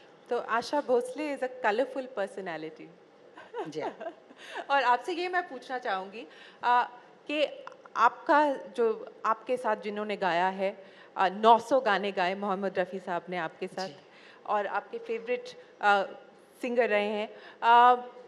एक अगर कोई गाना हो जो आपके सफ़र को कैप्चर करता है, वो बताइए. जो आपका कोई फेवरेट गाना हो, या जिससे आप अभी भी इंस्पायर होती हैं, जिसको आप सुन के मूव होती हैं. कोई भी गाना. वैसे मेरे किशोर से ज़्यादा. आप किशोर जी का याद? इतने गाने एकदम से कोई याद नहीं आता है, तय करना चाहिए, पहले लिखना चाहिए.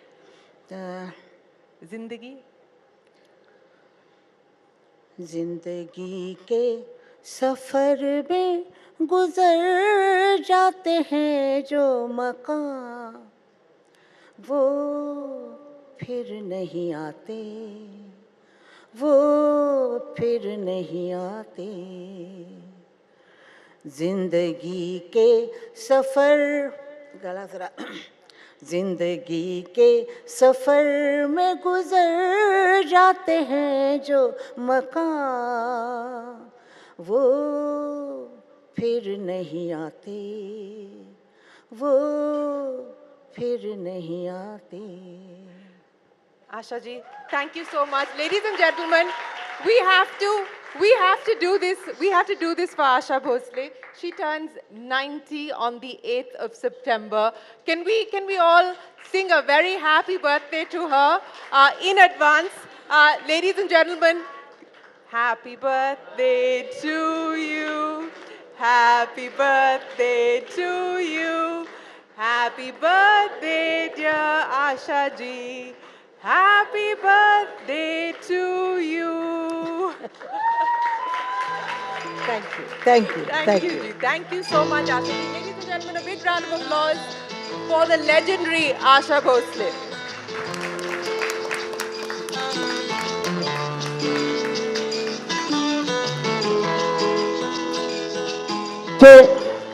Thank you. आप लोगों ने मुझे यहाँ बुलाया और आप आई यहाँ पर। प्रेसिडेंट साहब के हाथ से मुझे अवार्ड मिला है, इसलिए मैं बहुत शुक्रगुजार हूँ और बहुत आपकी आभारी हूँ और I love you. Asha ji बहुत बहुत शुक्रिया आपका हमारे साथ जुड़ने के लिए। Ladies and gentleman, a huge round of applause for Asha Tai here. She शक्ति के मंच पर आशा ताई आप आई, आपने अपना कीमती वक्त हमें दिया, हमारे दर्शकों को दिया। सुरीली शक्ति के लिए एक बार फिर से हम चाहेंगे सभी जोरदार तालियों से एक बार ये साबित कर दें कि आखिर किस तरह से शी शक्ति का ये मंच खूबसूरत पलों से सराबोर हुआ।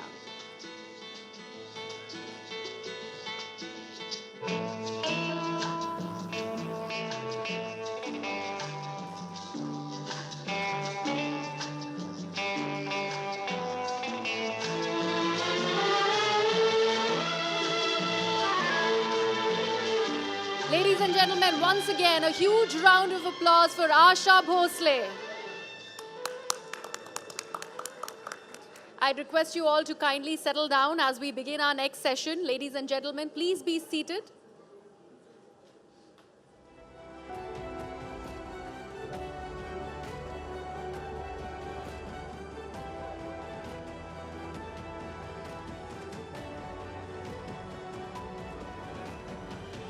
देवियों और सज्जनों, अब वक्त है हमारे अगले सेशन अगम शक्ति का।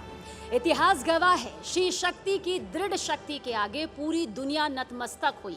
मैं कर सकती हूँ कि अपार साहस ने न सिर्फ उनके किरदार को पुरुष प्रधान समाज में सबसे अलग पहचान दिलाई, बल्कि बाधाओं की जंजीरों में जकड़ी हजारों लाखों महिलाओं को ये विश्वास भी दिलाया कि उनकी जिंदगी का विष भी अब अमृत बन सकता है।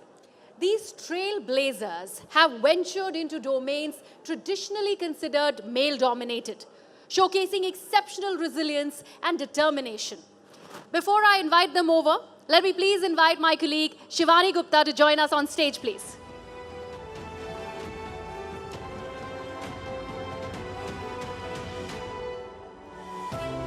Ladies and gentlemen, please put your hands together for a panel of achievers who have risen to the challenge. Sanobar Pardiwala, a Bollywood stunt woman.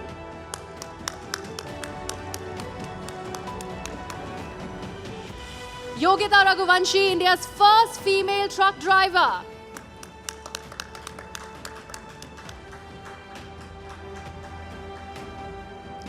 Chandraprabha Ramkite, a fearless woman, earth mover and miner from Nagpur. And the remarkable CA Bhavani Devi, India's fencing trailblazer.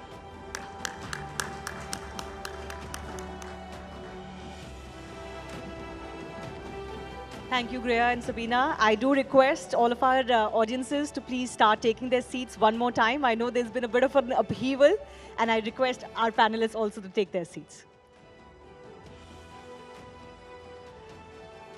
So it is an absolute pleasure for me to be speaking to these four women, because I've been lucky in my field. There have been a lot of women who've done what I do, and they've paved the way for women like me. But I have a unique set of panelists and speakers and guests who've done first as women in their fields or are achieving things in their fields that even men have not done. So right next to me is Sanobar Pardiwala. She's a stunt woman who's plying her trade in the Indian film industry. And obviously, as stunts go or action goes, we associate it as much as we do with men and not so much with women. So she's one of those women who's leading the charge and paving the way for more women to do things that are often considered to be male-dominated. Next to her is Yogita Raghuvanshi, who's also India's first truck driver. Another act or a profession that is considered about men, isn't it? Right? Is truck driving for men? Yes or no? Not anymore, exactly. The answer is not anymore because of women like Yogita. On the very far corner is C.A. Bhavani, who's India's fencer. Fencing is a lesser known sport in India. So for a women athlete to come in a sport like that, which is also a fighting sport, right, with a sword, or fence, I should say, and that too, she's reached a level that even male fencers in India have not. She's just coming of the World Championships, and before that, you won India's first fencing medal at the Asian Championships. So a big round of applause for C.A. Bhavani as well, because she's winning medals where no Indian has won before. And also, last but not the least, Chandraprabha Ram Teke. She's joining us. She's an earth's mover. She moves heavy, she works on heavy machinery, heavy vehicles, and she is one of the first and the very few women who do this. So, as I make that introduction, I do want our audiences to please encourage our speakers with a big round of applause. It is because of women like you that more and more women are visible and visible in fields that were not associated with them. Sanobar, let me begin with you. Was it always a dream for you to do stunts? Is this something you grew up wanting, or is this just something that happened to you, and why?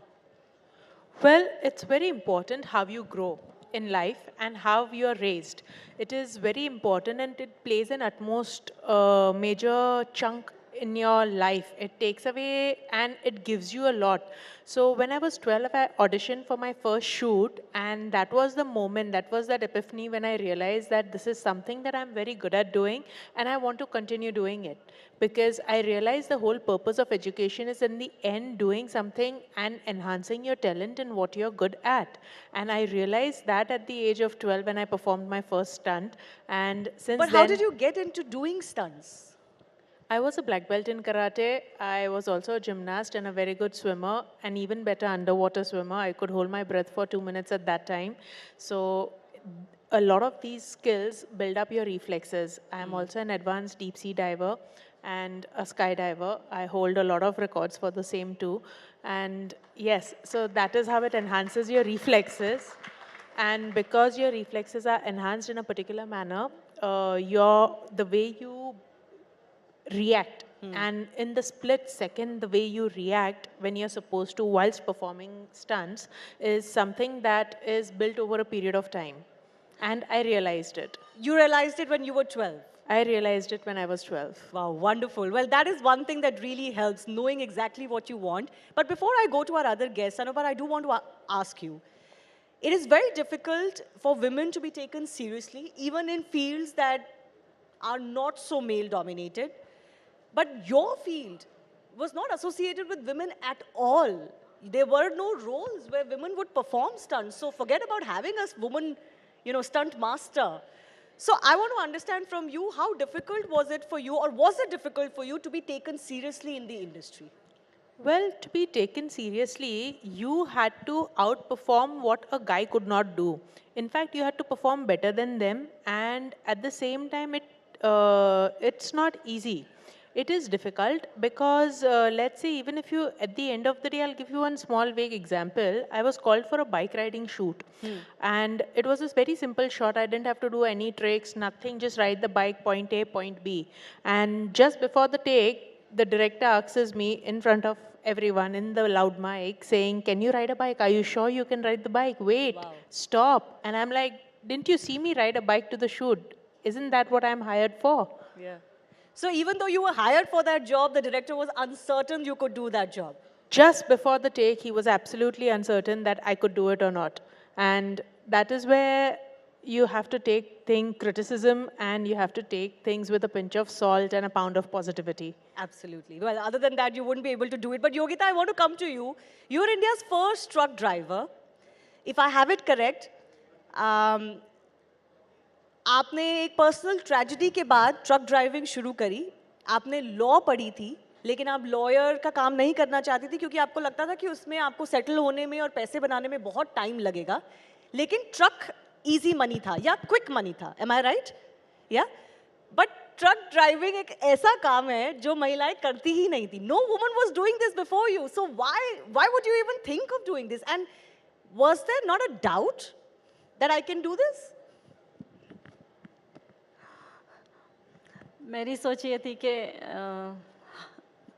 कोई भी ऐसा काम नहीं है जिसे महिलाएं नहीं कर सकती. ये जो सोच थी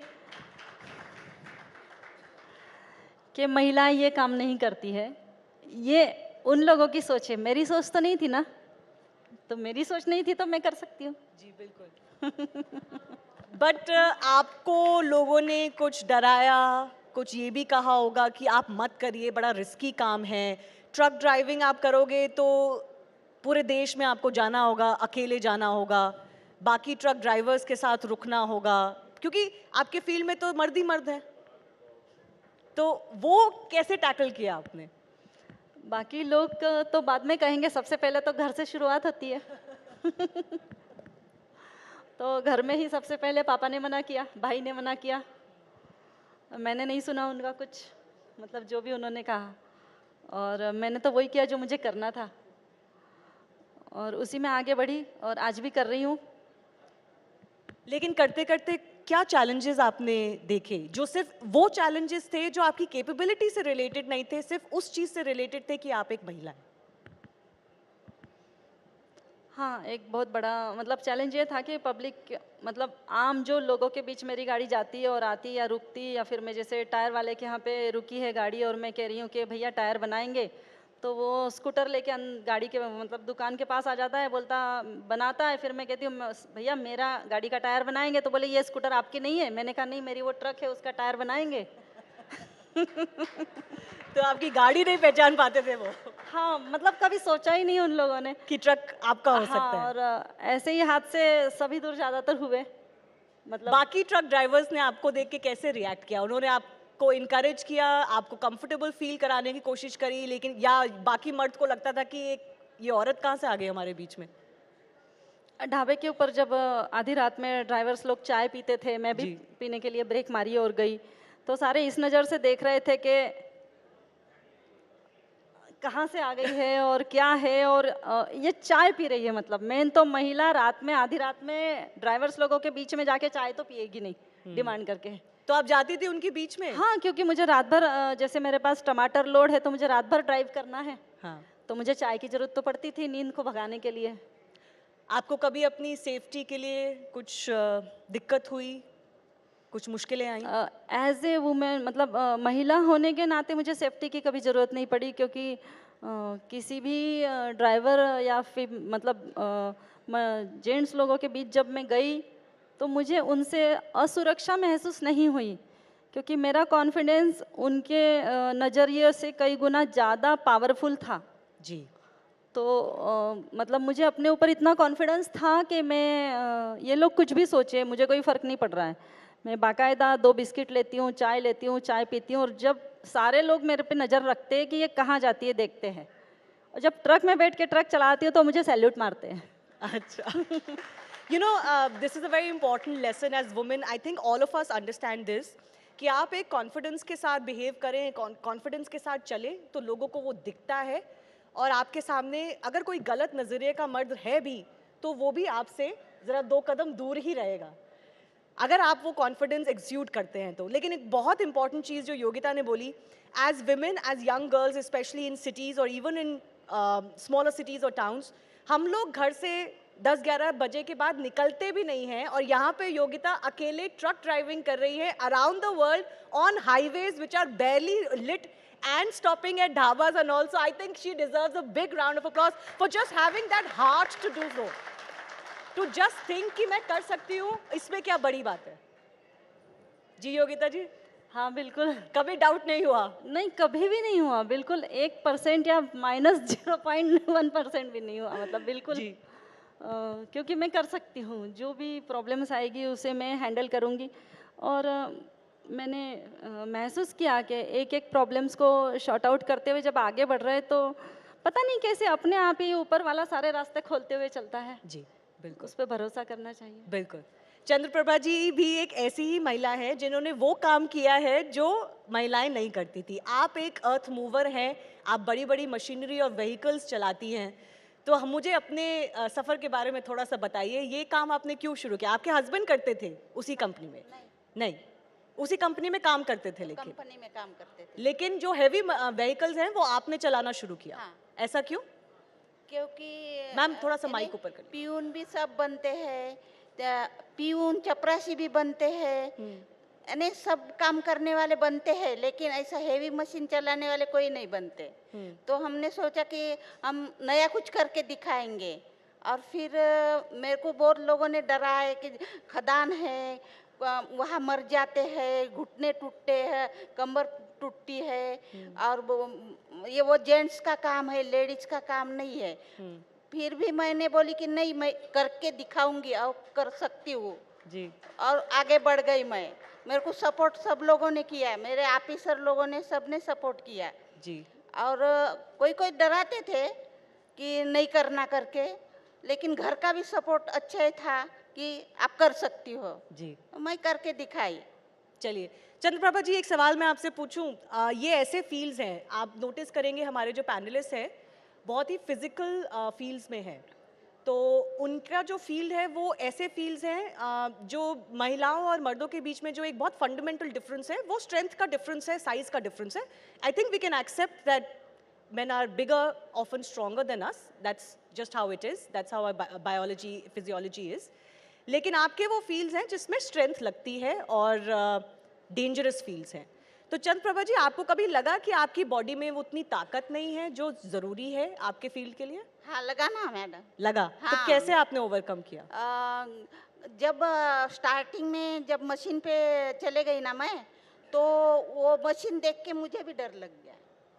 तो ऐसा धीरे धीरे पैर वगैरह डालना था मेरे को, और वो मशीन के ऊपर चढ़ना था, फिर बटन दबाना था, क्या करना था ये मेरे को नहीं समझ में आता था।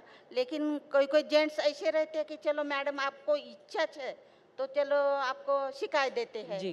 तो मैं पहले तो वो क्या बोलते पीसी सीख गई मैं। फिर बाद में शावेल बोले तो पूरे खदान की एकमात्र ऐसी बड़ी मशीन है कि चार बकेट उसमें डाले तो एक डंपर फुल हो जाता है। तो फिर मेरे को सब लोग डराते थे कि ये शक्तिशाली मैडम का काम है, आपका काम नहीं है, आप मत करो ये काम, आप छोटा मोटा काम कर लो, कुछ भी मांग लो। नहीं, मेरे को वही करना है, मेरे को आगे बढ़ना है।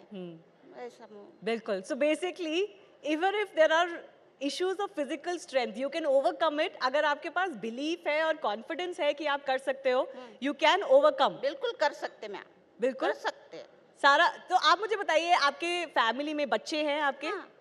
लड़की एक लड़का एक लड़की। अच्छा, तो आप अपनी लड़की के लिए क्या चाह रही हैं? अब क्या करे वो? लड़की के लिए जी, लड़की के लिए वो भी मेरे जैसी स्ट्रांग बनना चाहिए, आगे बढ़ना चाहिए। बिल्कुल। All right.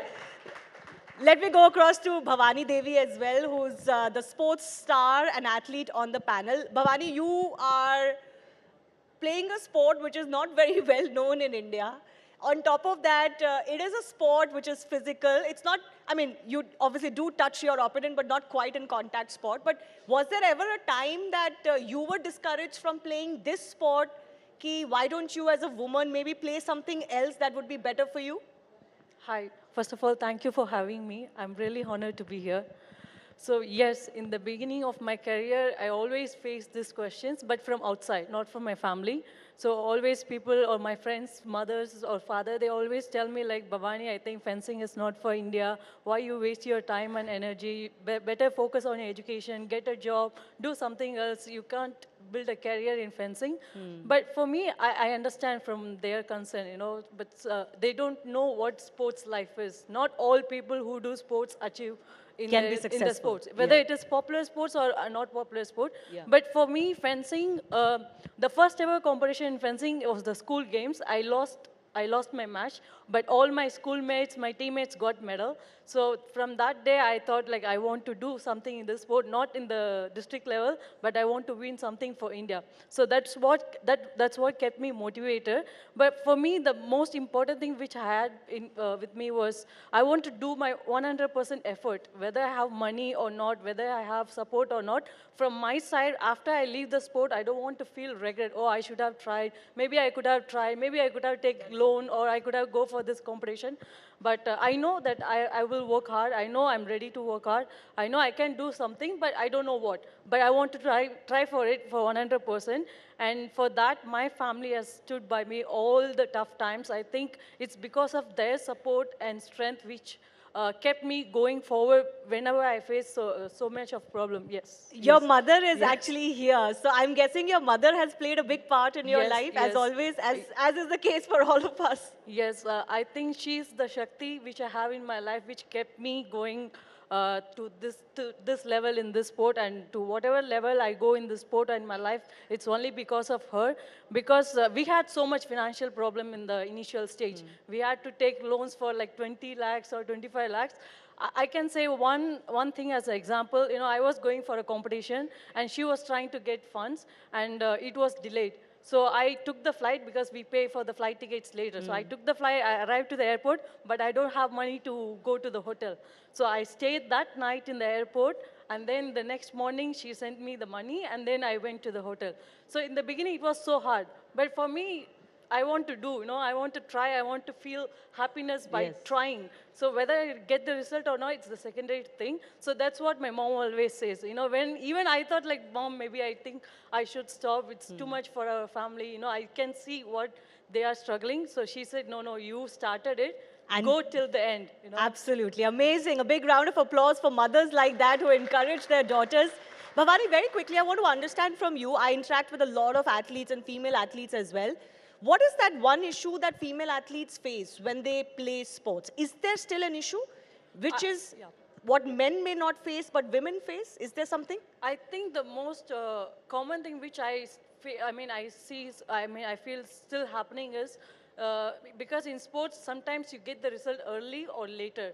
But if women doesn't get results in the earlier stage, it's difficult for the parents or the society to let them continue. They think, oh, it's finished, you cannot do. But for men, it's not the same. They will try. It's okay. It's not. It's okay for men. For women, it's a little bit very hard. important point you made, that if a woman is not successful early in her career, then the pressure builds to get married and maybe build a family. For men, that pressure is not there. So very important point there. I have final minutes left. Sanapar, I want to come back to you. Do you want to share a stunt that was one of the toughest ones you have done and you did better than any man around? Well, this was for the movie Ravan that I had performed, and this was a sequence where we jumped off a cliff which was around 300 feet high. The ideal shot was to jump from the cliff next to the waterfall. She doesn't die, so the person doesn't die, Aishwarya doesn't die in that shot, and she falls through the trees, rivers, rocks, branches, trees, rivers, rocks, branches, and then finally into the river. She survives that fall, 300 feet. And we did that in Ethirapalli rainforest in Kerala, and it was one of the most mesmerizing stunts ever. We won, I got nominated for the Taurus World Stunt Awards in 2006 for the same. Okay, excellent, well done. I do thank all of the lovely ladies for being here. Yogita ji, Chandraprabha ji, Bhavani, Sanoba, thank you so much for being here. हमारे साथ जुड़ने के लिए बहुत बहुत धन्यवाद. और आपकी स्टोरी से हम उम्मीद रखते हैं कि बहुत सी महिलाओं को बहुत उम्मीद मिलेगी और वो भी अपने किसी नए फील्ड में कुछ नई शुरुआत करेंगी. Thank you so much. Ladies and gentlemen, a huge round of applause for the very, very inspiring tales that these ladies have shared before you. And Shivani and I now request you to felicitate all the ladies. Can we have the mementos, please?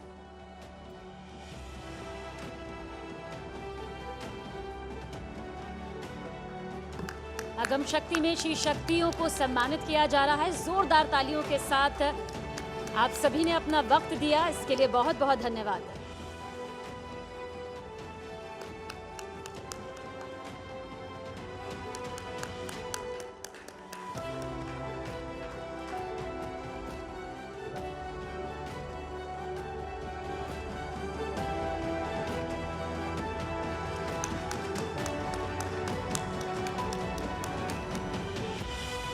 Ladies and gentlemen, our Agam Shaktis, a huge round of applause for them, please.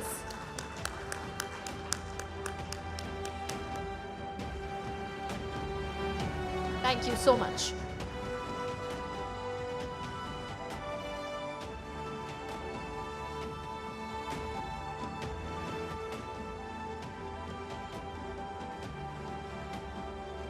Ladies and gentlemen, this one is special and really, really special. Our next session is called Vanvasi Shakti. Now, there are the true manifestations of She Shakti in the hinterland. They have traveled many miles to come here and honor us with their presence. They and their work are not often talked about, and it gives us immense pride that She Shakti becomes the platform where their work takes the spotlight. I first would request my colleague Palki Sharma to please come up on stage to moderate this session, and before we introduce our panelists, Palki, please.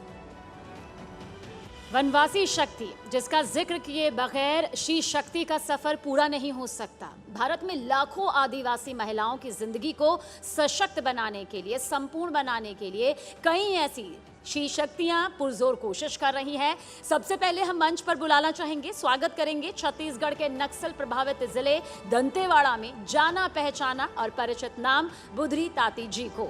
जोरदार तालियों के साथ ताती जी का आप सभी स्वागत करें। आपने समाज सेवा में 40 दशकों से ज्यादा का वक्त दिया है, जिसके लिए हर कोई इस वक्त धन्यवाद कह रहा है। इसके अलावा शी शक्ति की अदम्य मिसाल पद्म पुरस्कार विजेता भूरी बाई जी का भी आप सभी जोरदार तालियों के साथ स्वागत करें।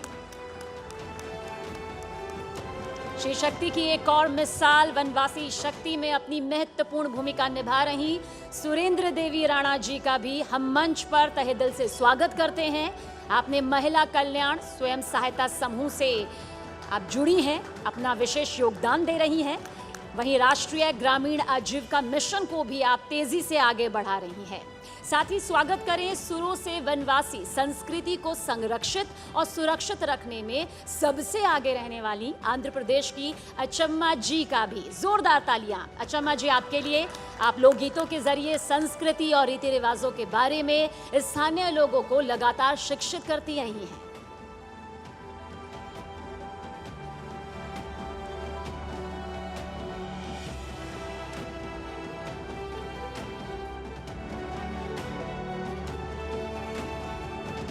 शुक्रिया। ये एक बहुत ही स्पेशल सेशन है, थोड़ा चैलेंजिंग भी है, क्योंकि जिन विषयों में इन्होंने काम किया है उनकी अक्सर चर्चा नहीं होती।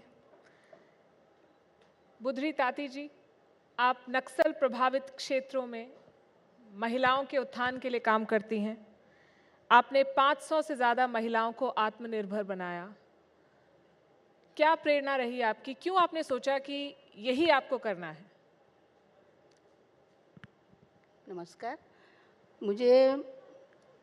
मैं क्योंकि जो वहाँ का परिस्थिति पहले से जो देख रही थी कि मैं 1984 में 15 साल की थी, तभी समाज के काम करने के लिए मुझे अपने मन में जो प्रेरणा आया कि ऐसी जो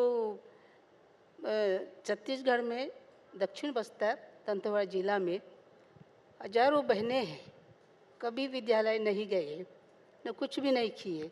ऐसे बहनों के बीच में मुझे क्या करना होगा, ऐसा सोच के मैं इस काम को शुरू की। और मैं सबसे पहले तो नागपुर में गई, महिलाओं का जो काम देखी 1.5 महीना में, उससे मुझे बहुत कुछ प्रेरणा मिला। और जब जो है मैं वहाँ जा कर के मैं काम करने का प्रयास की। और सबसे पहले आप सब जानते होंगे अबुनमर क्षेत्र है, उस क्षेत्र में कभी हम सभी लोगों से कभी उनका उठना बैठना मिलना नहीं होता है। ऐसा जो परिवार है, जो 12 गाँव को हमने चयनित किए और उस गांव के बीच में हमने गए हैं, तो वहाँ जाने के बाद हम सबको देख करके सब छोटे छोटे बच्चों को छोड़ करके भागना चालू किए। तो भागना चालू किए, हम उनके पीछे हम लोग भी भागने लगे। जब तक उनके पीछे हम नहीं जाएंगे तो उनके सामने लाएंगे कौन लाएगा, ऐसा सोच के हम लोग उनके पीछे गए। वहाँ देखे तो पूरे ऐसा समाज है, कुछ समाज ऐसा है कि वो कभी आगे का जो उनका जो विकास की बातें कुछ नहीं कर सकते हैं। सबसे पहले मैं उनको चिन्हित किए, वहाँ गए, उनको जो है हमें ऐसा प्रेरित किए और उनको एक तो पूरे 500 गांव को पहले संपर्क किए। संपर्क करने के बाद मुझे ऐसा समझ में आया कि इस जगह में काम करना है तो कैसा करना होगा। तो हम जैसे बड़े बहनों को संपर्क किए, हमारे पास लाने के बाद जो है उनको हमने सबसे पहले शिक्षित बनाने का कोशिश की है। कोई भी काम करते हैं तो सबसे पहले व्यक्ति स्वयं को शिक्षित होना पड़ता है, उसके बाद जो है काम करना होगा। ऐसा बहने को सबको लाने के बाद जो है हम लोग उनको शिक्षित किए। कभी विद्यालय नहीं गए ऐसी बहनों को हमने उनको साक्षरता बनाए। 5वीं 8वीं 10वीं 12वीं जितना पढ़ाना ऐसा पढ़ा करके उन्हीं बहनों के माध्यम से हमने 400-500 महिलाओं को काम करने का प्रयास किए।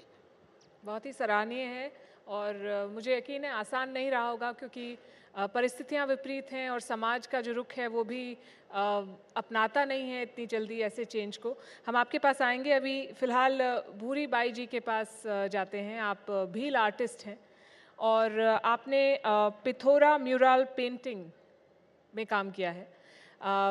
ट्रेडिशनली महिलाओं को इस क्षेत्र में अपनाया नहीं जाता, तो आपने क्यों चुना ये और आपको शुरू में किस तरह की रेजिस्टेंस, किस तरह की सामाजिक प्रेशर से आपको आगे बढ़ना पड़ा? देखिए, ये हमारा भील आदिवासी पिथोरा है जी। वो पिथोरा की पहचान है जी। लेकिन जो हमारे जो जनजाति में जो महिलाएं हैं वो पिथोरा नहीं बनाती है, लेकिन ये हमारी पहचान है। मैं पिथोरा को नहीं बनाऊंगी, लेकिन उसमें जो पूजा में पिथोरा बाबा का जो घोड़ा है और उसमें जो पूजा में लेते हैं वो चीज़ में नहीं बनाऊंगी। मैं बनाऊंगी जो मुझे बचपन से ही शौक़ था। जब मैं 7-8 साल की थी तो मुझे बहुत शौक़ था। मेरे को ऐसा मैंने तो कभी सोचा ही नहीं था, लेकिन मेरी माँ कहती थी त्यौहार आ रहे हैं तो वो गोबर मिट्टी से अपने घर की दीवारों को लिपा पोती करते हैं। शादी होती है तो जैसे शादी वाला घर लगना चाहिए, जब पूजा होती है तो पूजा वाला घर लगना चाहिए। तो मैं अपने हाथ से ही कलर लेके और बैठ जाती थी। मैं खुद ही हाथ से कलर बना लिया करती थी। जैसे वो केकड़ा मिट्टी निकालता है, वो मिट्टी ले आती थी। काला कलर जो मिट्टी का तवा पे हम रोटी बनाते हैं उसको खुरूस के काला कलर बना लिया करती थी। जब मेरे को ऐसा लगता कि मैं अब ग्रीन कलर का कैसे बनाऊं, तो जैसे वो सेम कलर की जो पत्ती है उनको इकट्ठी कर ली बहुत सारी, उसको सुखा दिया। सुखाने के बाद उसको पत्थर पे पीस लेती थी। पीसने के बाद फिर उसको एक बार गला दिया। मैं ग्रीन कलर बना लिया करती थी, मुझे शौक़ था बचपन से ही। ऐसे धीरे धीरे जब त्यौहार आया, शादी आई, ऐसे कर लेती थी। फिर जैसे धीरे धीरे हम भाई छोटे थे, दोनों बहनें थी, कमाने वाले थे नहीं। माँ बाप बहुत गरीब थे क्योंकि हमको खाने के लिए धान मिलता नहीं था। वो किसी के यहाँ एक लोटा लेके जाते थे तो उधार लेके आते थे। वो दूसरी बार फिर नहीं मिलता तो दूसरी बार जाते थे तो बोलते हैं नहीं, पहले की तुमने उधारी नहीं चुकाई, हम नहीं देते हैं। तो मैं अपने बचपन में बहुत ही गरीब रहे और लोगों के खेतों में कमाने के लिए, काम करने के लिए जाती थी, जो कटाई करने के लिए, निदाई करने के लिए, तो 1 रुपये मिलते थे। दोनों बहनें 2 रुपये कमा के लाती। ऐसे करते करते फिर हमारी दोनों बहनों की शादी हो गई। मेरा पति कहने लगे, बोले गांव में तो 1 रुपये मिलते हैं, 1.5 रुपये मिलते हैं, उसमें कहाँ पूरा होता है, अपन शहर से लें, शहर में ज़्यादा पैसे मिलेंगे। मेरा पति मेरे को भोपाल में लेके आया। जब भोपाल में आए हम तो एक म्यूज़ियम है भारत भवन करके, वो म्यूज़ियम बन रहा था, तो मैं आते से म्यूज़ियम में वहाँ पर मैं मजदूरी करने लगी। मुझे नहीं पता कि वो कौन थे, क्या थे, वो बहुत बड़े आर्टिस्ट भी थे और भारत भवन के डायरेक्टर भी थे, जे स्वामीनाथन जी जगदीश करके। उनका आज भी मेरे सर पे उनका आशीर्वाद है। तो उन्होंने बोला, बोले आप कहाँ के हो, क्या समाज हो, कैसे आपके गांव में शादी होती है, कैसे मतलब पूजा पाठ करते हैं, किस देवी देवताओं को मानते हैं। तो मैंने कहा हम हिंदी समझते नहीं हैं, आपको हम कैसे समझाएं, कि पहली बार हम निकल के आए, हिंदी नहीं बोलते थे, हिंदी बोलना ही नहीं आता था। तो सामने वाला बोल रहे हैं तो हम कहते हैं अरे ये बड़े आदमी हैं, ये इसको क्यों बात कर रहे हो। हम लड़की डरती थी, बात करने के लिए डरती थी, उससे बात मत करो, ये पकड़ के ले जाएंगे। गांव के रहने वाले और पहली बार ऐसे बात करने में बहुत डर लगता था। वो रोज़ रोज़ आते हैं, हम काम कर रहे हैं, वहाँ माल देना, पत्थर फेंकना, मिट्टी डालना, ऐसा कहते हैं नहीं हमें आप बताओ, बोले हमें थोड़ा सा बना के दिखाओ। सब ने मना कर दिया, 100-150 लेबर थी, उनने सब ने मना कर दिया। मेरी बहन कहने लगी, बोले भूरी आपको तो आता है, अब अपने घर की दीवारों पे बनाती हो, आप उनको बना के दिखाओ। मैंने कहा मैं अपने घर की दीवारों पे बनाती हूँ और मिट्टी का कलर लेके, और ख़राब हो जाता है तो फिर लिपापोती कर लेते हैं, और इनको मैं कैसे ख़राब हो जाएंगे तो क्या करके दूँगी, कैसे सुधार के दूँ। बोले नहीं नहीं आप ख़राब हो जाए कैसा भी बने, आप तो बना के दिखा। तो मैंने कहा मेरे को तो मैं बना के दूँ तो मेरे को मजदूरी कौन देंगे, मैं तो मजदूरी करने आई। तो मेरे को 6 रुपये मिल रहे थे। तो कहने लगे, बोले आपको 6 रुपये मिल रहे हैं, हम 10 रुपये देंगे। मैंने कहा मेरे को 10 रुपये नहीं चाहिए, मेरे को 6 रुपये चाहिए। मैंने उनको मना कर दिया, मेरे को 6 रुपये चाहिए। कहने लगे अच्छा ठीक है। मैंने पहले ही मतलब रंग कलर ब्रश से भारत भवन थे बनाने के लिए मैंने स्टार्ट किया, और वहाँ से उनके स्वामी जी के कहने पर रंग कलर ब्रश से मैंने शुरुआत की। तो उन्होंने 5 दिन बनवाया मेरे को 5 दिन के 50 रुपये दिए। अरे वाह। और मैंने कहा ये इतने सारे पैसे क्यों दे दिए उनने, मैं मजदूरी कर रही तो मेरे को हफ्ते भर का 30 रुपये मिल रहे। मैंने कहा मेरा पति मेरे को डांटेंगे, मेरे को गाली बकेंगे कि काय के 50 रुपये मिले, डर भी लग रहा है। और फिर ऐसे करते करते फिर आया वो 2-2.5 साल के बाद फिर आया, कहने लगे भूरी भाई आपसे और बनवाना है। तो मैंने कहा हाँ बना देंगे। 10 दिन और बनवाया, 10 दिन के मेरे को 1500 रुपये दिए। मेरे को बहुत ढेर सारे पैसे लगे। फिर वो पैसे देख के ना मेरे परिवार वाले, मेरे ससुराल वाले सब मेरे पति से कहने लगे, बोले तेरी बीवी को इतने सारे पैसे क्यों दे दिए, कौन ने दिए, ये किस काम के दिए। मेरे पति को भड़का दिया उन्होंने, ससुराल वालों ने भड़का दिया। मेरा पति कहने लगे, बोले आप मजदूरी करने जाओगे, ये ऐसा कलाकारी का काम करने नहीं जाओगे जी। अब फिर क्या करें, वो कहने लगे, बोले आपका घर दिखा दो, हम आपको ज़रूरत पड़ेंगे तो फिर हम बुलाएंगे आपको। मैंने कहा मेरा घर तो है ही नहीं, हम ऐसे घास का मतलब जैसे ओडा टाइप का वो झुग्गी बना के रह रहे थे भोपाल में। मजदूरी जहाँ मजदूरी मिली वहाँ मजदूरी कर ली। कहने लगे अच्छा ठीक है, जैसा भी घर है आपका घर दिखा दो। घर पे आए वो, बोले आप खाने में क्या लेते हो। तो मैंने कहा हम मक्के की रोटी खाते हैं। बोले हम भी खाएंगे, हमारे लिए बनाओ। तो मैंने मक्के की रोटी और चटनी, लहसुन वाली लाल मिर्ची की चटनी बनाई। उन 2-4 लोगों और साथ में आए, उन्होंने सब ने खाया जी, उनको बहुत अच्छा लगा। ऐसा करते करते फिर कुछ सालों के बाद मेरे पति ने मेरे को ये, आप यहाँ आ गए, आप बोलने से डर रहे थे और आप इस मंच पे अपनी पूरी कहानी सुना रहे हैं। बहुत ही इंस्पायरिंग और प्रेरणादायक आपकी कहानी है। मैं फिर आती हूँ आपके पास, पर इस वक्त मैं चाहती हूँ कि हमारे जो बाकी गेस्ट हैं वो भी जुड़े हमारे साथ। भूरी बाई, श्रीमती सुरेंद्री देवी राणा से हम बात करते हैं। आपने हैंडीक्राफ्ट्स के क्षेत्र में काम किया है और 35 विमेन वेलफेयर ग्रुप्स के साथ आप जुड़ी हुई हैं। आपने क्यों इसको चुना और किस तरह का संघर्ष आपने देखा और किस तरह का बदलाव आपको लगता है आप लेके आई हैं अपने परिवार में और अपने समाज में अपने काम के थ्रू? जी मैम, मैं बहुत गरीब परिवार से थी और एक हमारी जो दीदी आई थी हमारे गांव में, उन्होंने कहा कि बहन एक समूह बनाओ आप। तो मैंने कहा समूह क्या चीज़ होती है, मैं समूह को तो पहचानती नहीं, समूह होती क्या है। तो उन्होंने कहा कि एक बार जुड़ो, आप 10 महिलाओं को इकट्ठा करो और उसको एक ग्रुप बना के और बैंक में जाके खाता खुलवाएंगे और आप हर महीने में 20 रुपये जमा करना। तो मैंने 10 महिलाओं को बुला के और हमने मीटिंग करके मैंने समूह बनवाया। समूह बनवाने के बाद जैसे कि हमने 20 रुपये महीना जमा करते थे, उस टाइम ऐसी हालत थी मेरी कि महीना आ जाता था लेकिन मेरे पास 20 रुपये भी नहीं होते थे। फिर ऐसे ही हमें 50,000 का हमें लोन मिला, उससे मैंने एक भैंस ली और क्या कहते हैं हमारी जो 7 जो महिलाएं थी उन्होंने भी एक भैंस ली। उस टाइम में 5 से 6 हज़ार तक की भैंस थी।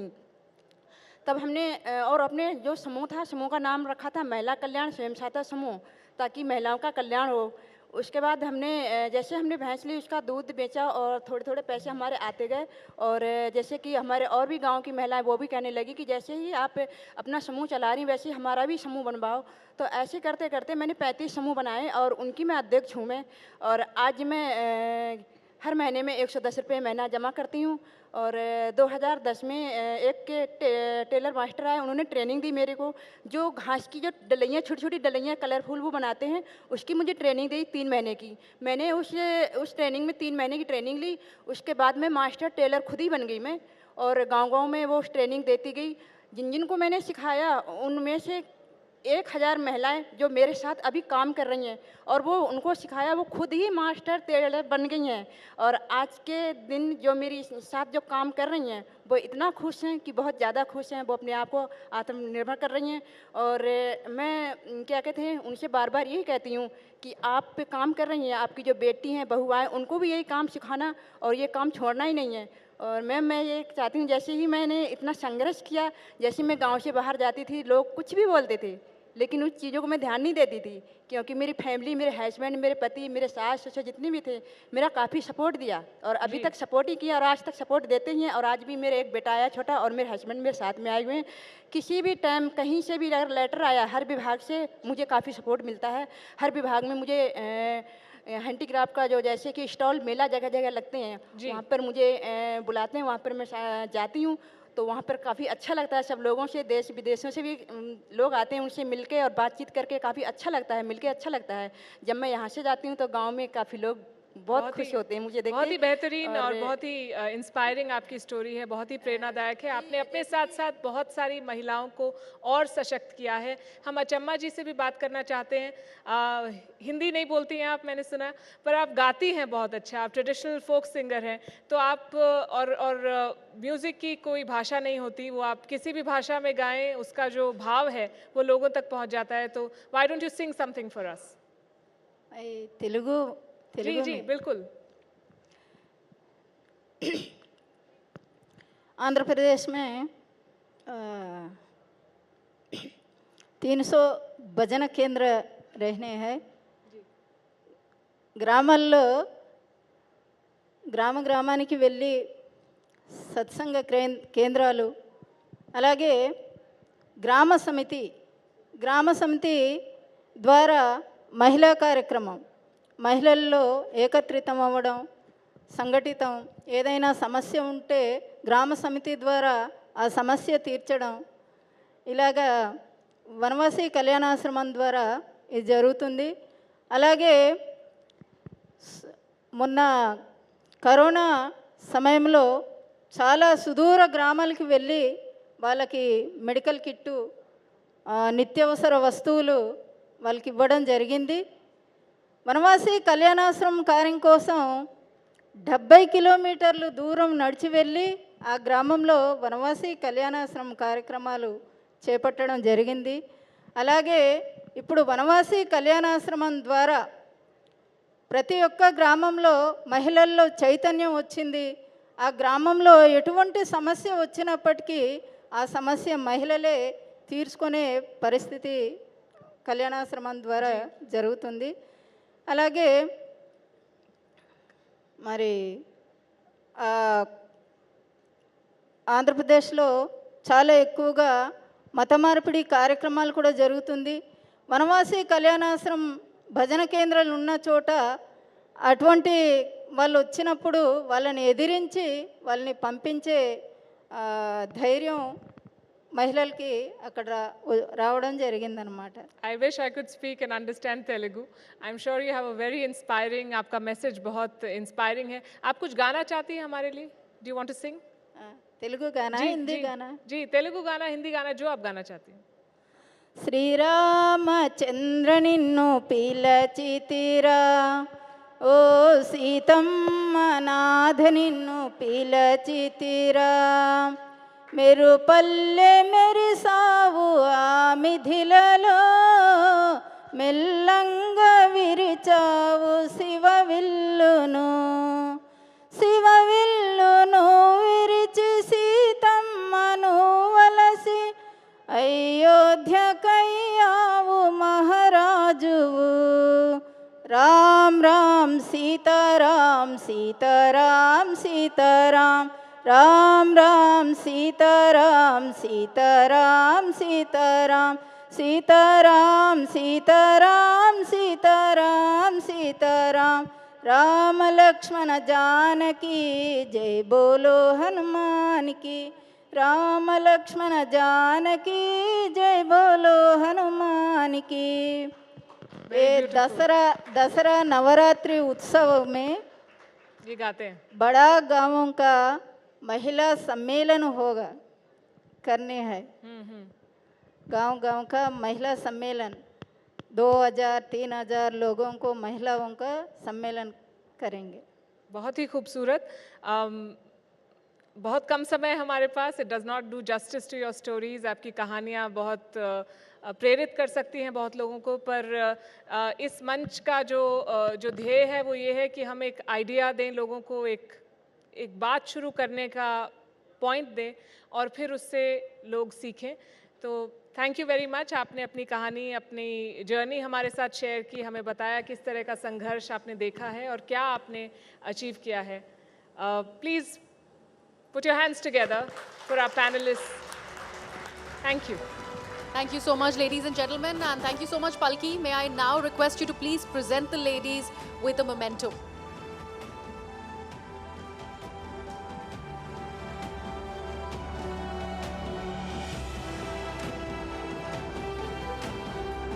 जोरदार तालियों के साथ शी शक्तियों के इस जज्बे को सलाम कीजिए, क्योंकि शी जब शक्ति बन जाती है तो वो लाखों करोड़ों महिलाओं के लिए सबसे बड़ी मिसाल कायम कर जाती हैं.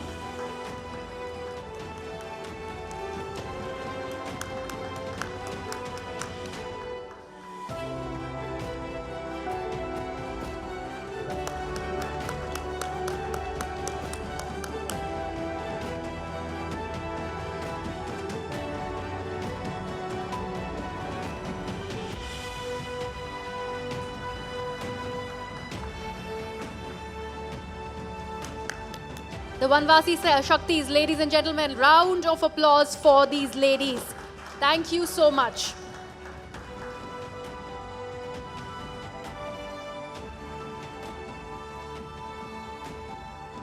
Esteemed guests, we are now moving on to the next session, Raksha Shakti.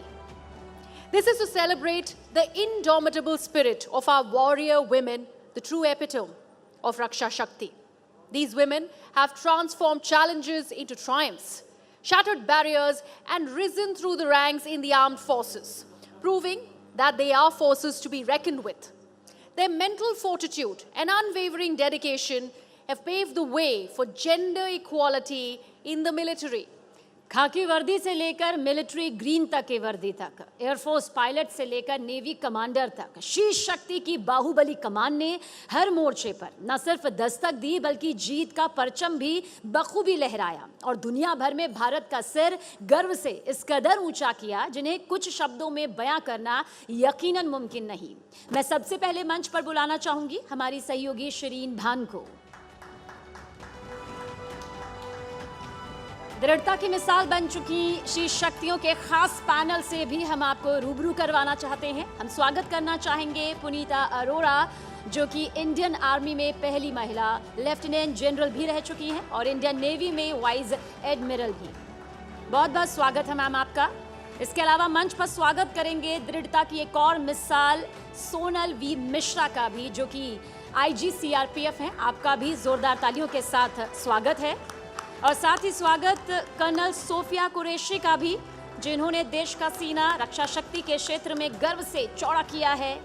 Squadron leader Sindhu Reddy का भी हम मंच पर जोरदार तालियों के साथ स्वागत करेंगे। हर मोर्चे पर आपने हिंदुस्तान का नाम रोशन किया, सिर ऊंचा किया। और साथ ही जोरदार तालियों के साथ स्वागत करेंगे डॉक्टर सीमा राव का भी, जो कि आर्मी में एक कॉम्बैट ट्रेनर हैं। आप सभी का बहुत बहुत स्वागत है रक्षा शक्ति के क्षेत्र में अपनी महत्वपूर्ण योगदान देने के लिए।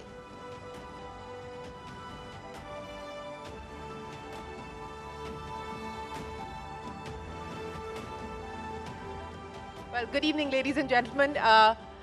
It's great to be back, specifically on this panel, because here's a personal story. I am the daughter of a fighter pilot in the Indian Air Force, and so it gives me a lot of pride, and it is my privilege here to speak with these ladies here, these officers here, who've really been the torch bearers for gender equity and gender balance and gender parity as far as our forces are concerned.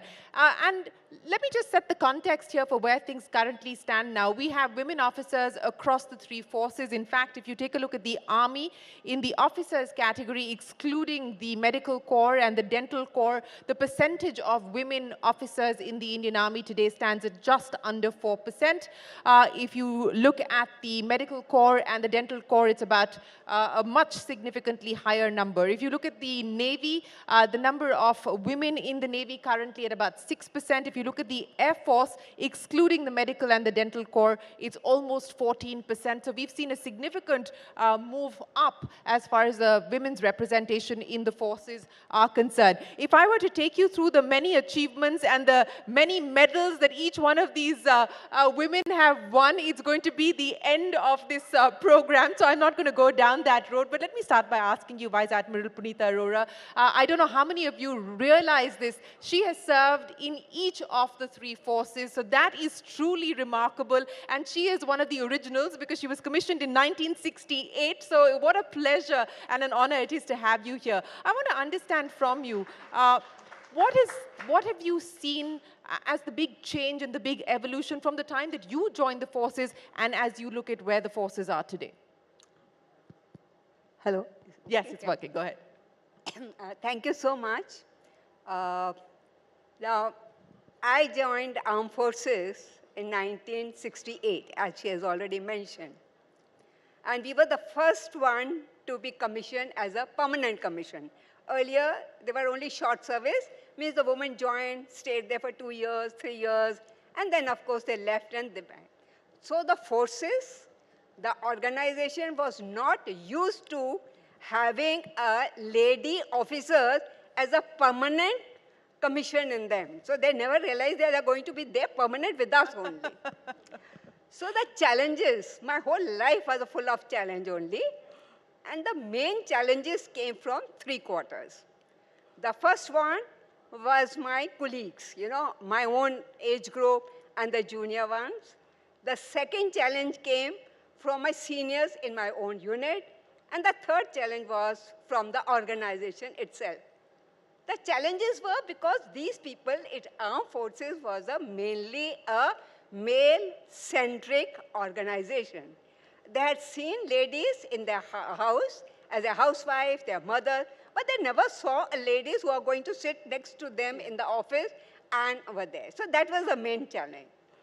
The juniors officers or my colleagues thought, my God, the lady officer, she's not going to work. Probably she will say, I want to take a leave. I have children at home. And she's going to give all kind of excuses so that she can take leave. My seniors also probably were not used to it because they never seen a lady officer coming and working with them. And my organization, because there were no rules and regulations meant for the lady officer. Everything was for gentlemen officers. So as a result, at every level, whenever I got posted, first of all, I had to convince everyone, well, look, I'm also going to work. I'll work, with you people, and literally, I'm telling you, I had to work double to convince them that a lady officers can also perform and perform well. So it used to take me 1 to 2 years. By the time I finished 3 years, well, I was posted out. And I was at the square one again trying to convince my whole unit that yes, we can also work. Now came from the organization. See, I will not say it was unfortunate. Well, the circumstances were such that there were no rules and regulations. Now I'll give you a very small example. See, like I asked for my posting to Srinagar where my husband was there. Now everybody was confused. My God, Srinagar, going to be posted with your husband. The ladies just accompany them. They don't get posted there. Secondly, asking for a maternity leave. So when I asked for a maternity leave, when my son was to be born, so the whole organization went through all the rules and regulations. There is an annual leave, there is a casual leave, there is a sick leave. There's no maternity leave. And nothing known as because gentlemen officers don't have children. So that was the challenge which we faced. And let me tell you very honestly, these challenges throughout I faced. But one thing was there. I will fully agree that they were scared. Not scared, they didn't know how to react to the lady officers in there. But at the end of the tenure, when I used to leave, they used to say, no, please send us more lady officers. We are very happy with this. So these were the challenges which we faced when I was there, when I joined over there. In fact, all these young ladies who are sitting over here, they were not even born when I joined them. So in many ways, absolutely, you paved the way for each one of them to live their dreams. And I only say one thing, when people ask me, for the young ladies, what? I said, see, when you are going to be the first one in that field, everything depends on you, how you perform. If you perform well, you will open the floodgates for other young ladies to join that organization. Absolutely. But if you fail, and then you have got nothing to, give way to these others. I don't take pride or I don't say anything, but let me tell you that at my level, and all my other lady officers who were there, I give credit to all of them. They have paved the doors open for the other officers, lady officers, to come into the armed Absolutely. forces. Ladies and gentlemen, a big round of applause. As I said, the original paving the way and opening the doors for so many of these officers that we see here today. Sonal Mishra, let me come to you. And very quickly, I want to tell you a little bit about Sonal. She's a 2000 batch Tamil Nadu cadre officer. She's the first woman IPS officer from Chhattisgarh to receive the much coveted Indian Police Medal Award in 2016. What an absolute pleasure it is to have you here, Sonal, with us. But, just to take off from what we heard there from Ms. Arora, what has the journey been like for you? Is it better today? Is it more accepting? Is the force more accepting? Are your colleagues more accepting seeing a woman in charge in uniform? I must say yes. I must say yes. The atmosphere, I don't know what ma'am would have faced, but definitely we have faced better times. And times are improving very fast. Because it's the critical number, Once the numbers start increasing for the women, I think everybody sees a role model, more so among women, among girls. We look at our role models. And the same happens with us in service when we look at our seniors and see that, yes, if she has done this assignment, why not I? So that role model thing helps us a lot. And the second thing is, the right attitude. I think that is the most important thing. If we have the right and the firm attitude, everybody down falls in line. But what has been the hardest part for you so far? And what has been the big change that you've noticed in the way that people approach you? And what is it that you would like to tell women who are watching you? Because as you said, today, your representation of what the forces can do and what the forces offer for women, what would you say to them? I would say, don't hold yourself back. If we are holding ourselves back, that is our problem. The force is there, the force or our organization is there, it's accepting us with open arms, I must say. And women at the right decision-making level can be the catalyst for you. And they are there now almost in all organizations at the right decision-making level. So don't hold yourself back. That's my message to the young generation. Whoever is entering at whatever level, I see in CRPF, I have served in the northeastern sector. It's a difficult area. One must not hold, we have had a lot of women who are serving right now in Srinagar, right now in the LWE infested Chhattisgarh, from where I come from. And I must say that they are doing a wonderful job. And the women who are holding themselves back, please don't do that. It's on you. Don't hold yourself back. And let me take that point across to Colonel Sophia Qureshi as well. And like we just heard there from Sonal Mishra, Colonel Qureshi has also served in the Northeast. She served in Punjab. She's also been part of the UN mission, the UN peacekeeping force as well, and played a crucial role there. Colonel Qureshi, as you look at your journey, at your own journey, what have been the big lessons and the learnings for you? And what is it, like we heard here from Sonal, that you would like to leave to the women who are watching, to parents who are watching, to brothers and fathers who are watching, because that's an important message to send out? Jai Hind, everyone. Firstly, I would like to convey sincere thanks to everyone for giving this opportunity to speak at She Shakti. If you ask me, I belong to a warrior family, so it was in my genes, and I wanted to don the uniform. And believe me, Indian Army is the best organization one can have. It gives you an opportunity to surmount any kind of difficulties, and I'm lucky and privileged to serve the nation with honor and pride. Today, when I joined the army as a lieutenant, I remember I was a part of the division during the Oprakram. So what my company commander told me, Sophia, if you want to earn the salute, then you have to work sincerely. Believe me, I have earned the salute and also earned the commendation card during the Oprakram. It was all because of the good mentoring I had that time. And if you ask the challenges, I would like to highlight one incident when I was in Congo. And since you all know, the Indian Army is the largest troop contributing country in the United Nations. And I was the second batch of women officer, and I had a privilege to be part of one of the operation, which we conducted during the historical presidential elections. So I was a part of the one cordon and search team. It was a melange of force from the Swedish Army, from Tunisia, from Uruguay, and we led that cordon and search operation. We did it whole night. It took 72 hours, but it was successful. We could save the life of local populations. And next day, the force commander asked me who was that lady from the Indian Army. I think that gives me the pleasure. The people talk about the Indian Army, not Colonel Sophia Qureshi. So such incidents happened in my life, and I had a privilege to command the contingent at ASEAN nations. I was the only woman officer among 22 nations. So I'm also thankful to my organization for giving me this opportunity. I was lucky that I was with the Sonal ma'am in Northeast, where I was again privileged to mentor the first batch of women military police soldiers. And there we worked together in many of the operations and work.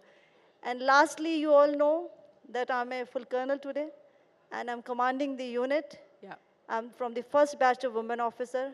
So salute to my organization that I've got a chance to command. Well, a salute to Thank you each so much. one of you. A salute to each one of you.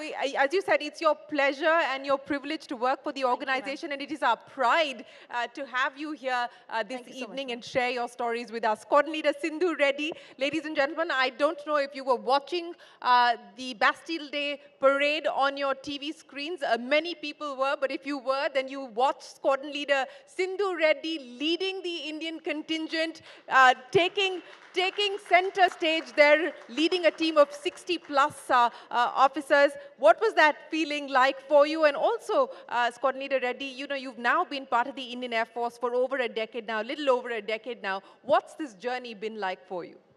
So, giving the salute to the Prime Minister on the Champs-Élysées and on the French National Day especially tops my list of achievements as of now, definitely. You know, carrying the might of the entire force that was behind me and being there, leading my contingent, it gave me all that power, it gave me all that strength that I can do it. If if somebody else can do it, then definitely I can do it as well. I have everything in So me. what was that going on in your head the previous night, just before you actually had to lead the contingent? You know, was there an internal dialogue in trying to deal with the pressure and the nerves? I'm sure that's part of it. Oh yes, definitely. I almost had a nervous breakdown thinking that, I actually didn't realize I was going to be the first woman marching on the foreign land until, that moment when I realized I almost had a nervous breakdown. I'm like, oh wow, this is news to me.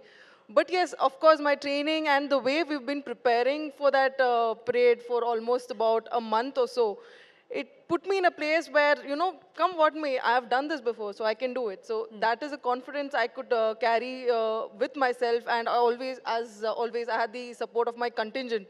So when you have the support and when you have the might and you have your own strength, nothing is unbeatable. So that is the message that we wanted to deliver, and it was delivered in the right sense, It was delivered across the country and across the world. People who were watching. Ladies and gentlemen, a big round of applause for Squadron Leader Reddy for leading the Indian contingent. But that was on the ground. Yeah. What about up in the air when you're actually flying?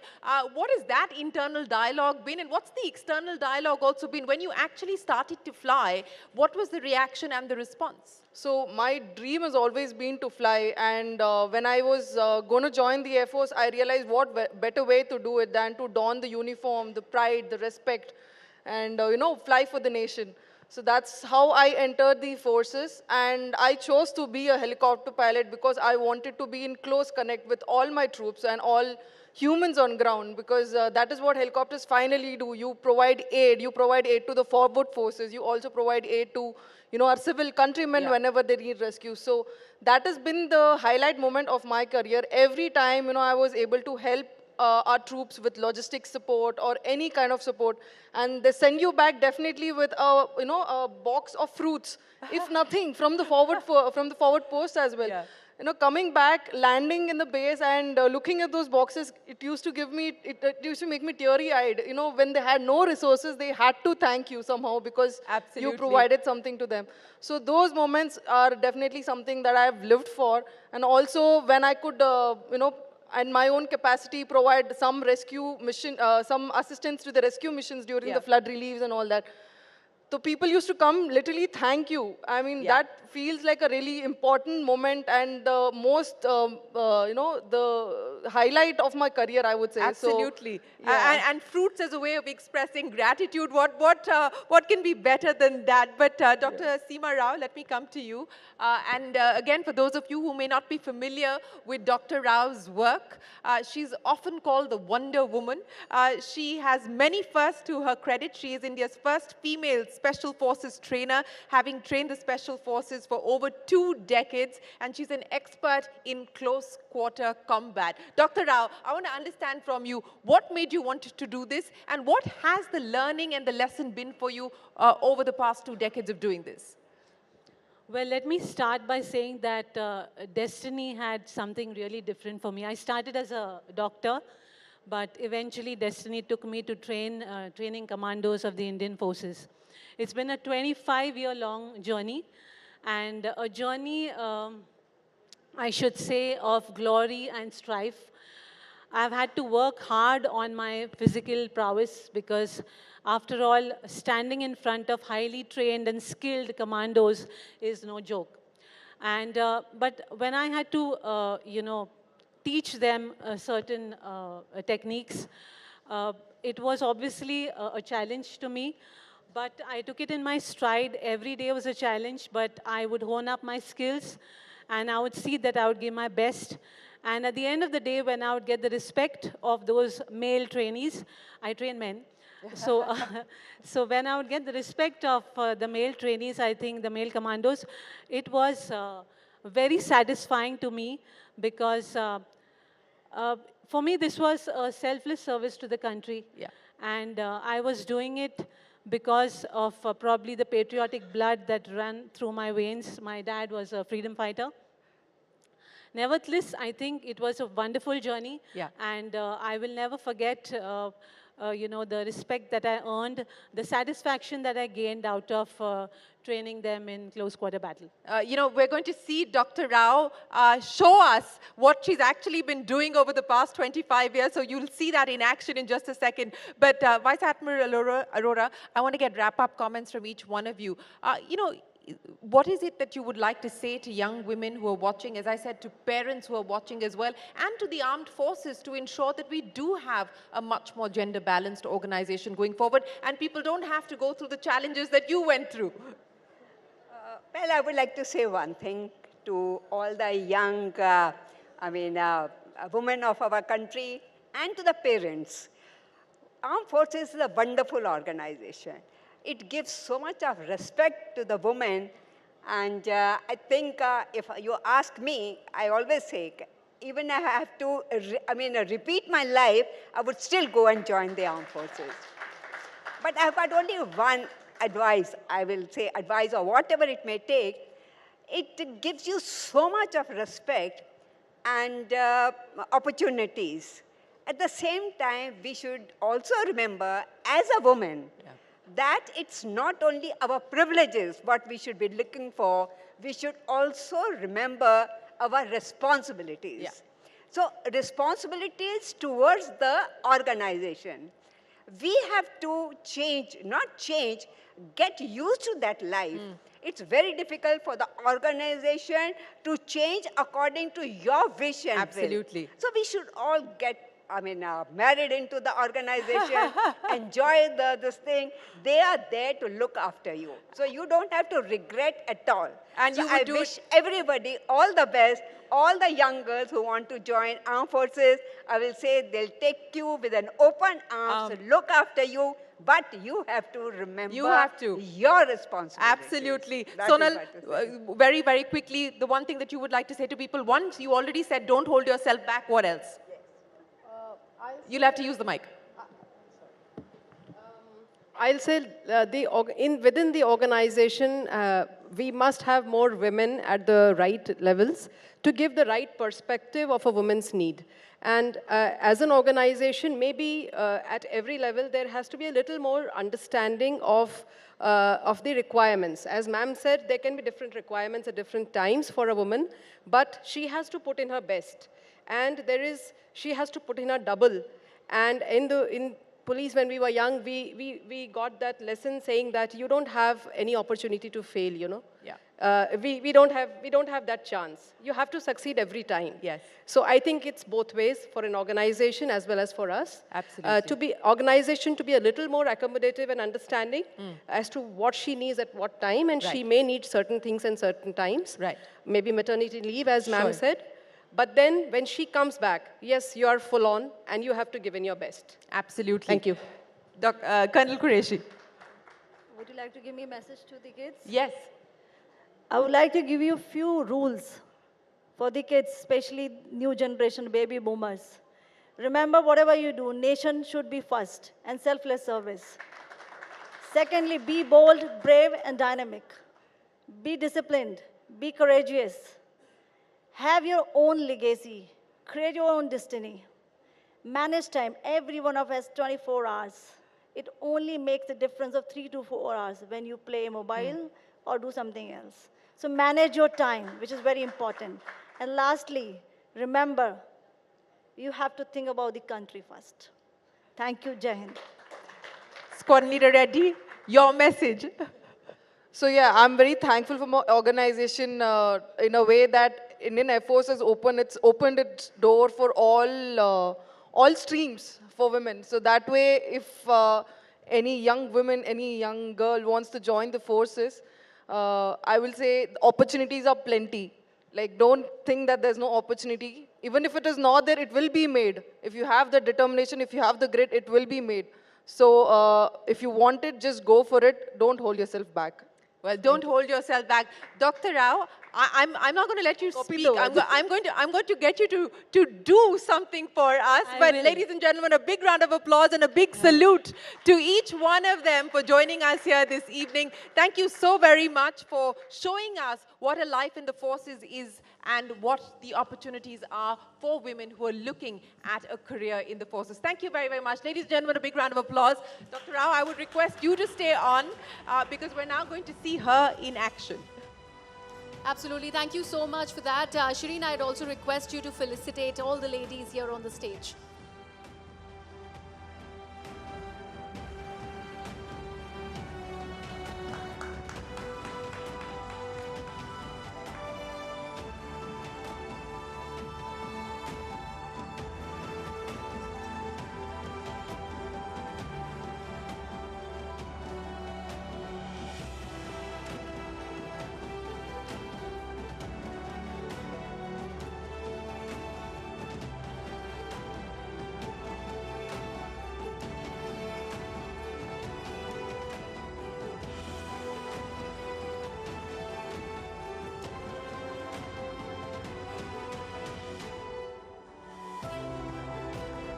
A huge round of applause for these super achievers, ladies and gentlemen. Thank you so much for being here with us. And as Shireen has already teased for all of you, Dr. Rao has a special something that's planned for everyone.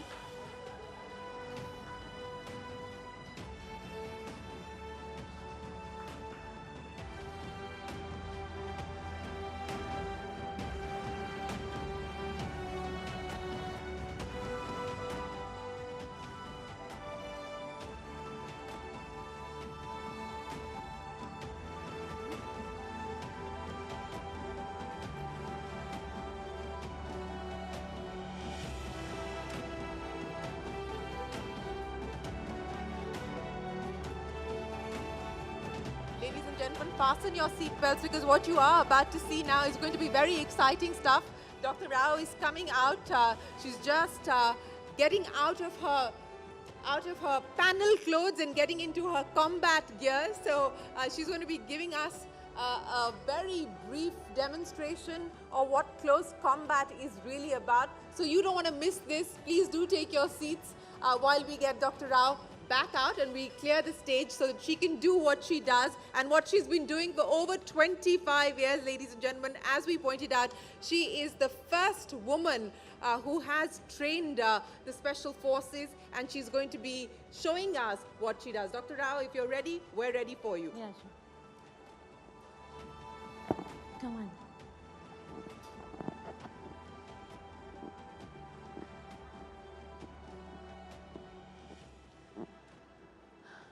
First and foremost, a very good evening to everybody. I read long back a quote which influenced my mind. The me I think is the me I'll be. I read one more quote which influenced my life. Life is tough, darling, and so are you. My journey in commando training was a very long journey, 25 years past. Then I realized that I wanted to empower women. So I devised a program called DARE, Defense to Assault, Rape, and Eve Teasing. So I'm going to be talking about that. To start with, I'm going to read a few statistics which are very astonishing. The crimes against women, 50 per hour, 5 lakh per year. The rapes, 3 per hour, 30,000 per year. And kidnappings, 2 per hour, 1 lakh per year. Now this is extremely astonishing statistics, and that's why I came up with this program. Let me first try to make it very clear that there is a distinct difference between eve teasing, molesting, assault, and rape. Eve teasing and molesting requires a minimum response. The response should be a slap, maybe a threat.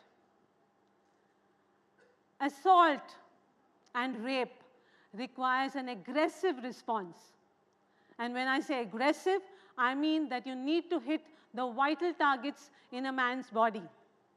You need to be using anything and everything around you which you can take and whack him, hit him on his head, hit him on his joints. So there has to be a very aggressive response for rape as well as for assault, and a minimum response for eve teasing as well as molesting. I'm going to not take too much time talking. I'm going to go straight to a demonstration. Anand, can you come here? This is going to be an eve teasing response first. So here we go. I'm walking on the street.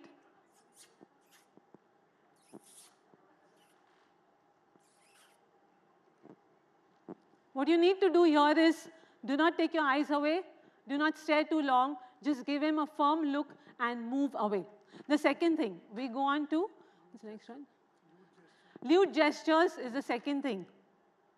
So I pass from here again. Oh, baby doll! Aha, Miss India figure hai. No! Beautiful. No, stop. And move past. The third response is grabbing the wrist. Baby, आती क्या खंडाला? चल आना. No! Police को बुलाऊंगी. Bus. And you move away. Now we go on to the next response, that is to, can you tell me, Anand, what it is? To an assault. It's going to be a demonstration on vital strikes, the vital areas in the body. So the first is the eyes. Flick the eyes, hit hard. The second one being the nose. Hit the nose with the palm heel. Third one being the ears. Here. It can cause the eardrum to break. The next one is the throat. So I squeeze here the throat. In this case, one finger in the notch, the other one on the Adam's apple, and I squeeze hard. The next would be the groin. So for the groin, it could be a groin kick or simply a flick hard. I'm showing it on the thigh, it's actually done on the groin. And after that, you have the shin kick. So front kick done to the shin. The shin is a bone here, very superficial. So I kick hard. And that's it. We go on next. Okay, so now these are techniques of, yeah. So go on. So the first one being a hair grab. बहुत शाना बन रही है तू. बहुत शाना बन रही है. चल दिखाता हूँ मैं तुझे.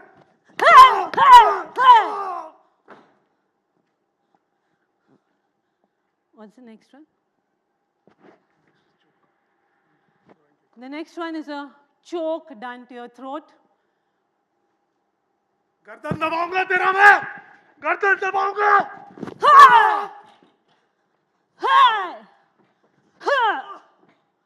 Stand up. The next one.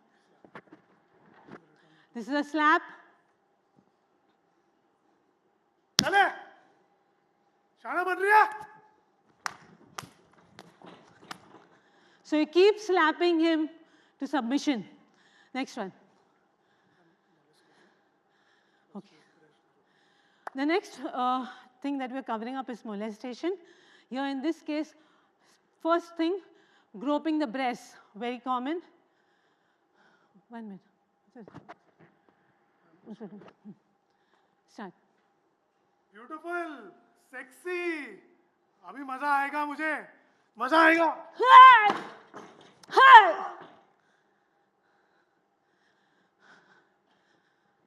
You have to push the hand away and attack. Next one. Circular swoop. So I'm standing here. Oh, sexy. Baby doll. चल ना मेरे साथ.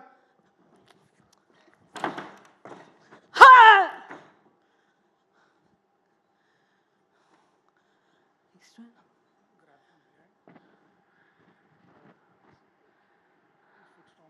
Okay.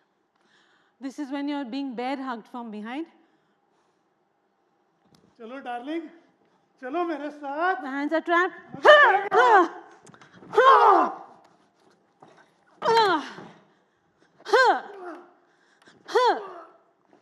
Stand.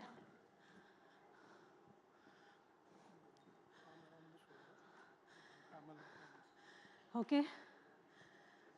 This way. I'm walking. Come on. Darling चल ना picture देखेंगे साथ में चलो darling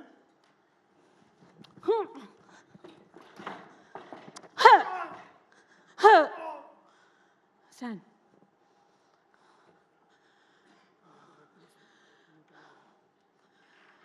I'm also going to be talking about how to respond to rape,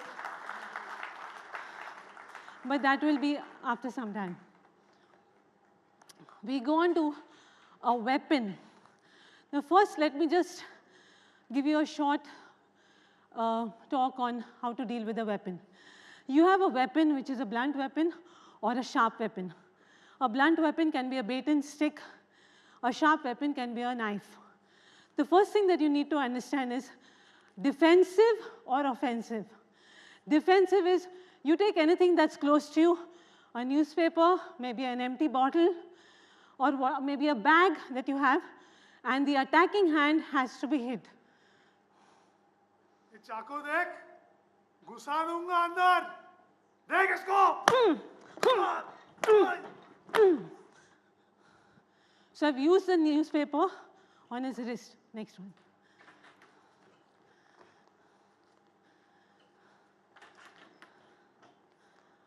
You have a bottle? Get fast. Now I'm going to be using an empty bottle. This is a stick. Okay. Sir फोड़ दूंगा तेरा मैं sir फोड़ दूंगा So you have to hit the wrist so that he drops the weapon. Go on next.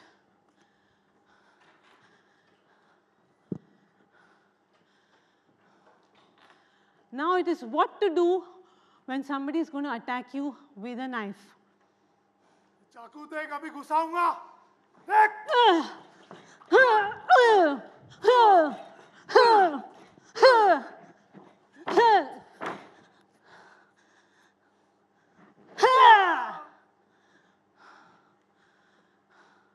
Next.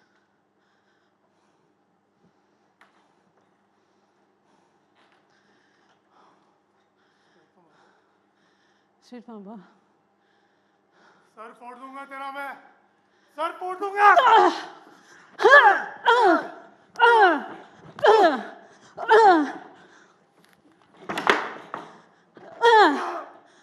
Stand.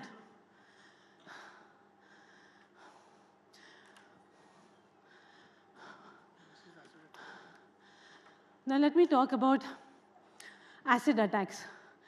It's a very common situation these days. How do you deal with an acid attack?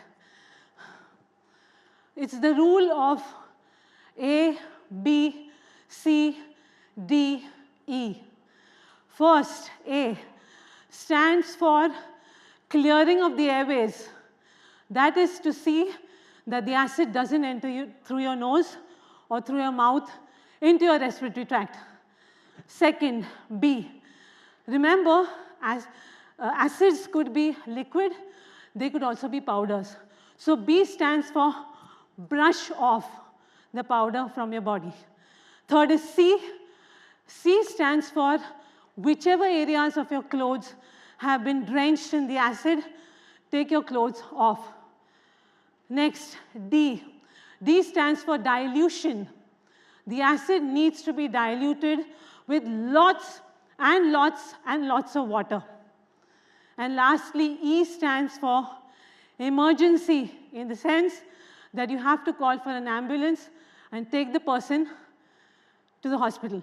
So first, do it. So here he comes, I'm standing innocently. चेहरा बिगाड़ देगा तेरा मैं So first and foremost, the nose, mouth, do not scrub. Okay, after that get water. I have nobody else but Anand to get the water for me right now. Okay. I brushed off, okay, take the clothes off. Finally, you have water, pour it, keep pouring, more water, more water, more water. Just keep pouring it on the area. And finally, the last thing would be to go to the hospital. Okay, next.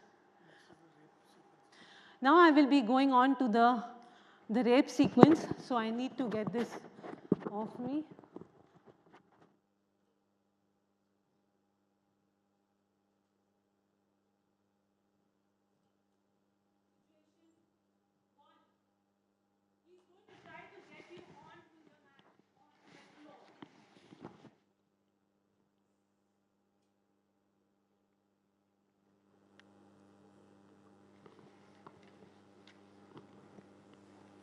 चल चल मेरे साथ चल अभी दिखाता हूँ चल चल चल नीचे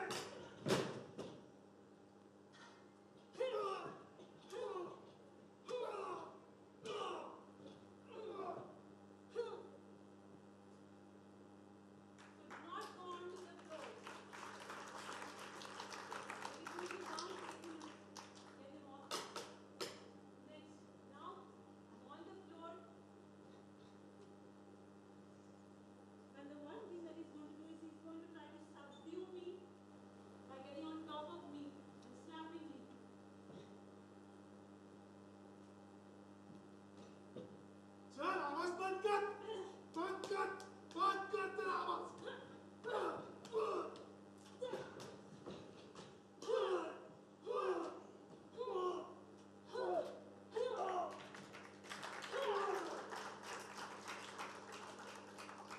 Don't spare him.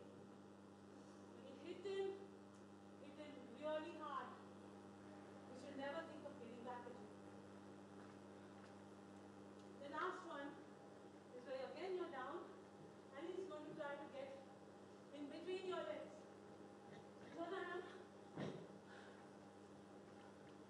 चलो अभी दिखा रहा हूँ मैं हाँ चला मर रही है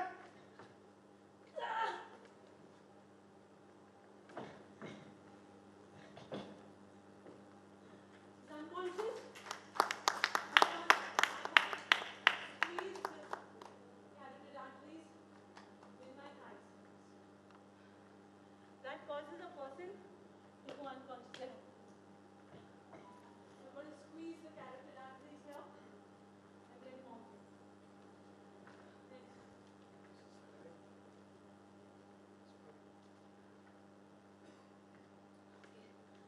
Now we're just going to, I think self-defense is very important for women. My daughter went to Germany for a fight in a cage against a female competitor. Unfortunately, her competitor did not come. What my daughter did, I told her simply, just select any male contestant over there and fight him. She did exactly that. And she's one of the very few women who's beaten up a man in a cage in Germany.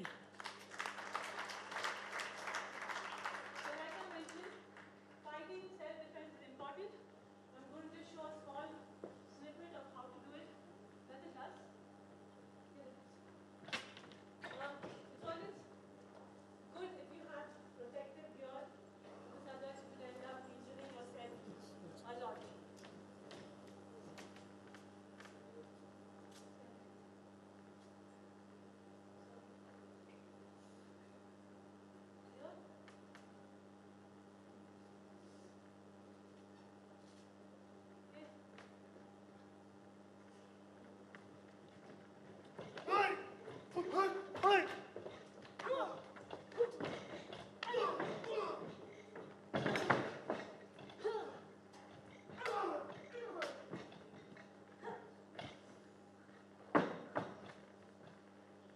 That's an elbow break. That is it, yeah.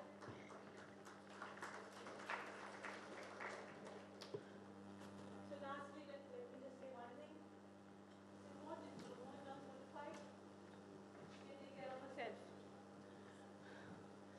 Also remember, to all the men here, never underestimate the power of a woman. To all the women here, together we stand strong. So be strong Do not feel victimized and fight your best. Make the best of your life. You have one life. Do not get deterred by your gender. One last statement. Maya Angelou, an American civil activist, said once, I like to see a girl go out and hold the world by its lapels. Life is tough. You gotta kick ass. Dr. Rao, thank you so very much for demonstrating the power and the strength of a woman. You know, I have to say I had mixed feelings watching you do that, because at many levels I was angry. I was feeling frustrated, angry about the fact that we still have to deal with this, that women cannot walk on the streets without having to feel like they have somebody trying to stalk them, or just a sense of insecurity and a lack of safety and feeling vulnerable constantly. I hope we create a world, I hope we create spaces, public spaces specifically, where women feel safe, where women can reclaim public spaces. I think that is also equally important. While self-defense is important, but all of us, civil society, the government, all stakeholders need to ensure that we create public spaces that are safer for women. We need to make spaces where men feel safe. Ladies and gentlemen, Dr. Rao, thank you very, very much for joining us here this evening. It's been a pleasure. Thank you so much, Dr. Rao and Shireen Bhan. Thank you so much. और अब बारी है हमारे अगले session की, जो कि है नीति शक्ति। शारीरिक शक्ति बाहरी तौर पर मजबूती दे सकती है, लेकिन आत्मशक्ति भी उतनी ही ज़रूरी है। आत्मशक्ति समाज और देश को न सिर्फ बाहरी बल्कि आंतरिक तौर पर भी ताकतवर बनाती है। ये बात उन बेमिसाल शी शक्तियों से बेहतर आखिर कौन जान सकता है, जो देश को बुलंदियों तक पहुंचाने में अपनी बेशकीमती भूमिका निभा रही हैं। करीब 15 लाख महिलाएं ज़मीनी स्तर से लेकर संसद तक राजनीति में सक्रिय हैं। ये वो सम्माननीय शी शक्ति हैं जिनकी आत्मशक्ति ने ज्ञान शक्ति की ऐसी ज्योत जलाई जिसे बुझाया नहीं जा सकता। And today we shine a spotlight on women who are shaping policy and governance. Women who have assumed pivotal roles in shaping India's future from the grassroots to the parliament. With immense pride, we present to you the brilliant minds behind the nation's economic, bureaucratic, and academic landscape.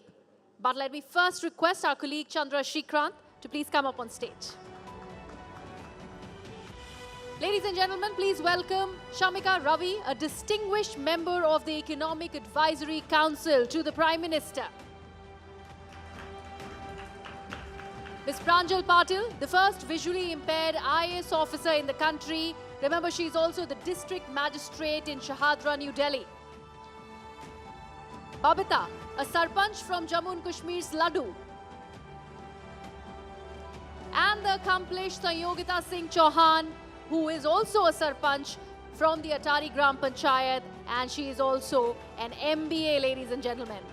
These remarkable stories, we are hoping, will be inspiring and illuminating the path forward. Over to you, Chandra.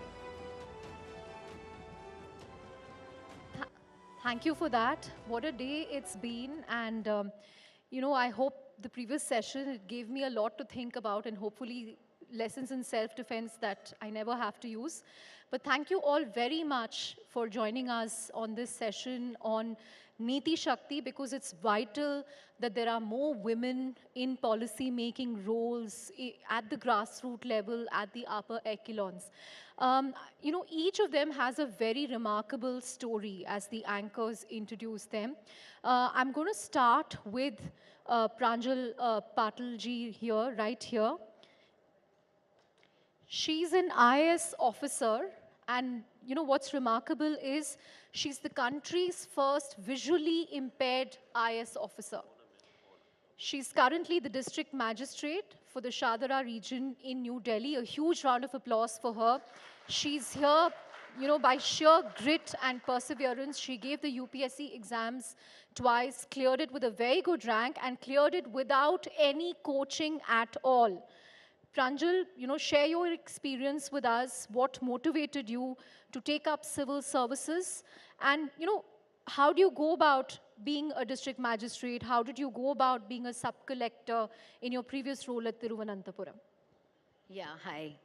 Thank you so much for having me here. And I think all of us have some ideas in our childhood that, what our interest areas are.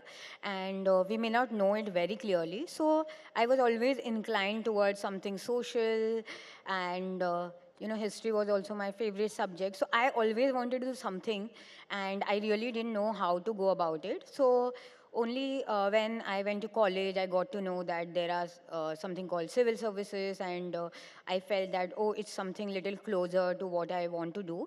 And obviously, it's not like when I got to know, right away I started doing it, because some basic academic has to be pursued. So I did my college. Then for higher studies, I came to Delhi to JNU to study. And only after my master's and MPhil, I could get that courage and conviction and time and enough understanding of the exam and the preparation. So I started preparing for it, and though it was not very easy journey, I think no journey is easy, no matter what background we come from. No journey is easy, but with enough with inner determination and external support, we all can do what we want. And I think, all credit goes to my own determination and the support I received from family, friends, and teachers and everyone. Thank you. That's a very inspiring story. We also have two sarpanchs or pradhans in our midst. Babita ji, who is a sarpanch, a Kashmiri Pandit, a sarpanch in Jammu and Kashmir, and Sanyogita Singh Chauhan ji, who is a sarpanch at Atari village in Lucknow. Babita ji, आप बताइए सरपंच कैसे बने आप और क्या अनुभव रहा है आपका? सबसे पहले मेरा सबको नमस्कार। माइक इधर थोड़ा, हाँ। मैं सरपंच पुलवामा से हूँ। तो कैसे बनी, ये तो बहुत चुनौतियों का सामना करना पड़ा, क्योंकि हम विस्थापित लोग हैं। रामचंद्र जी का 14 साल का वनवास खत्म हो गया, बट हमारा वनवास अभी खत्म नहीं हुआ। तो उस चुनौती का सामना शुरुआत हमने की, कश्मीरी पंडितों ने की। हम दोबारा से कश्मीर गए और इलेक्शन में उतरे, क्योंकि उस टाइम क्या था कि सभी पार्टियों ने चुनाव लड़ने से इनकार कर दिया था। तो सबसे पहले सामना हमारा ही हुआ, क्योंकि खतरे में आगे हम नहीं होना था। तो हमने सोचा कि हम लड़ेंगे इलेक्शन, तो हमने लड़ा, हम जीते।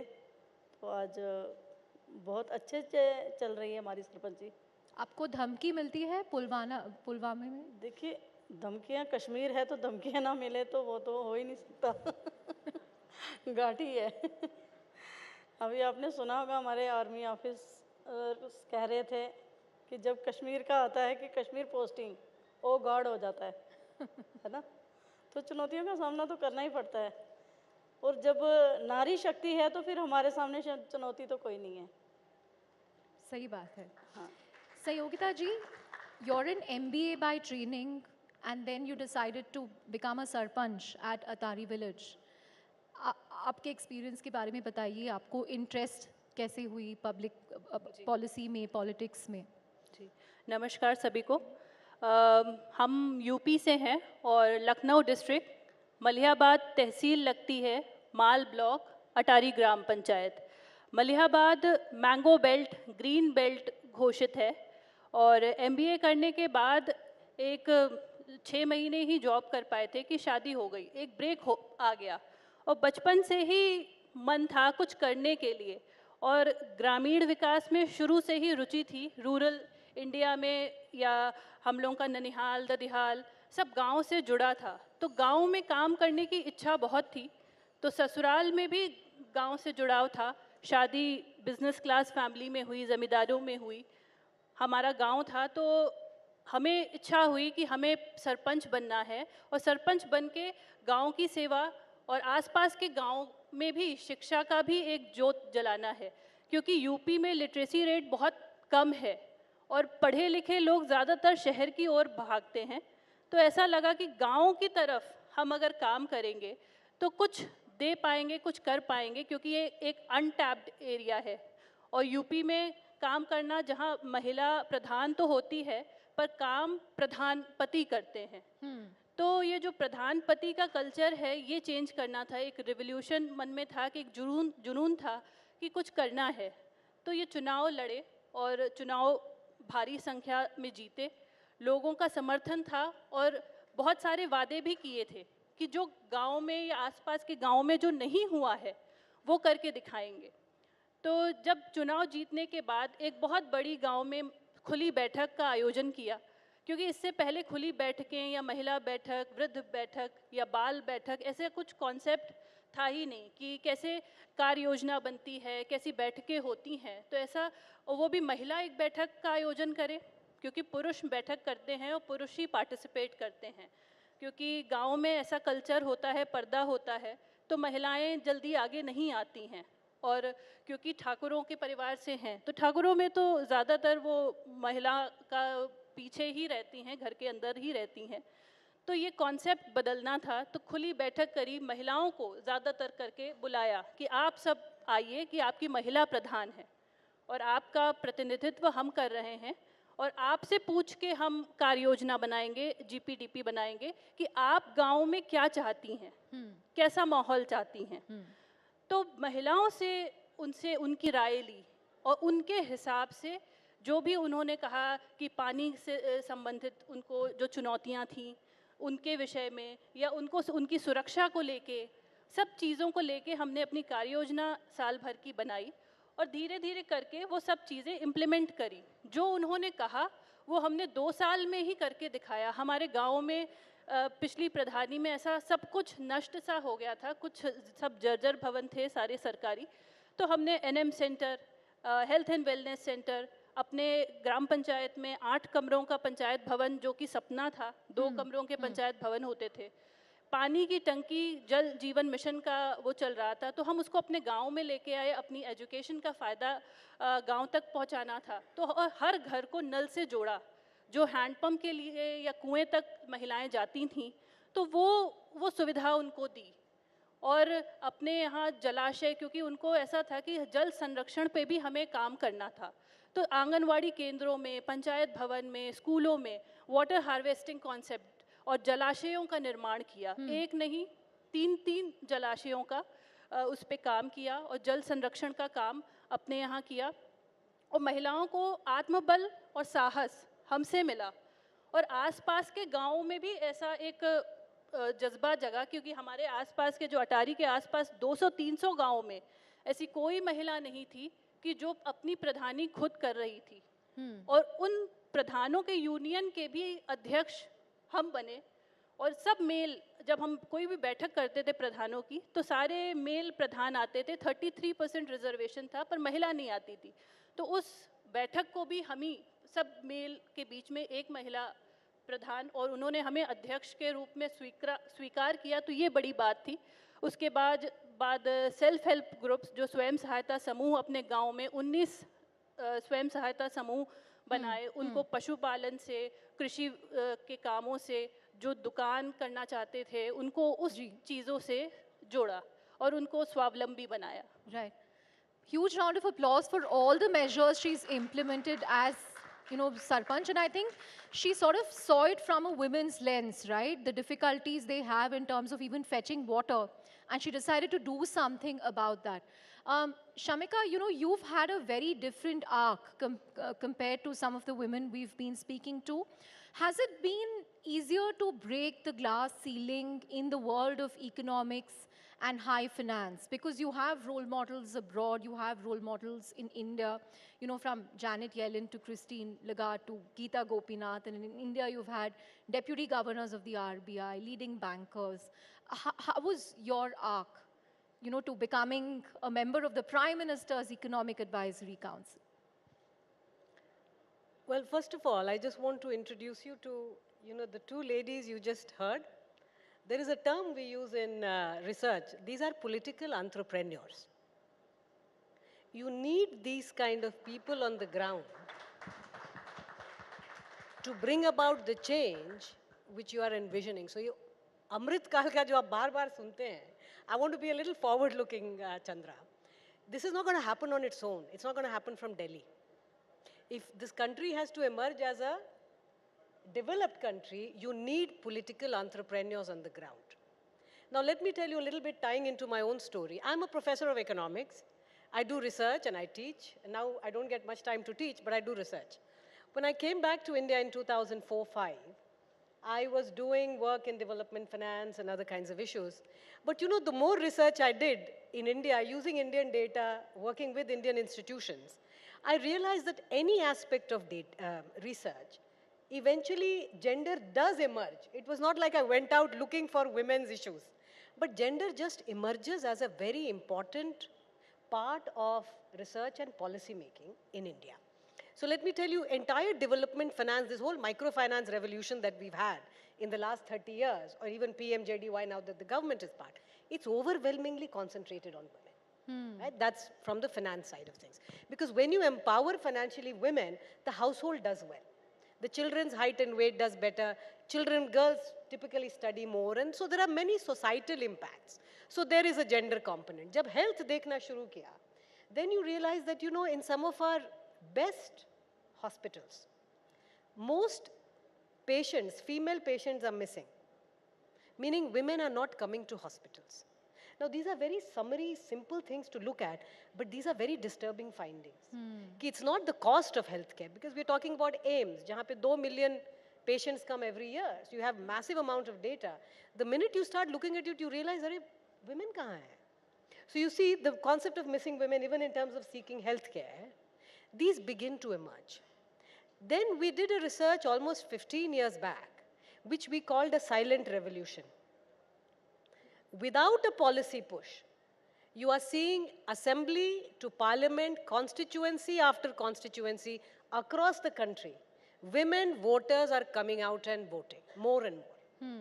This silent revolution, you should understand it now. It has transformed the political space of India. And because it has, no political party can ignore women anymore.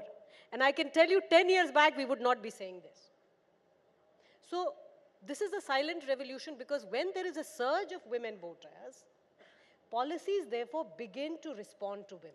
I think we saw this play out in UP, right? There was a lot of analysis on... Absolutely. Yeah. In fact, not just UP, right? It is happening in your most developed, richest states. It is happening in the poorest states. It is happening in the remote states. So you are seeing the resurgence of women, and women voters drive a lot of the development agenda in the country, and political parties are responding to that. Right. So I think it was mostly the research, Chandra, and the commitment. When you see something happen, and it is empirically true of the nation, it's a very exciting time to be in India and to be involved in the policy making space. Right. Because next 25 years is transformational for this country. So you want to be part of it. So I made this small leap from full-time academic to now full-time policy. We're glad you did. Political entrepreneurs बताया आपको, क्या आप अपने आप को उस जरिए से देखते हैं कि आप political entrepreneurs हैं? जी बिल्कुल, अपने आप को हम देखते हैं, क्योंकि अपने देश का विकास, राष्ट्र का विकास गांव से ही संभव है. और प्रधानमंत्री जी का भी विजन है कि हर चीज़ गाँव से, क्योंकि अपना एग्रीकल्चर बेस्ड हम लोग कंट्री हैं, तो गाँव से बहुत कुछ संभव है. हम लोग गाँव को, हमने उनको शौचालय से पहले शौचालय तक नहीं इस्तेमाल करना वहाँ गाँव में होता था, तो वो आवास, शौचालय, धीरे धीरे प्रोग्रेसिव गाँव, हमें गाँव को शहर नहीं बनाना, गाँव को एक विकसित गाँव बनाना है, समृद्ध गाँव बनाना है. तो उस दिशा में काम करने के लिए एक विजन चाहिए होता है, एक जुनून चाहिए होता है, और कुछ काम करने की उस रूरल इंडिया में ऐसे लोगों की भी ज़रूरत है जो ज़मीन से जुड़ के काम करें. क्योंकि पॉलिसी मेकिंग अगर हम किसी एसी कमरे में बैठ के करें और वहीं ग्रास रूट लेवल पे जब हम पॉलिसी बनाते हैं और उसको इम्प्लीमेंट करते हैं, तो उसमें ज़मीन आसमान का अंतर आता है कि योजनाएं बहुत होती हैं, योजनाओं को गांव तक पहुंचाना, उनको अवेयर करना गांव के लोगों को, और उनको फिर इम्प्लीमेंट करना, उन तक उनकी सुविधा वो ले सकें. जी, तो ये काम हम लोग कर सकते हैं ग्राउंड पे. बबीता जी, देखिए, अपने कार्यों से साथ साथ हमें पॉलिटिकल का भी चलाना है। पहले औरतें सियासत में नहीं होती थी, मगर सियासत ज़रूरी है, क्योंकि हमसे ज़्यादा सियासत तो आदमी लोग खेल जाते हैं। तो इसलिए सियासत में उतरना तो यही एक मिशन था कि उससे पहले ग्राउंड लेवल वर्कर बन जाऊं। मैं पहले ग्राउंड लेवल वर्कर थी। 2008 में मेरी जर्नी शुरू हुई थी, मैं बीजेपी में थी, तो तब मैं नॉर्मल वर्कर थी।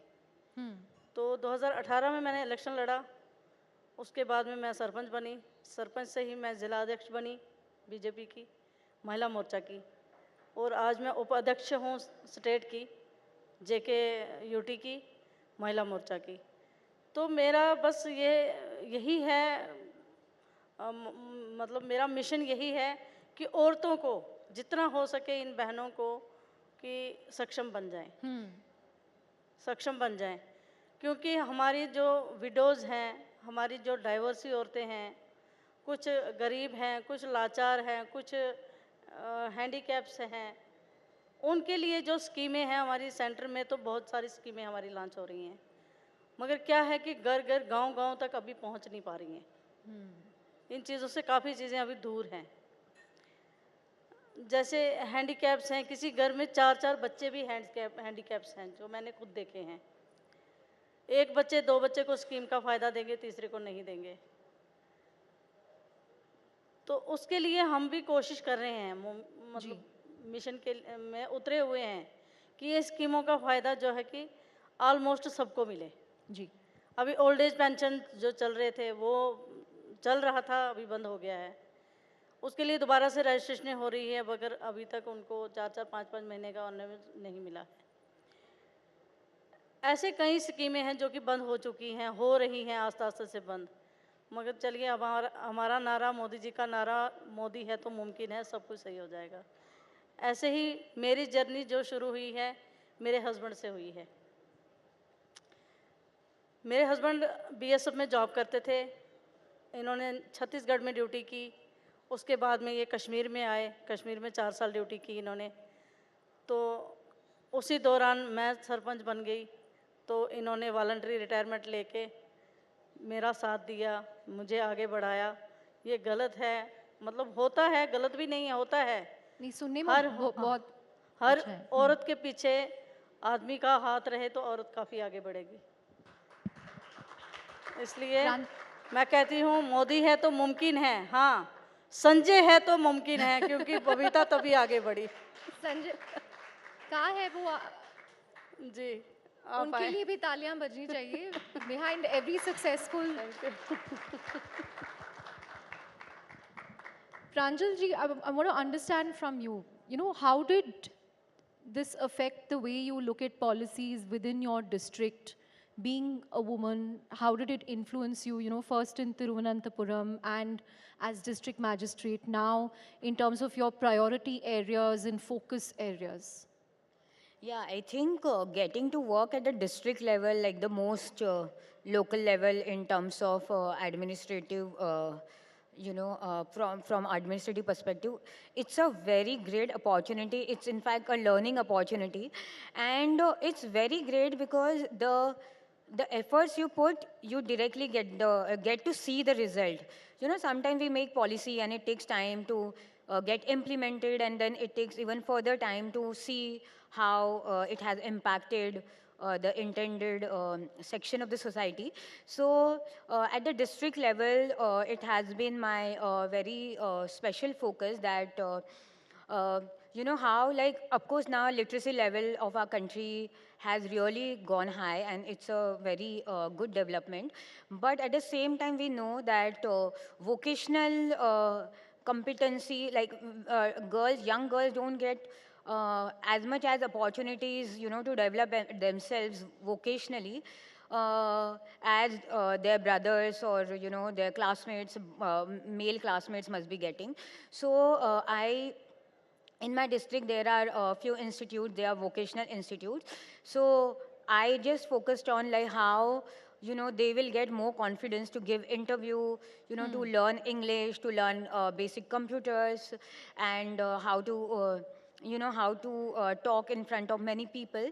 And I'm very happy to share with all of you that their own teachers told me that their girls have done really wonderful in interviews and they have got more placement than ever Wow, before. huge round of applause for that. Yeah.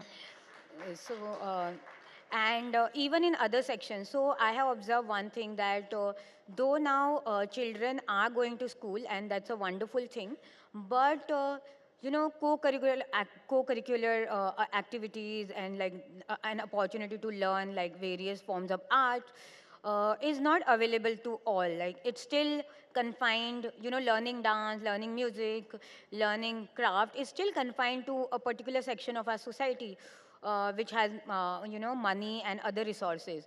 So we Right. started in my district something called Kala Shakti, my art, my empowerment.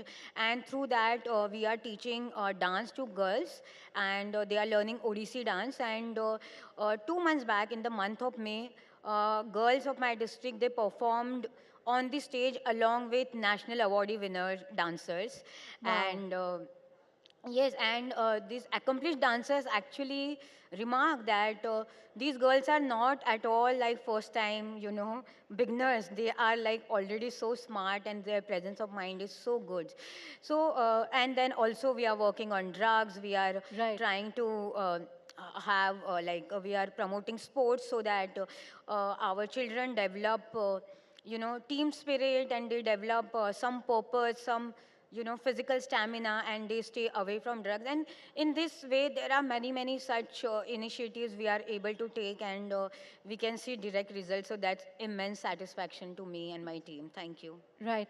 Huge round of applause for that. In fact, you know, I wish this is a discussion that we can stretch for some more time because we're hearing so many brilliant examples of how governance, women at the helm of governance policy making, you know, can play a huge role. Thank you very much, all of you, Shamika Ravi ma'am, Sangyogita ji, Babita ji, and Pranjal ji for sharing your experiences with us. And I hope this will spur more women in the area of governance and policy making. That's certainly the need of the hour. Thank you very much. Thank you so much for that. And Chandra, I'd request you to please hand over the mementos to the ladies.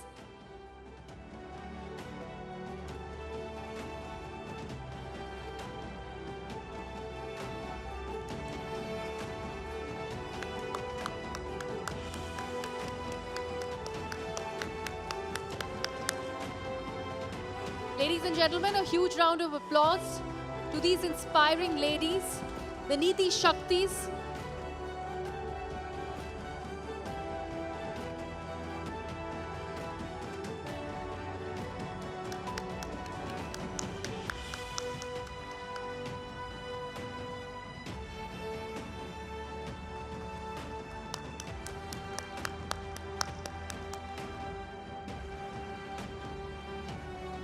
आप सभी का बहुत बहुत शुक्रिया।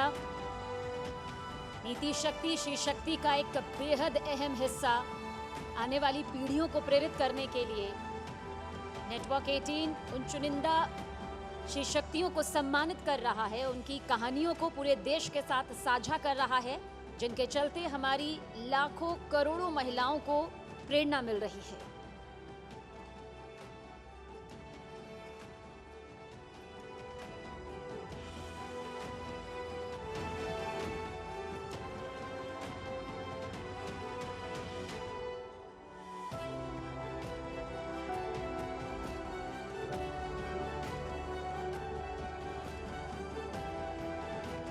नया Bharat cinema में she शक्ति को पहचानता है और उस पहचान का सम्मान भी करता है। हालांकि इस सम्मान के हकदार वो उस पल से ही हैं जब से छोटे और बड़े पर्दे की शुरुआत हुई। ये भी सबसे बड़ा सच रहा कि कोई भी कहानी बिना शी शक्ति के कभी पूरी नहीं हुई। लेकिन बदलते वक्त के साथ शी शक्ति ने उस नजरिए को भी बदलने में कामयाबी हासिल की, जिसमें उन्हें महज कहानी का हिस्सा माना जाता था, उसकी नींव नहीं। Absolutely, and you guessed it right. This is the cinema Shakti that we have for you. The arm candy at that time and the damsel in distress has made way for the women-oriented films. While that move was a welcome step, branding cinema steered by a woman as niche didn't do as much justice to the talented drivers of the venture. But Today, there's a whole lot of creative acumen of women in cinema and content who have reshaped the industry, led the charge, and driven narrative changes. They are the sheroes or the heroes, I must say, that India has begun to dote on. But before I invite a very special guest on the stage today, let me please invite our colleague Shireen Bhan back on the stage. And ladies and gentlemen, please join us in welcoming the talented Shraddha Kapoor, who has proven time and again that she is an intrinsic part of cinema's evolving landscape.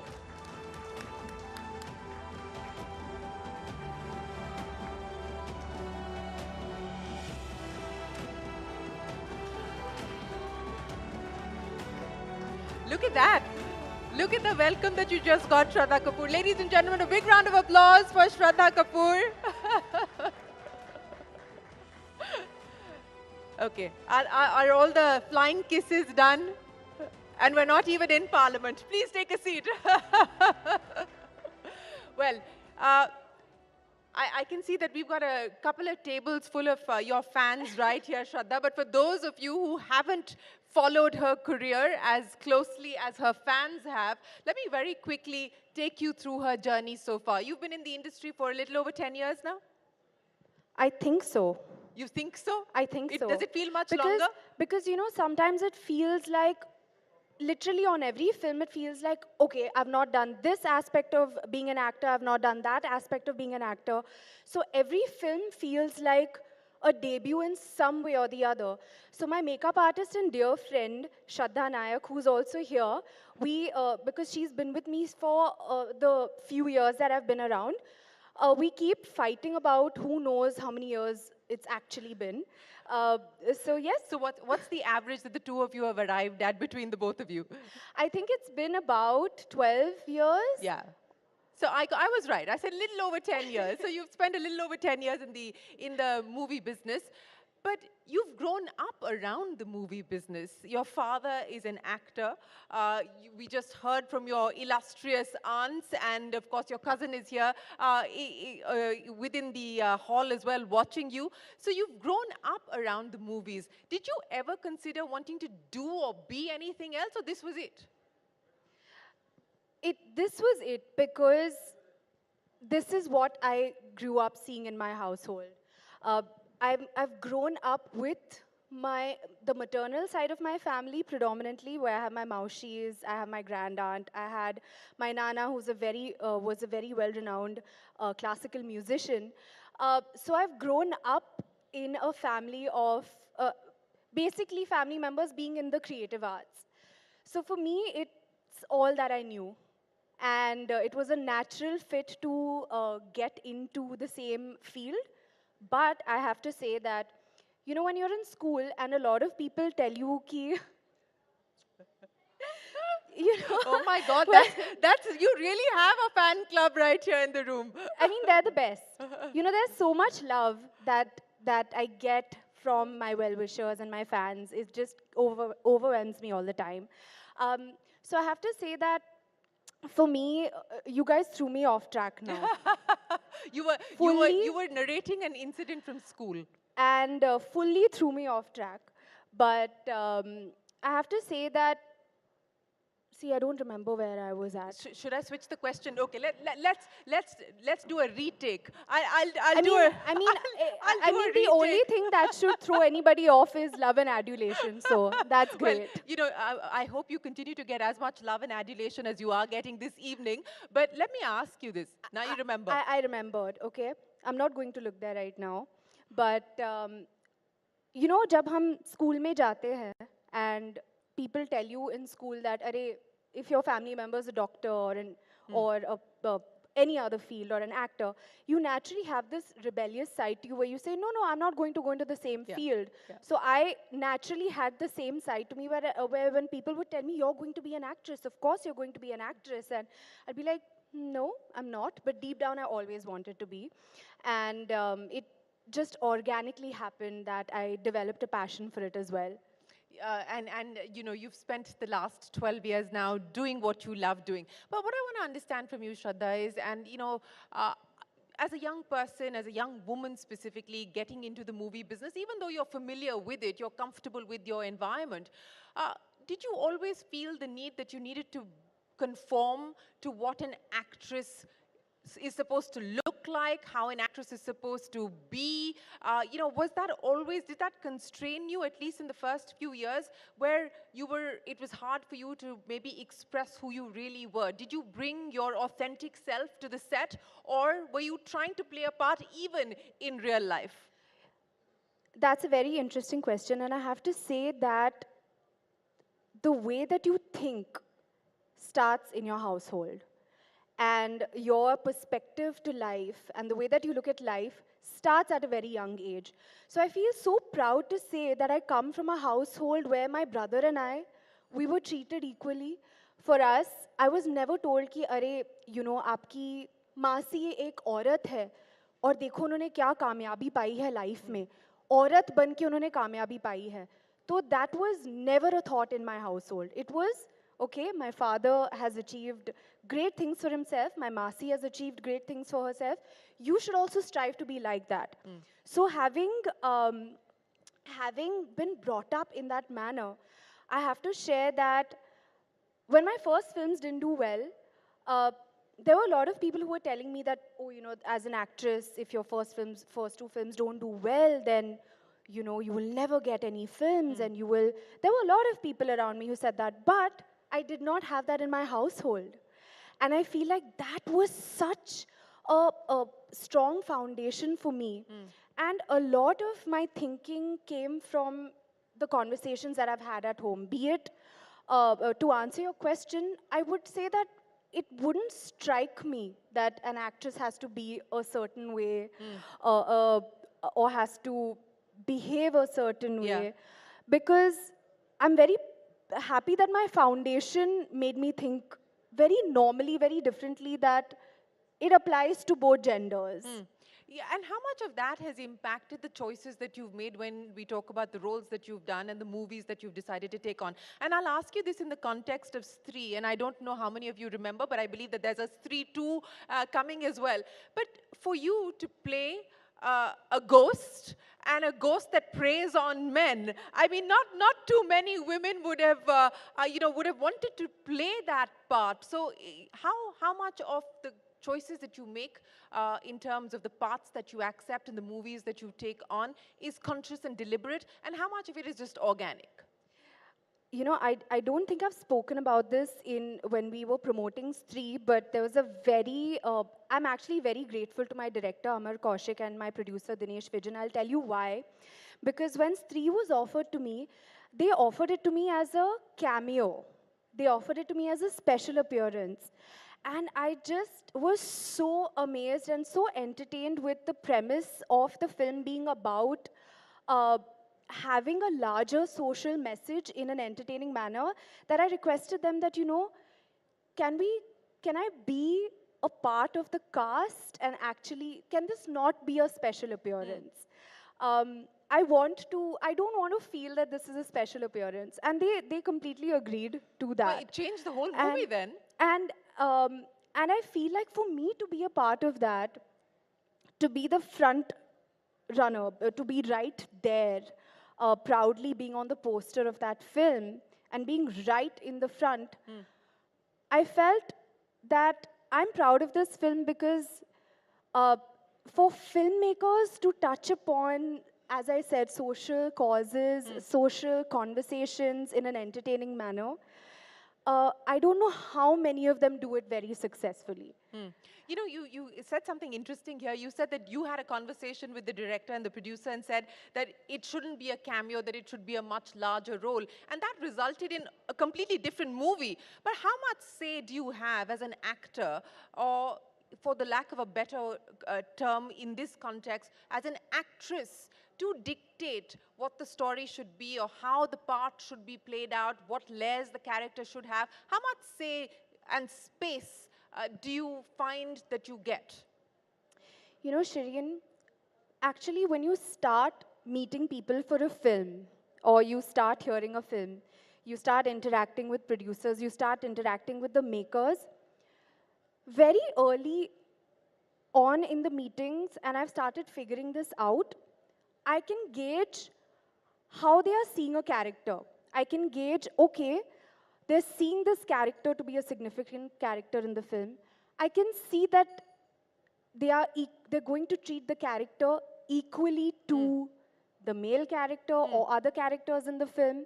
You can gauge that, or rather, I've started to be able to gauge that now. Have you ever And walked away if you felt that it wasn't going to be a fair balance between what they were telling you and what the part would eventually look like? Absolutely. I absolutely have. And I feel like that it's my responsibility to do that because I feel that the audience that I have built for myself now, they would not want to see me in parts where there isn't a strong layer to that part. So I feel like I'm responsible towards them as well. So there are a lot of no's that I've been saying. And I think that also happens after you, for me personally, after I've also become clear and I had a clear gauge of, okay, the kind of work that I want to do. So as I was saying that early on you can gauge how collaborative a team is going to be. And I actually want to share this or rather share this with my colleagues or my contemporaries as well, is that you can gauge an energy in a meeting. You can gauge an energy with the producer. You can gauge an energy with the director. If you feel that your character is not going to get the same kind of respect or is not going to be treated in a way or portrayed in the right way, then be aware of that. And take your time to ask the questions. You know if your questions are going to be answered. You know that if you get an energy, okay, this will be collaborative. Then watch out for a collaborative effort. Watch out for the red flags and don't be afraid to ask the questions and don't be afraid to walk away if it's not aligned with what you're looking for. Absolutely. Watch out for the red flags in a meeting. Gauge. Don't be in a rush to say yes to a film. Ask your questions, know if it's collaborative or not, and then go ahead. So, you talked about wanting to play parts that have layers. What is the part that you would like to play? What do you aspire to play? Is there a movie, is there a role, domestic or global that you aspire to do? I feel that we're at a great time for women in cinema right now, with films like Gangubai, with Razi, with Neerja. There's Manikarnika. Some of them are blockbusters, some of them not. There would be Hasina, which is my film. There would be Thalaivi. There are so many films. So I feel that people are making these films. And people are on the lookout of strong female characters, strong stories that can be told. So frankly, I feel that because we are at a good space right now, I would be open to any interesting story because I think that there are so many interesting stories of women out there. You talked about the fact that we're seeing this change where women are now getting the leading role. So in a sense, they're playing the heroes of a film. And not being relegated to sort of the song and dance aspect of it. How much of this change is because, you've got the OTT platforms now, so there is a different kind of content that the audience is getting used to? How much of it is the fact that, this is an aspirational country with a young population, and so choices for that audience, is different, and they're willing to experiment with the kinds of content that they consume? What do you believe has led to this change that we're seeing, where women are being portrayed so differently than what we're used to? There is this conversation about whether film is a representation of society or vice versa. And frankly, I feel it's a conversation. I don't think that we can land up at a conclusion about it. I can comment on what I've observed.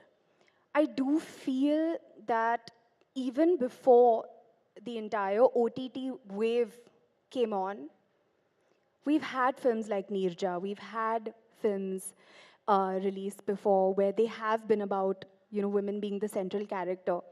So I also feel like, a lot of the times I hear that people say that, on OTT you can experiment, but I don't entirely agree with that. I feel like we have seen some massive theatrical releases. That's right. So I don't agree with that particularly. Uh, I feel that it's also about the market in some way, if I may say so. Yeah. I also feel that that has a role. It also has to do with times. There are different topics, there are different social topics which are of relevance. Back in the day, we didn't have touch screen phones. We didn't have people watching content on their phones. Yes. The allure of going to a theater was very different. I don't remember when exactly touch screen phones came, but I didn't have a touch screen phone. I remember that. Well, So they've been around for a while now, so. and they've been around for a while, but I remember that I had the button phone as one of my first phones. And so I feel that cinema also changes with the times. And with technology, and with the fact that we now have single screens and multiplexes coexisting, and that has changed the way that people consume their movies. You know, speaking of phones and speaking of technology, what has also changed is the fact that you now have social media. I don't know how many of you know this. She has 85 million followers on Instagram. Is that the last count? I don't remember exactly, but it's 80 plus. It's 80 plus, so 80 million followers on Instagram. Who is the real Shraddha Kapoor? Is what we see on Instagram the real Shraddha Kapoor? 100%. Absolutely, that's me. I love sharing when I'm having my poha.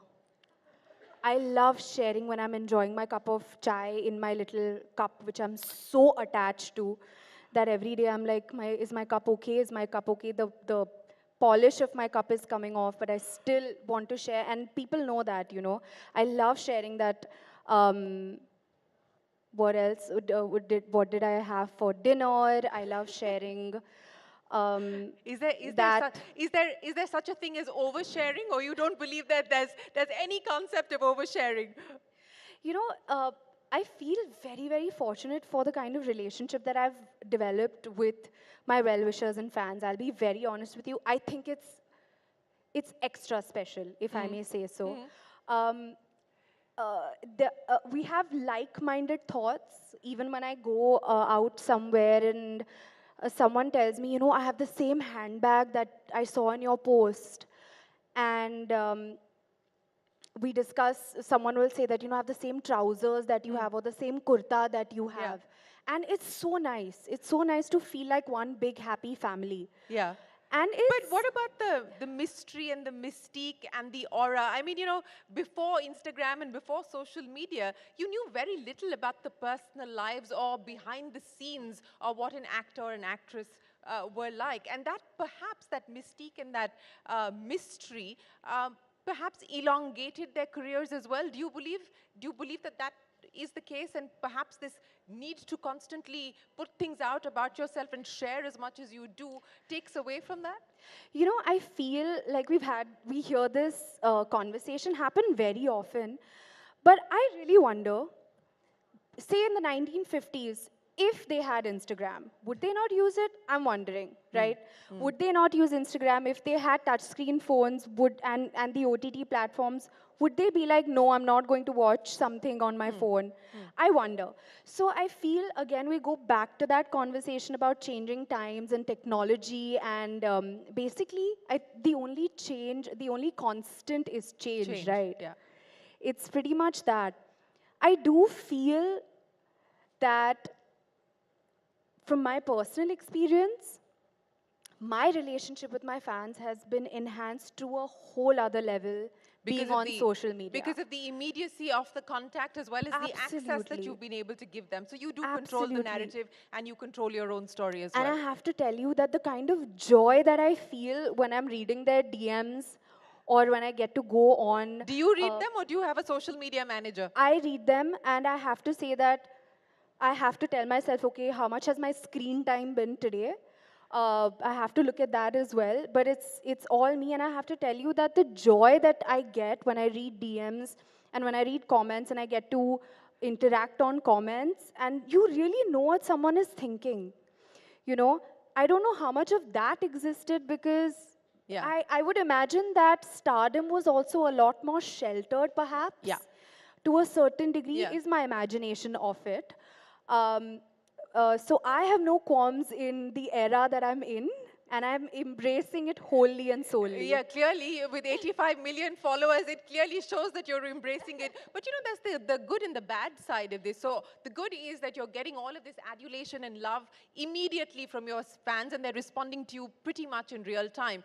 But you can also have a situation where you have people not say very nice things to you, because anonymity provides that safety to say whatever you want to say without any consequences. How do you deal with that? I apply the same kind of thinking that I've been brought up with, which is perspective, which is what you pay attention to grows. If you believe, if I focus on the love and adulation, and if I focus on also trying to hope that when I share candid aspects of my life, maybe someone is going to get inspired in some way also. So I focus on that very, very frankly. And I feel that that is something that I use also as my strength. Well, you know, speaking of strengths and things that you're looking forward to, and people that you worked with, who do you look up to as the iconic sort of star that inspires you? And from your peer group, you know, is there a peer that you feel more connected with or connected to in terms of the kind of work that they do? So icon and peer. I have so many people I look up to. So many icons that I look up to. I have them in my own household. I admire them for the way that they've brought me up to begin with.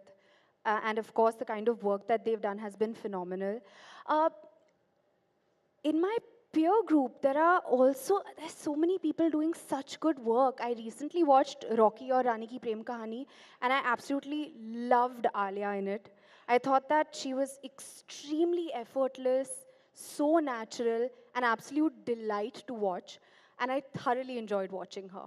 Well, okay, so that's one big point there for Alia Bhatt in her latest movie. But, you know, I can't let you go. And again, she's a woman with many talents. One is, of course, that she's a beautiful singer.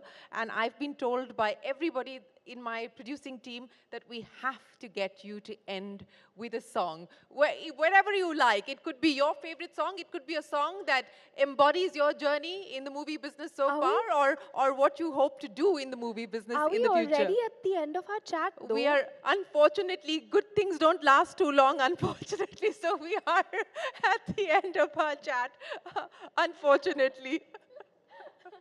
Okay. So this is when I'm supposed to sing? This is where you're supposed to sing. Do you want me to say action? Should I? Okay, I'm seeing we're playing dumb charades. You guys only tell me, what should I sing? On Will you popular sing demand. with me? Pakka. Promise. Pakka wala promise. You look at them, they're dying, they're waiting for you to start. Okay. तू मेरी नींदों में सोता है, तू मेरे अश्कों में होता है, सरगोशी सी है ख्यालों में, तू ना हो फिर भी तू होता है. Okay, I went थोड़ा आगे, so we'll sing the chorus together. तेरी गलियां मुझको भावे, गलियां तेरी गलियां.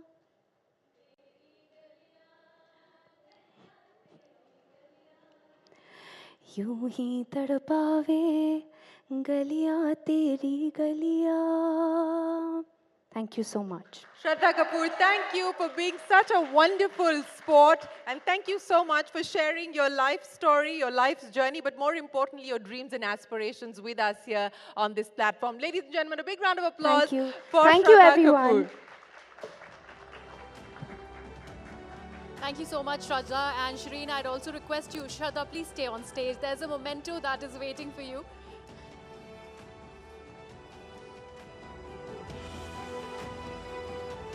शी शक्ति का हिस्सा बनने के लिए और अपना कीमती वक्त देने के लिए श्रद्धा, बहुत बहुत शुक्रिया आपका।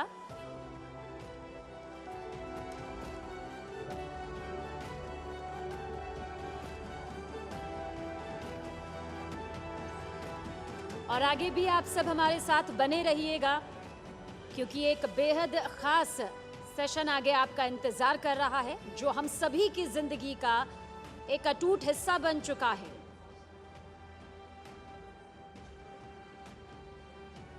Ladies and gentlemen, Shraddha Kapoor, thank you so much.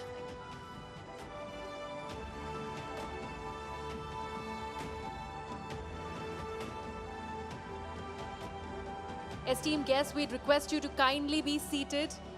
We are now headed for our last and final session of the evening, so we'd request you to be seated. It is as interesting as this session that is just about concluded. Request you all to kindly be seated. Once you take your seats, we will begin the proceedings for the next session.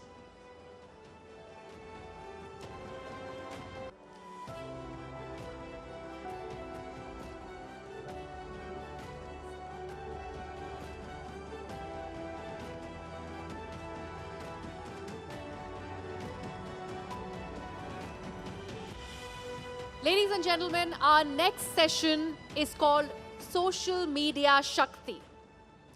They command the digi space, and as micro celebrities, they are probably as popular as the movie stars. Finding opportunity in the way they express themselves, they have successfully carved out lucrative careers as influencers. As social media sensations, these icons dominate India's thriving creator economy and ensure media isn't considered a frivolous tool. Beyond the reels, the song and dance, the jokes, these influencers are body positivity champions, LGBTQI representatives, career consultants, doctors, financial advisors, you name it, and you'll find a role model in each one of them. जी हाँ, अभिव्यक्ति और अवसर का मंच यानी social media, लेकिन जहाँ social media सनसनी बनना और उसे बरकरार रखना कम मुश्किलों भरा नहीं। परिवार से लेकर समाज के सवालों का सामना करना, अनजान दुनिया को अपनाते हुए खुद को समेट कर रखना, हर दिन एक नए ज्ञान के साथ प्रभावशाली बनना पहाड़ सी चुनौतियां लेकर आता है, जिसका मजबूती से सामना करते हुए इन शीर्ष शक्तियों ने अपनी ऑनलाइन प्रेजेंस को सफल करियर में बदला। इस सेशन की कमान के लिए मैं मंच पर बुलाना चाहूंगी मेरी सहयोगी पलकी शर्मा को। जोरदार तालियों के साथ हमारे पैनल का भी स्वागत करिए। कविता's किचन की कविता सिंह का हम चाहेंगे आप मंच पर आएं। इसके अलावा हंसना हो सकता है आसान हो, लेकिन हंसाना बहुत मुश्किल होता है। मैं आमंत्रित करना चाहूँगी श्रुति अर्जुन आनंद को भी, यूट्यूब कॉमेडियन जो कि हंसाती हैं। इसके अलावा स्वागत करिएगा अपर्णा टंडले जी का भी, जिन्हें आप काम वाली बाई के तौर पर बखूबी जानते हैं। और साथ ही फिटनेस एक्सपर्ट रश्मि राय का भी जोरदार तालियों के साथ आप सभी स्वागत जरूर करें। आप सभी का बहुत बहुत स्वागत है शी शक्ति के सबसे बड़े मंच पर।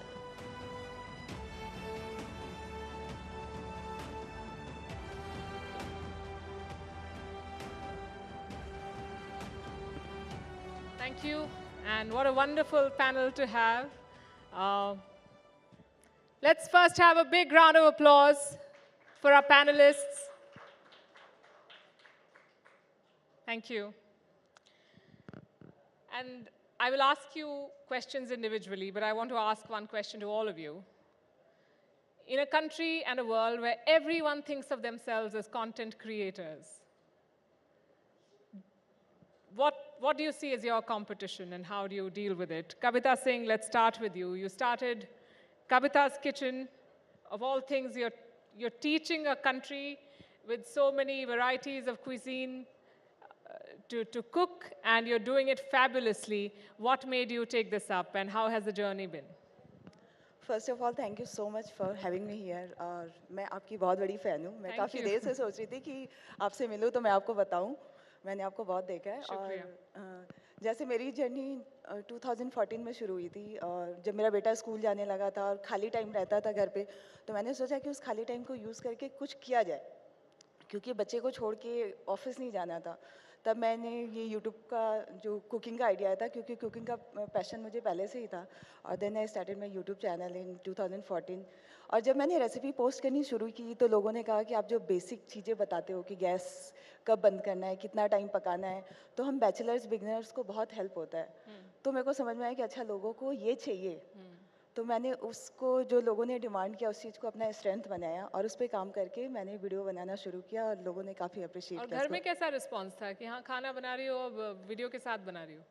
हाँ, तो उनको मिल जाता था ना, मतलब वीडियो बनाती थी तो खाना भी ज़्यादा स्टाइलिश बनता था। तो वो बहुत खुश होते थे कि आज तो नया कुछ मिलेगा, आज तो नया कुछ मिलेगा। अच्छा, एक चीज़ मैं हमेशा पूछना चाहती हूँ, जो लोग खाने की रेसिपीज डालते हैं, क्या हमेशा परफेक्ट बनता है या कभी जलता भी है? नहीं, ऐसा नहीं है, बहुत बार ख़राब भी होता है। तो मैं तो बहुत बार कोशिश करती हूँ, मतलब अगर मैं दूसरी कुज़ीन ट्राई कर रही हूँ जो मेरे एरिया का नहीं है या जो मेरे कल्चर का नहीं है, तो मैं उसको पहले 3-4 बार घर पे बनाती हूँ, लोगों से राय लेती हूँ कि सही बना है कि नहीं, देन उसकी रेसिपी पोस्ट करती हूँ। तो मैं कोशिश करती हूँ कि अगर एक बार मैंने वीडियो पोस्ट किया तो वो ख़राब ना हो किसी का, क्योंकि अगर आपने मेरी रेसिपी देख के बनाई और आपका खाना अच्छा नहीं बना तो आप मेरे ऊपर ट्रस्ट नहीं करोगे, आप मेरे को अनफॉलो कर दोगे। तो वो चीज़ दिमाग में रखनी पड़ती है। Awesome. Shruti Arjun Anand, you're making people laugh and you have 10 million subscribers. How do you do it? तो सबसे पहले तो मैं बता दूं, मेरी सिर्फ 10 मिलियन नहीं है। मेरी खुद की सोशल मीडिया कंपनी है जिसके अंडर 6 यूट्यूब चैनल्स आते हैं and we have more than 40 million subscribers in total, 6 YouTube channels. तो डिफ़िकल्ट तो हर चीज़ होती है, बट मेरे मम्मी पापा ने हमेशा मुझे यही सिखाया है कि जब तक ट्राई नहीं करोगे तब तक कैसे आप किसी भी चीज़ को नो कर सकते हो। अपना 100 नहीं 200% दो और फिर देखो, अगर आपको नहीं रिस्पांस मिल रहा है इसका मतलब आप कुछ तो गड़बड़ कर रहे हो। लेकिन अगर रिस्पांस मिल रहा है तो आपको सब खुद ही पता चल जाएगा कि आप सही ट्रैक पे हो कि नहीं हो। पर हम अभी भी एक बहुत नए आयाम खुले हैं, पर फिर भी एक ऐसे समाज में हैं जहाँ करियर ऑप्शंस सभी के लिए लिमिटेड हैं। जब आप पेरेंट्स से बात करते हैं, डॉक्टर, इंजीनियर, MBA, आजकल बहुत स्टार्टअप में भी जा रहे हैं, महिलाओं के लिए और भी लिमिटेड है। सो व्हेन यू इंट्रोड्यूस और you started in the beginning introducing yourself as a comedian, what was the response? तो मैं खुद एक इंजीनियर हूँ। अच्छा। तो जब मैंने फुल टाइम यूट्यूबर बनी मैं, तो स्टार्टिंग में लोगों को उस टाइम पे सोशल मीडिया इतना ज़्यादा पता ही नहीं था कि होता क्या है। 2013 की बात कर रही हूँ मैं। तो लोग मजाक भी उड़ाते थे, कई लोग बोलते थे कि इंजीनियर होने के बावजूद आप ये क्यों कर रहे हो, कुछ और करो, आपके हस्बैंड IITN है तो आपको कुछ अच्छा ही करना चाहिए और लुक अप टू करना चाहिए उनको। बट हमेशा मुझे मेरी फैमिली ने, हस्बैंड ने प्रोत्साहित किया कि नहीं, तुम्हारा पैशन है, इसको फॉलो करो। जब मैं अपनी जॉब करता हूँ तो हस्बैंड ने बोला कि तो मैं पैशनेटली करता हूँ तो मैं अच्छा कर रहा हूँ, तो आप भी कोई भी चीज़ कर रही हो तो उसको पैशनेटली करो। स्टार्टिंग में तो रिस्पांस थोड़ा सा डिफ़िकल्टी होता है, स्पेसिफिकली जब एक मुझे बोलना चाहिए मैरिड लड़की अपने सोशल मीडिया पे वीडियोस डालती है, स्पेसिफिकली कॉमेडी और एक डिफरेंट जॉनर के, तो रिलेटिव्स बोलते ही हैं, काफ़ी लोग नीचा दिखाने की कोशिश करते हैं। बट मुझे लगता है कि परिवार वाले जो हैं वो आपके पिलर होते हैं। अगर वो हस्बैंड सब साथ दे रहे होते हैं तो आपकी जो पावर है वो 10 गुना ज़्यादा बढ़ जाती है और आप और भी ज़्यादा अच्छा परफॉर्म करते हो और लोगों को भी मज़ा आता है आपको देख के। बिल्कुल सही कहा आपने। Aparna Tandel, or should I say Sheila Didi, I read somewhere recently that you may find a soulmate, but finding a soulmate is going to be that much more difficult. That's a huge gap in society to find the perfect person to work. Why did you think of all things of Kamwali Bai as a... Sorry? Why did you pick the idea of, playing a Kamwali Bai? Okay. So,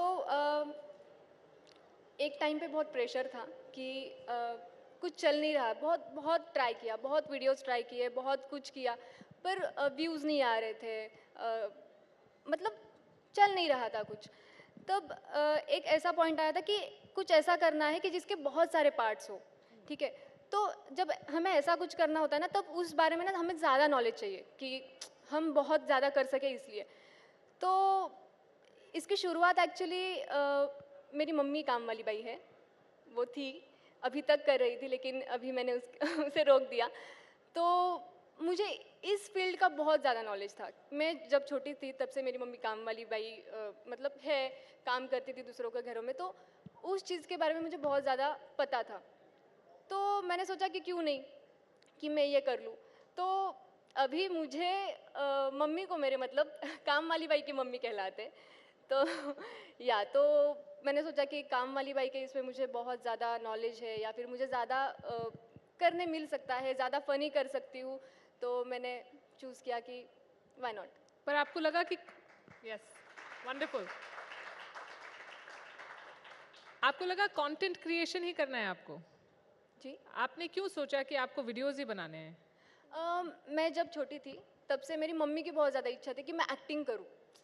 जब वो छोटी थी तब उसकी इच्छा थी, तो तब से वो मुझे ना मतलब नॉर्मली पेरेंट्स स्टडी में बहुत पुश करते हैं। मेरे घर वालों ने मुझे एक्टिंग में बहुत पुश किया है कि जाओ बेटा करो करो करो, ऑडिशन को जाओ। मेरी बहनें हैं, हम 4 बहनें हैं, मैं सबसे छोटी हूँ। तो मेरी बहनें मुझे ऑडिशंस को लेके जाती थी। तो जब मैं 14-15 साल की थी तब से थिएटर कर रही हूँ, शॉर्ट फिल्म्स कर रही हूँ। उसके बाद एक पॉइंट ऐसा है कि फाइनेंशियली स्टेबल होना था, तो इस करियर में मतलब यूट्यूब लाइन, ये सब यूट्यूब कंटेंट क्रिएट करना ज़रूरी समझा। तो उस टाइम भी बहुत कुछ नहीं चला। फिर जब काम वाली बाई का जब हमने डिसाइड किया तो पहला वीडियो हमारा बहुत वायरल गया। तो जो नहीं सोचा था, पहला ही पार्ट बहुत वायरल चला गया और उसके बाद बहुत सारे पार्ट्स बनाए। अभी लिटरली हमारे 82-85 पार्ट्स हैं और हर एक वीडियो को 10+ मिलियन व्यूज़, 100+ मिलियन व्यूज़ है। और हमारा अभी shorts break YouTube channel number 1 India का यूट्यूब चैनल है। और उसमें एक्चुअली मैं अकेली दिखती हूँ बहुत बार। यहाँ पे मैं बहुत चाहती थी कि मेरी पूरी टीम आए, क्योंकि दिखती मैं अकेली हूँ पर उसमें बहुत ज़्यादा लोगों के एफर्ट्स होते हैं। जैसे कि मेरे सर है, मेरे साथ जो को एक्टर्स रहते हैं साइली, प्रशांत, वो भी ज़्यादा बहुत फेमस है। तो मैं चाहती थी कि वो भी आए पर वो नहीं आ सके। आपको आपसे बात करके बिल्कुल नहीं लग रहा कि मैं 23 साल की एक लड़की से बात कर रही हूँ जिसके 30 मिलियन से ज़्यादा सब्सक्राइबर्स हैं और इतनी बड़ी इस बारे में मुझे कहना है कि मेरी पूरी टीम को मेरे साथ होना चाहिए था। Please put your hands together. इस बारे में मुझे एक कहना है कि अभी थोड़ी देर पहले भी मुझे किसी ने कहा कि आपकी एज क्या है, तो मैंने कहा कि आई एम 23। तो उन्होंने कहा कि बहुत कम एज में आपने बहुत कुछ कमा लिया। तो आई वाज लाइक कि बहुत कुछ स्ट्रगल भी किया है मैंने, इतनी कम उम्र में बहुत दिन भी देखे हैं मैंने, बहुत स्ट्रगल किया है, बहुत कुछ किया है यहाँ पे पहुँचने के लिए, बहुत सारे इवेंट्स किए हैं, मतलब मैं क्या ही बताऊँ। तो इतनी इजीली नहीं पहुँचूँ मैं यहाँ पे, बहुत मेहनत की है और मैं कर सकती हूँ क्योंकि मैं शक्ति हूँ। बिल्कुल बिल्कुल। And I think that's a story that everyone shares. सभी का जो जर्नी होती है, किसी का ज़्यादा स्ट्रगल, किसी का कम, पर जब तक आप स्ट्रगल नहीं करते हैं तब तक आप उस तरह की सक्सेस नहीं देखते हैं. Let's come to Rashmi Rai, who's a fitness expert. We see a lot of fitness experts on social media. A lot of them are also trash for giving advice that is not proper. But you stand out. How do you do it? And how responsible do you think your role is? जब आपको इतने सैकड़ों लोग, हजारों लोग आपको देखते हैं, आपकी बात मानते हैं, तो do you feel that sense of responsibility? I know this is out of context, but I'm just so thankful to be sitting on this stage, जहाँ पे President जी आई थी. I know it is not related to the question, but just coming back to the question that लोग बहुत सारे reels बनाते हैं, comedy, funny, cooking, and absolutely amazing. शायद मैं सबसे ज़्यादा scroll करके इन सबकी videos देखती हूँ, and I know them all. But fitness is a genre जो आप सब लोग जितने बैठे हैं, आप लोग भी उसको एक बार swipe मारते होंगे, because time pass करने के लिए कोई fitness नहीं देखना चाहेगा, बल्कि आपको ये नहीं पता है कि आपकी life में सबसे important fitness ही है. जैसे कि एक मैम ने अभी कुछ दिखाया था करके कि अगर आप पे अटैक होता है तो आपको क्या करना है, बट डू यू नो अगर वही चीज़ आप थोड़ी सी शक्ति या पावर के साथ करेंगे तो वो ज़्यादा इफेक्टिव रहेगा. और वो कैसे आप बनेगा? जब आप खुद पे मेहनत करेंगे और हेल्दी होंगे. आई नो मैं कुछ भी बोलूँगी वो हमेशा ज्ञान ही कंसिडर होगा, so I don't want to take it there, but I just want to tell you, अगर स्पेशली क्योंकि ये शी शक्ति की बात है, तो वो एरा चला गया जब हम पतली होने की कोशिश करते थे. Now the era is of muscles. Let's be strong and fight it out. So it's important कि आप लोग जिम करें, हेल्दी रहें, किसी भी तरीके का कोई एक्टिविटी करें, and it's very important. आप आज शी शक्ति में बैठे हैं, तो I'm not gonna let go this opportunity without doing some push-ups. Because लोग बोलते हैं लड़कियां push-ups नहीं कर सकती, लड़कियां pull-ups नहीं कर सकती, लड़कियां weight lifting नहीं कर सकती, and I do deadlifts of 100 kgs. It's there on my Instagram, not boasting about it, but let's just do some quite of push-ups for all the girls and women out there, and I love you all. So let's just do have it. it, yes. And I thought I'm gonna remove my heels, but just let's show everyone here that we can do it with heels. So let's do it. Wow.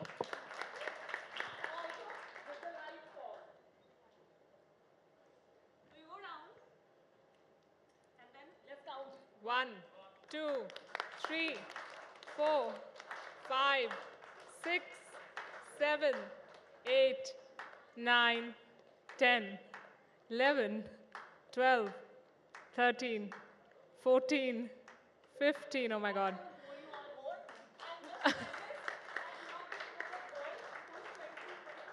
Take the mic. Sorry. Just wanna say I'm not another 23, 25 or 20-year-old. I'm 36 years old with a baby. Yeah, and I have a baby girl. She's 10-year-old. Probably she's watching here. So this is for you and my mom and my father-in-law. I just wanna say कि लोग किन्होंने कहा था कि लड़कियों का break लगता है जब उनका शादी होता है. तो मेरे I'm just out of breath because of push-ups. तो मेरे शादी से पहले my mother who is here, उन्होंने मेरे को बहुत support किया and I'm because of her. And शादी के बाद my in-laws and he is here. So I want to thank them all. Wow, I have no words. Awesome. So you're all so popular, you're all celebrities in your own right. And जब film stars कुछ कहते हैं या कुछ endorse करते हैं तो काफ़ी scrutiny होती है. क्या आपको भी वो सेंस ऑफ रिस्पॉन्सिबिलिटी फील होता है कि हर उम्र का बच्चा हमें देख रहा होगा, हर कोई देख रहा होगा, हर एक की body for instance everybody's body is not the same, you know, some exercises are for some people. So do you feel that sense of responsibility increasingly because you are reaching out to so many people? Yeah, so when it comes to endorsements, I can proudly say that out of 100 endorsements, 97 to 98% I have either used myself or my family members, and 2% is sometimes we all are here to make money, so sometimes you have to just do it. But otherwise, I take accountability of everything, and other 2% that I promote is not harmful for the audience. It's just something that they might use and might not use. But accountability 100%, like for example, you would see a lot of videos wherein they talk about spot reduction. Especially women, हमको हमेशा problem होती है कि हमारे waist से कम नहीं हो रहा या belly fat कम नहीं हो रहा. But do you know, ये gents और guys, they say, दम है ना तो इतने strength करके दिखा. हाँ, हम मानते हैं कि आप हमसे ज़्यादा strong हो, 100% हो. अगर आप में दम है तो आप एक बच्चा पैदा करके दिखा दो ना. You have that biological advancement for you कि भगवान ने आपको powerful बनाया है. And from the ages and ages and ages, जितना भी मैंने सुना है, strength is power. And लड़कियाँ, please, small waist is out of fashion. इतने अच्छे muscles, toning, strength, power, आप सब कुछ achieve कर सकते हो. Coming back to endorsements, I take accountability of whatever I have promoted, and मुझे कभी backlash नहीं मिला because our team, we check everything and then we promote. Yeah, it's a very inspiring speech. I wish it had come in the beginning of the week, but we are heading into the weekend, so I'm not sure how much of it I will retain and go back to doing a workout. I don't know about the others. But let me ask this question to Shruti as well. You know, humor is also, there are no boundaries really, and all sorts of people consume that content. तो क्या आपको कभी लगता है कि मेरा audience कौन है, मुझे कौन देख रहा है, किस तरह की भाषा का मुझे इस्तेमाल करना चाहिए?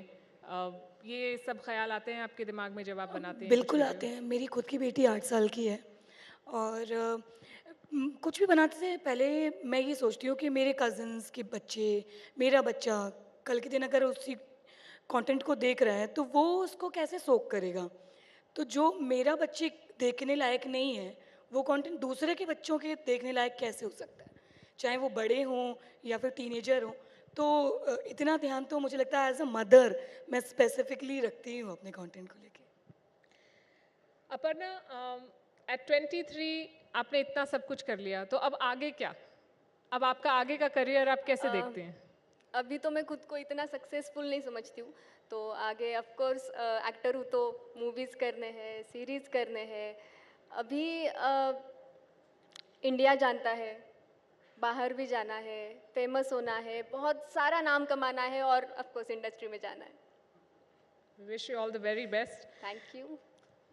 कविता जी, आप वीडियोस बनाती हैं, उनसे आपको आई एम श्योर फ़ायदा होता है, पर बहुत सारे लोग जो अपना घर छोड़ के दूसरे शहरों में काम करने जाते हैं, यंग लोग, वो पहले के समय अपनी मम्मी को फ़ोन करके पूछते थे कैसे खाना बनेगा, कोविड के समय वीडियो कॉल करके पूछते हैं।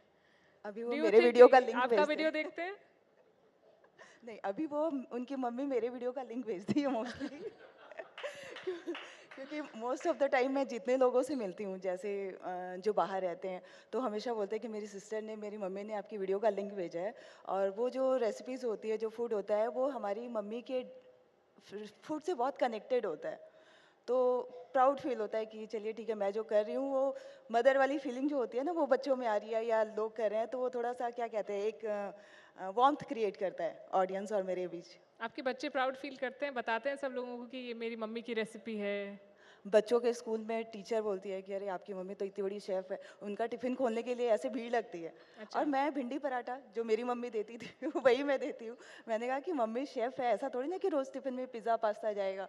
तो पहले बच्चे, मतलब बेटा जब बड़ा होने लगा तो उसको ऐसा लग रहा था कि नहीं, हर जगह जहाँ पे जाओ लोग फ़ोटो खिंचवाते थे, तो थोड़ा सा उसको एम्बैरेस फील होता था। बट फिर मैंने उसको समझाया कि आपकी मम्मी क्या कर रही है, आप देखो। हाँ, मैं सिखा रही हूँ, मैं एजुकेशन वीडियो बनाती हूँ, तो ये सारी चीज़ें जो मैं अगर किसी को सिखा रही हूँ तो यू शुड फील प्राउड। अभी वो बहुत खुश रहता है स्कूल में, उसके पेरेंट, मतलब उसके टीचर, प्रिंसिपल सब मुझे जानते हैं, तो अभी बच्चों को भी बहुत अच्छा लगता है।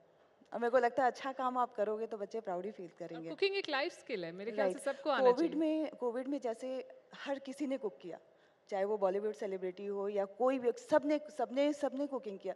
तो मेरे को लग रहा है कि बच्चों को क्या, हर किसी को खाना बनाना तो आप सीखना ही चाहिए, क्योंकि यू नेवर नो सिचुएशन फिर से कभी कैसा आ जाए। बिल्कुल बिल्कुल। श्रुति, डू यू थिंक दैट बहुत सारी महिलाओं के लिए, जिनके लिए ऑफिस जाना संभव नहीं था, जिनके लिए एक जो ट्रेडिशनल करियर ऑप्शंस नहीं थे, सोशल मीडिया ने एक नया, कंप्लीटली नया एक आयाम उनके लिए खोल दिया है कि आप घर में अपना फ़ोन सामने रख के जो आप कहना चाहते हैं वो कह सकते हैं। Do you feel empowered when you see your voice reaching out to so many people? Yes, of course.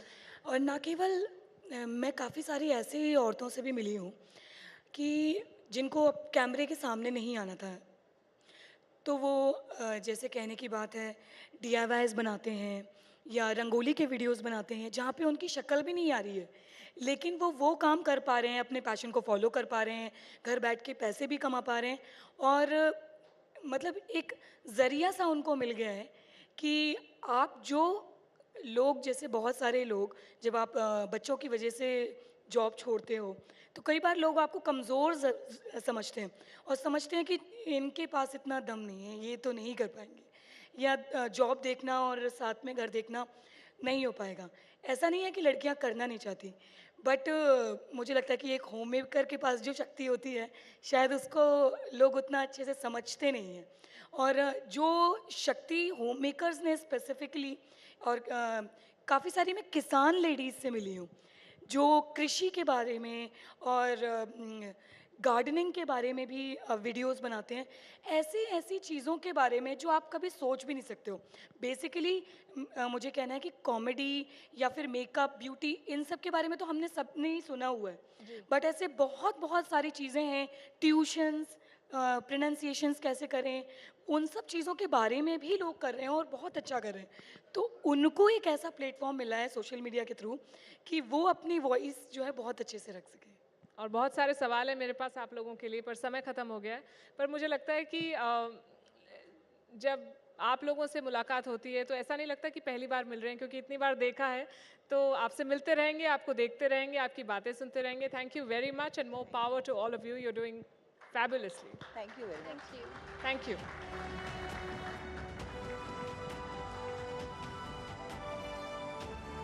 Thank you so much, ladies and gentlemen, and thank you so much all the lovely ladies who have joined Palki on this very august stage. Thank you so much for joining us. Ladies and gentlemen, a huge round of applause once again for everybody here. And Palki, I request you to please felicitate all the ladies here.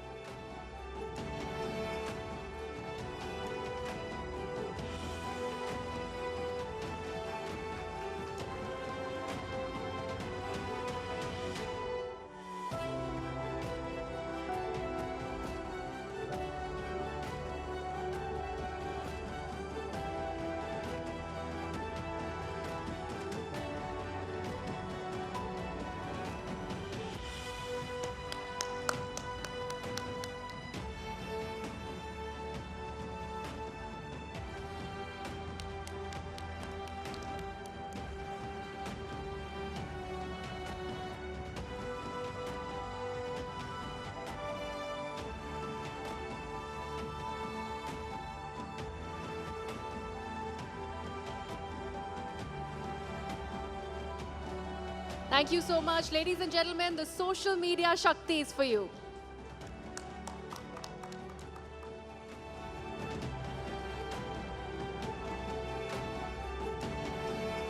Thank you, Palki.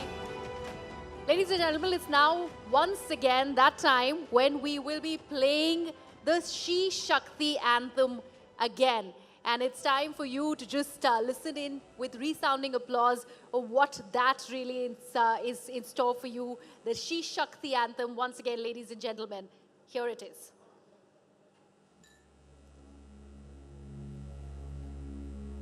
बेड़ियों को चुप्पियों को तोड़ के चली हूँ मैं, तेज है मेरी लहर तूफानों से लड़ी हूँ मैं, सांस ले रही थी कब से आज जी रही हूँ मैं, स्थान है मेरा जो उस पे हक से अब खड़ी हूँ मैं, हिंदुस्तान की बेटी हूँ जो चाहूँ पाके रहती हूँ मैं, शक्ति हूँ कर सकती हूँ, हाँ मैं शक्ति हूँ, क्रूरता का शूरता से देती हूँ जवाब मैं, जंग हो या झुंड हो मशाल मेरे हाथ है, विश्व के उजालों में हूँ देश का चिराग मैं, हिंदुस्तान की बेटी हूँ मैं, गर्व उसका रखती हूँ मैं, शक्ति हूँ कर सकती हूँ, हाँ मैं शक्ति हूँ, मैरी हो या साइना मिताली हो या कल्पना,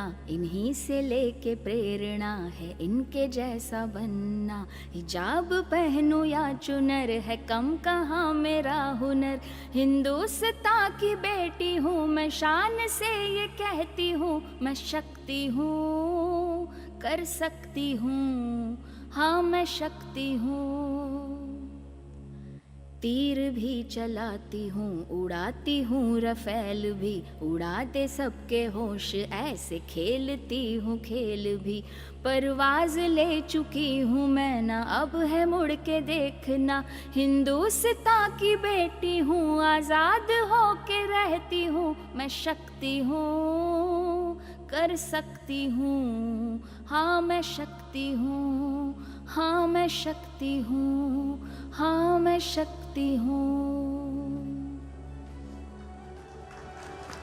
Isn't that beautiful, ladies and gentlemen? Thank you so much. And that concludes our evening. Dear esteemed panelists, distinguished invitees, and generous sponsors, on behalf of the entire team at Network 18, I'd like to extend our heartfelt gratitude for your invaluable contributions to the Rising India She Shakti edition. Your presence and insights made the event a resounding success, leaving an indelible impact on all those in attendance and those who joined us via our live stream. Lastly, but certainly not the least, we extend our sincere gratitude to our sponsors whose generous support made this event possible. Our sponsors, presenting sponsors, Quest Corp, associate partners, Reliance Industries Limited and Goldie Masale, and gifting partners, Sonora. और इस भव्य आयोजन she शक्ति का अटूट हिस्सा बनने के लिए आप सभी का बहुत बहुत शुक्रिया, बहुत बहुत धन्यवाद. आप सभी की मौजूदगी, समर्थन और समर्पण ने शी शक्ति को सफल बनाने में अपना महत्वपूर्ण योगदान दिया. इसके लिए आप सभी का तहे दिल से शुक्रिया. Thank you so much, ladies and gentlemen. Dinner is served. We'd request you to join us for dinner.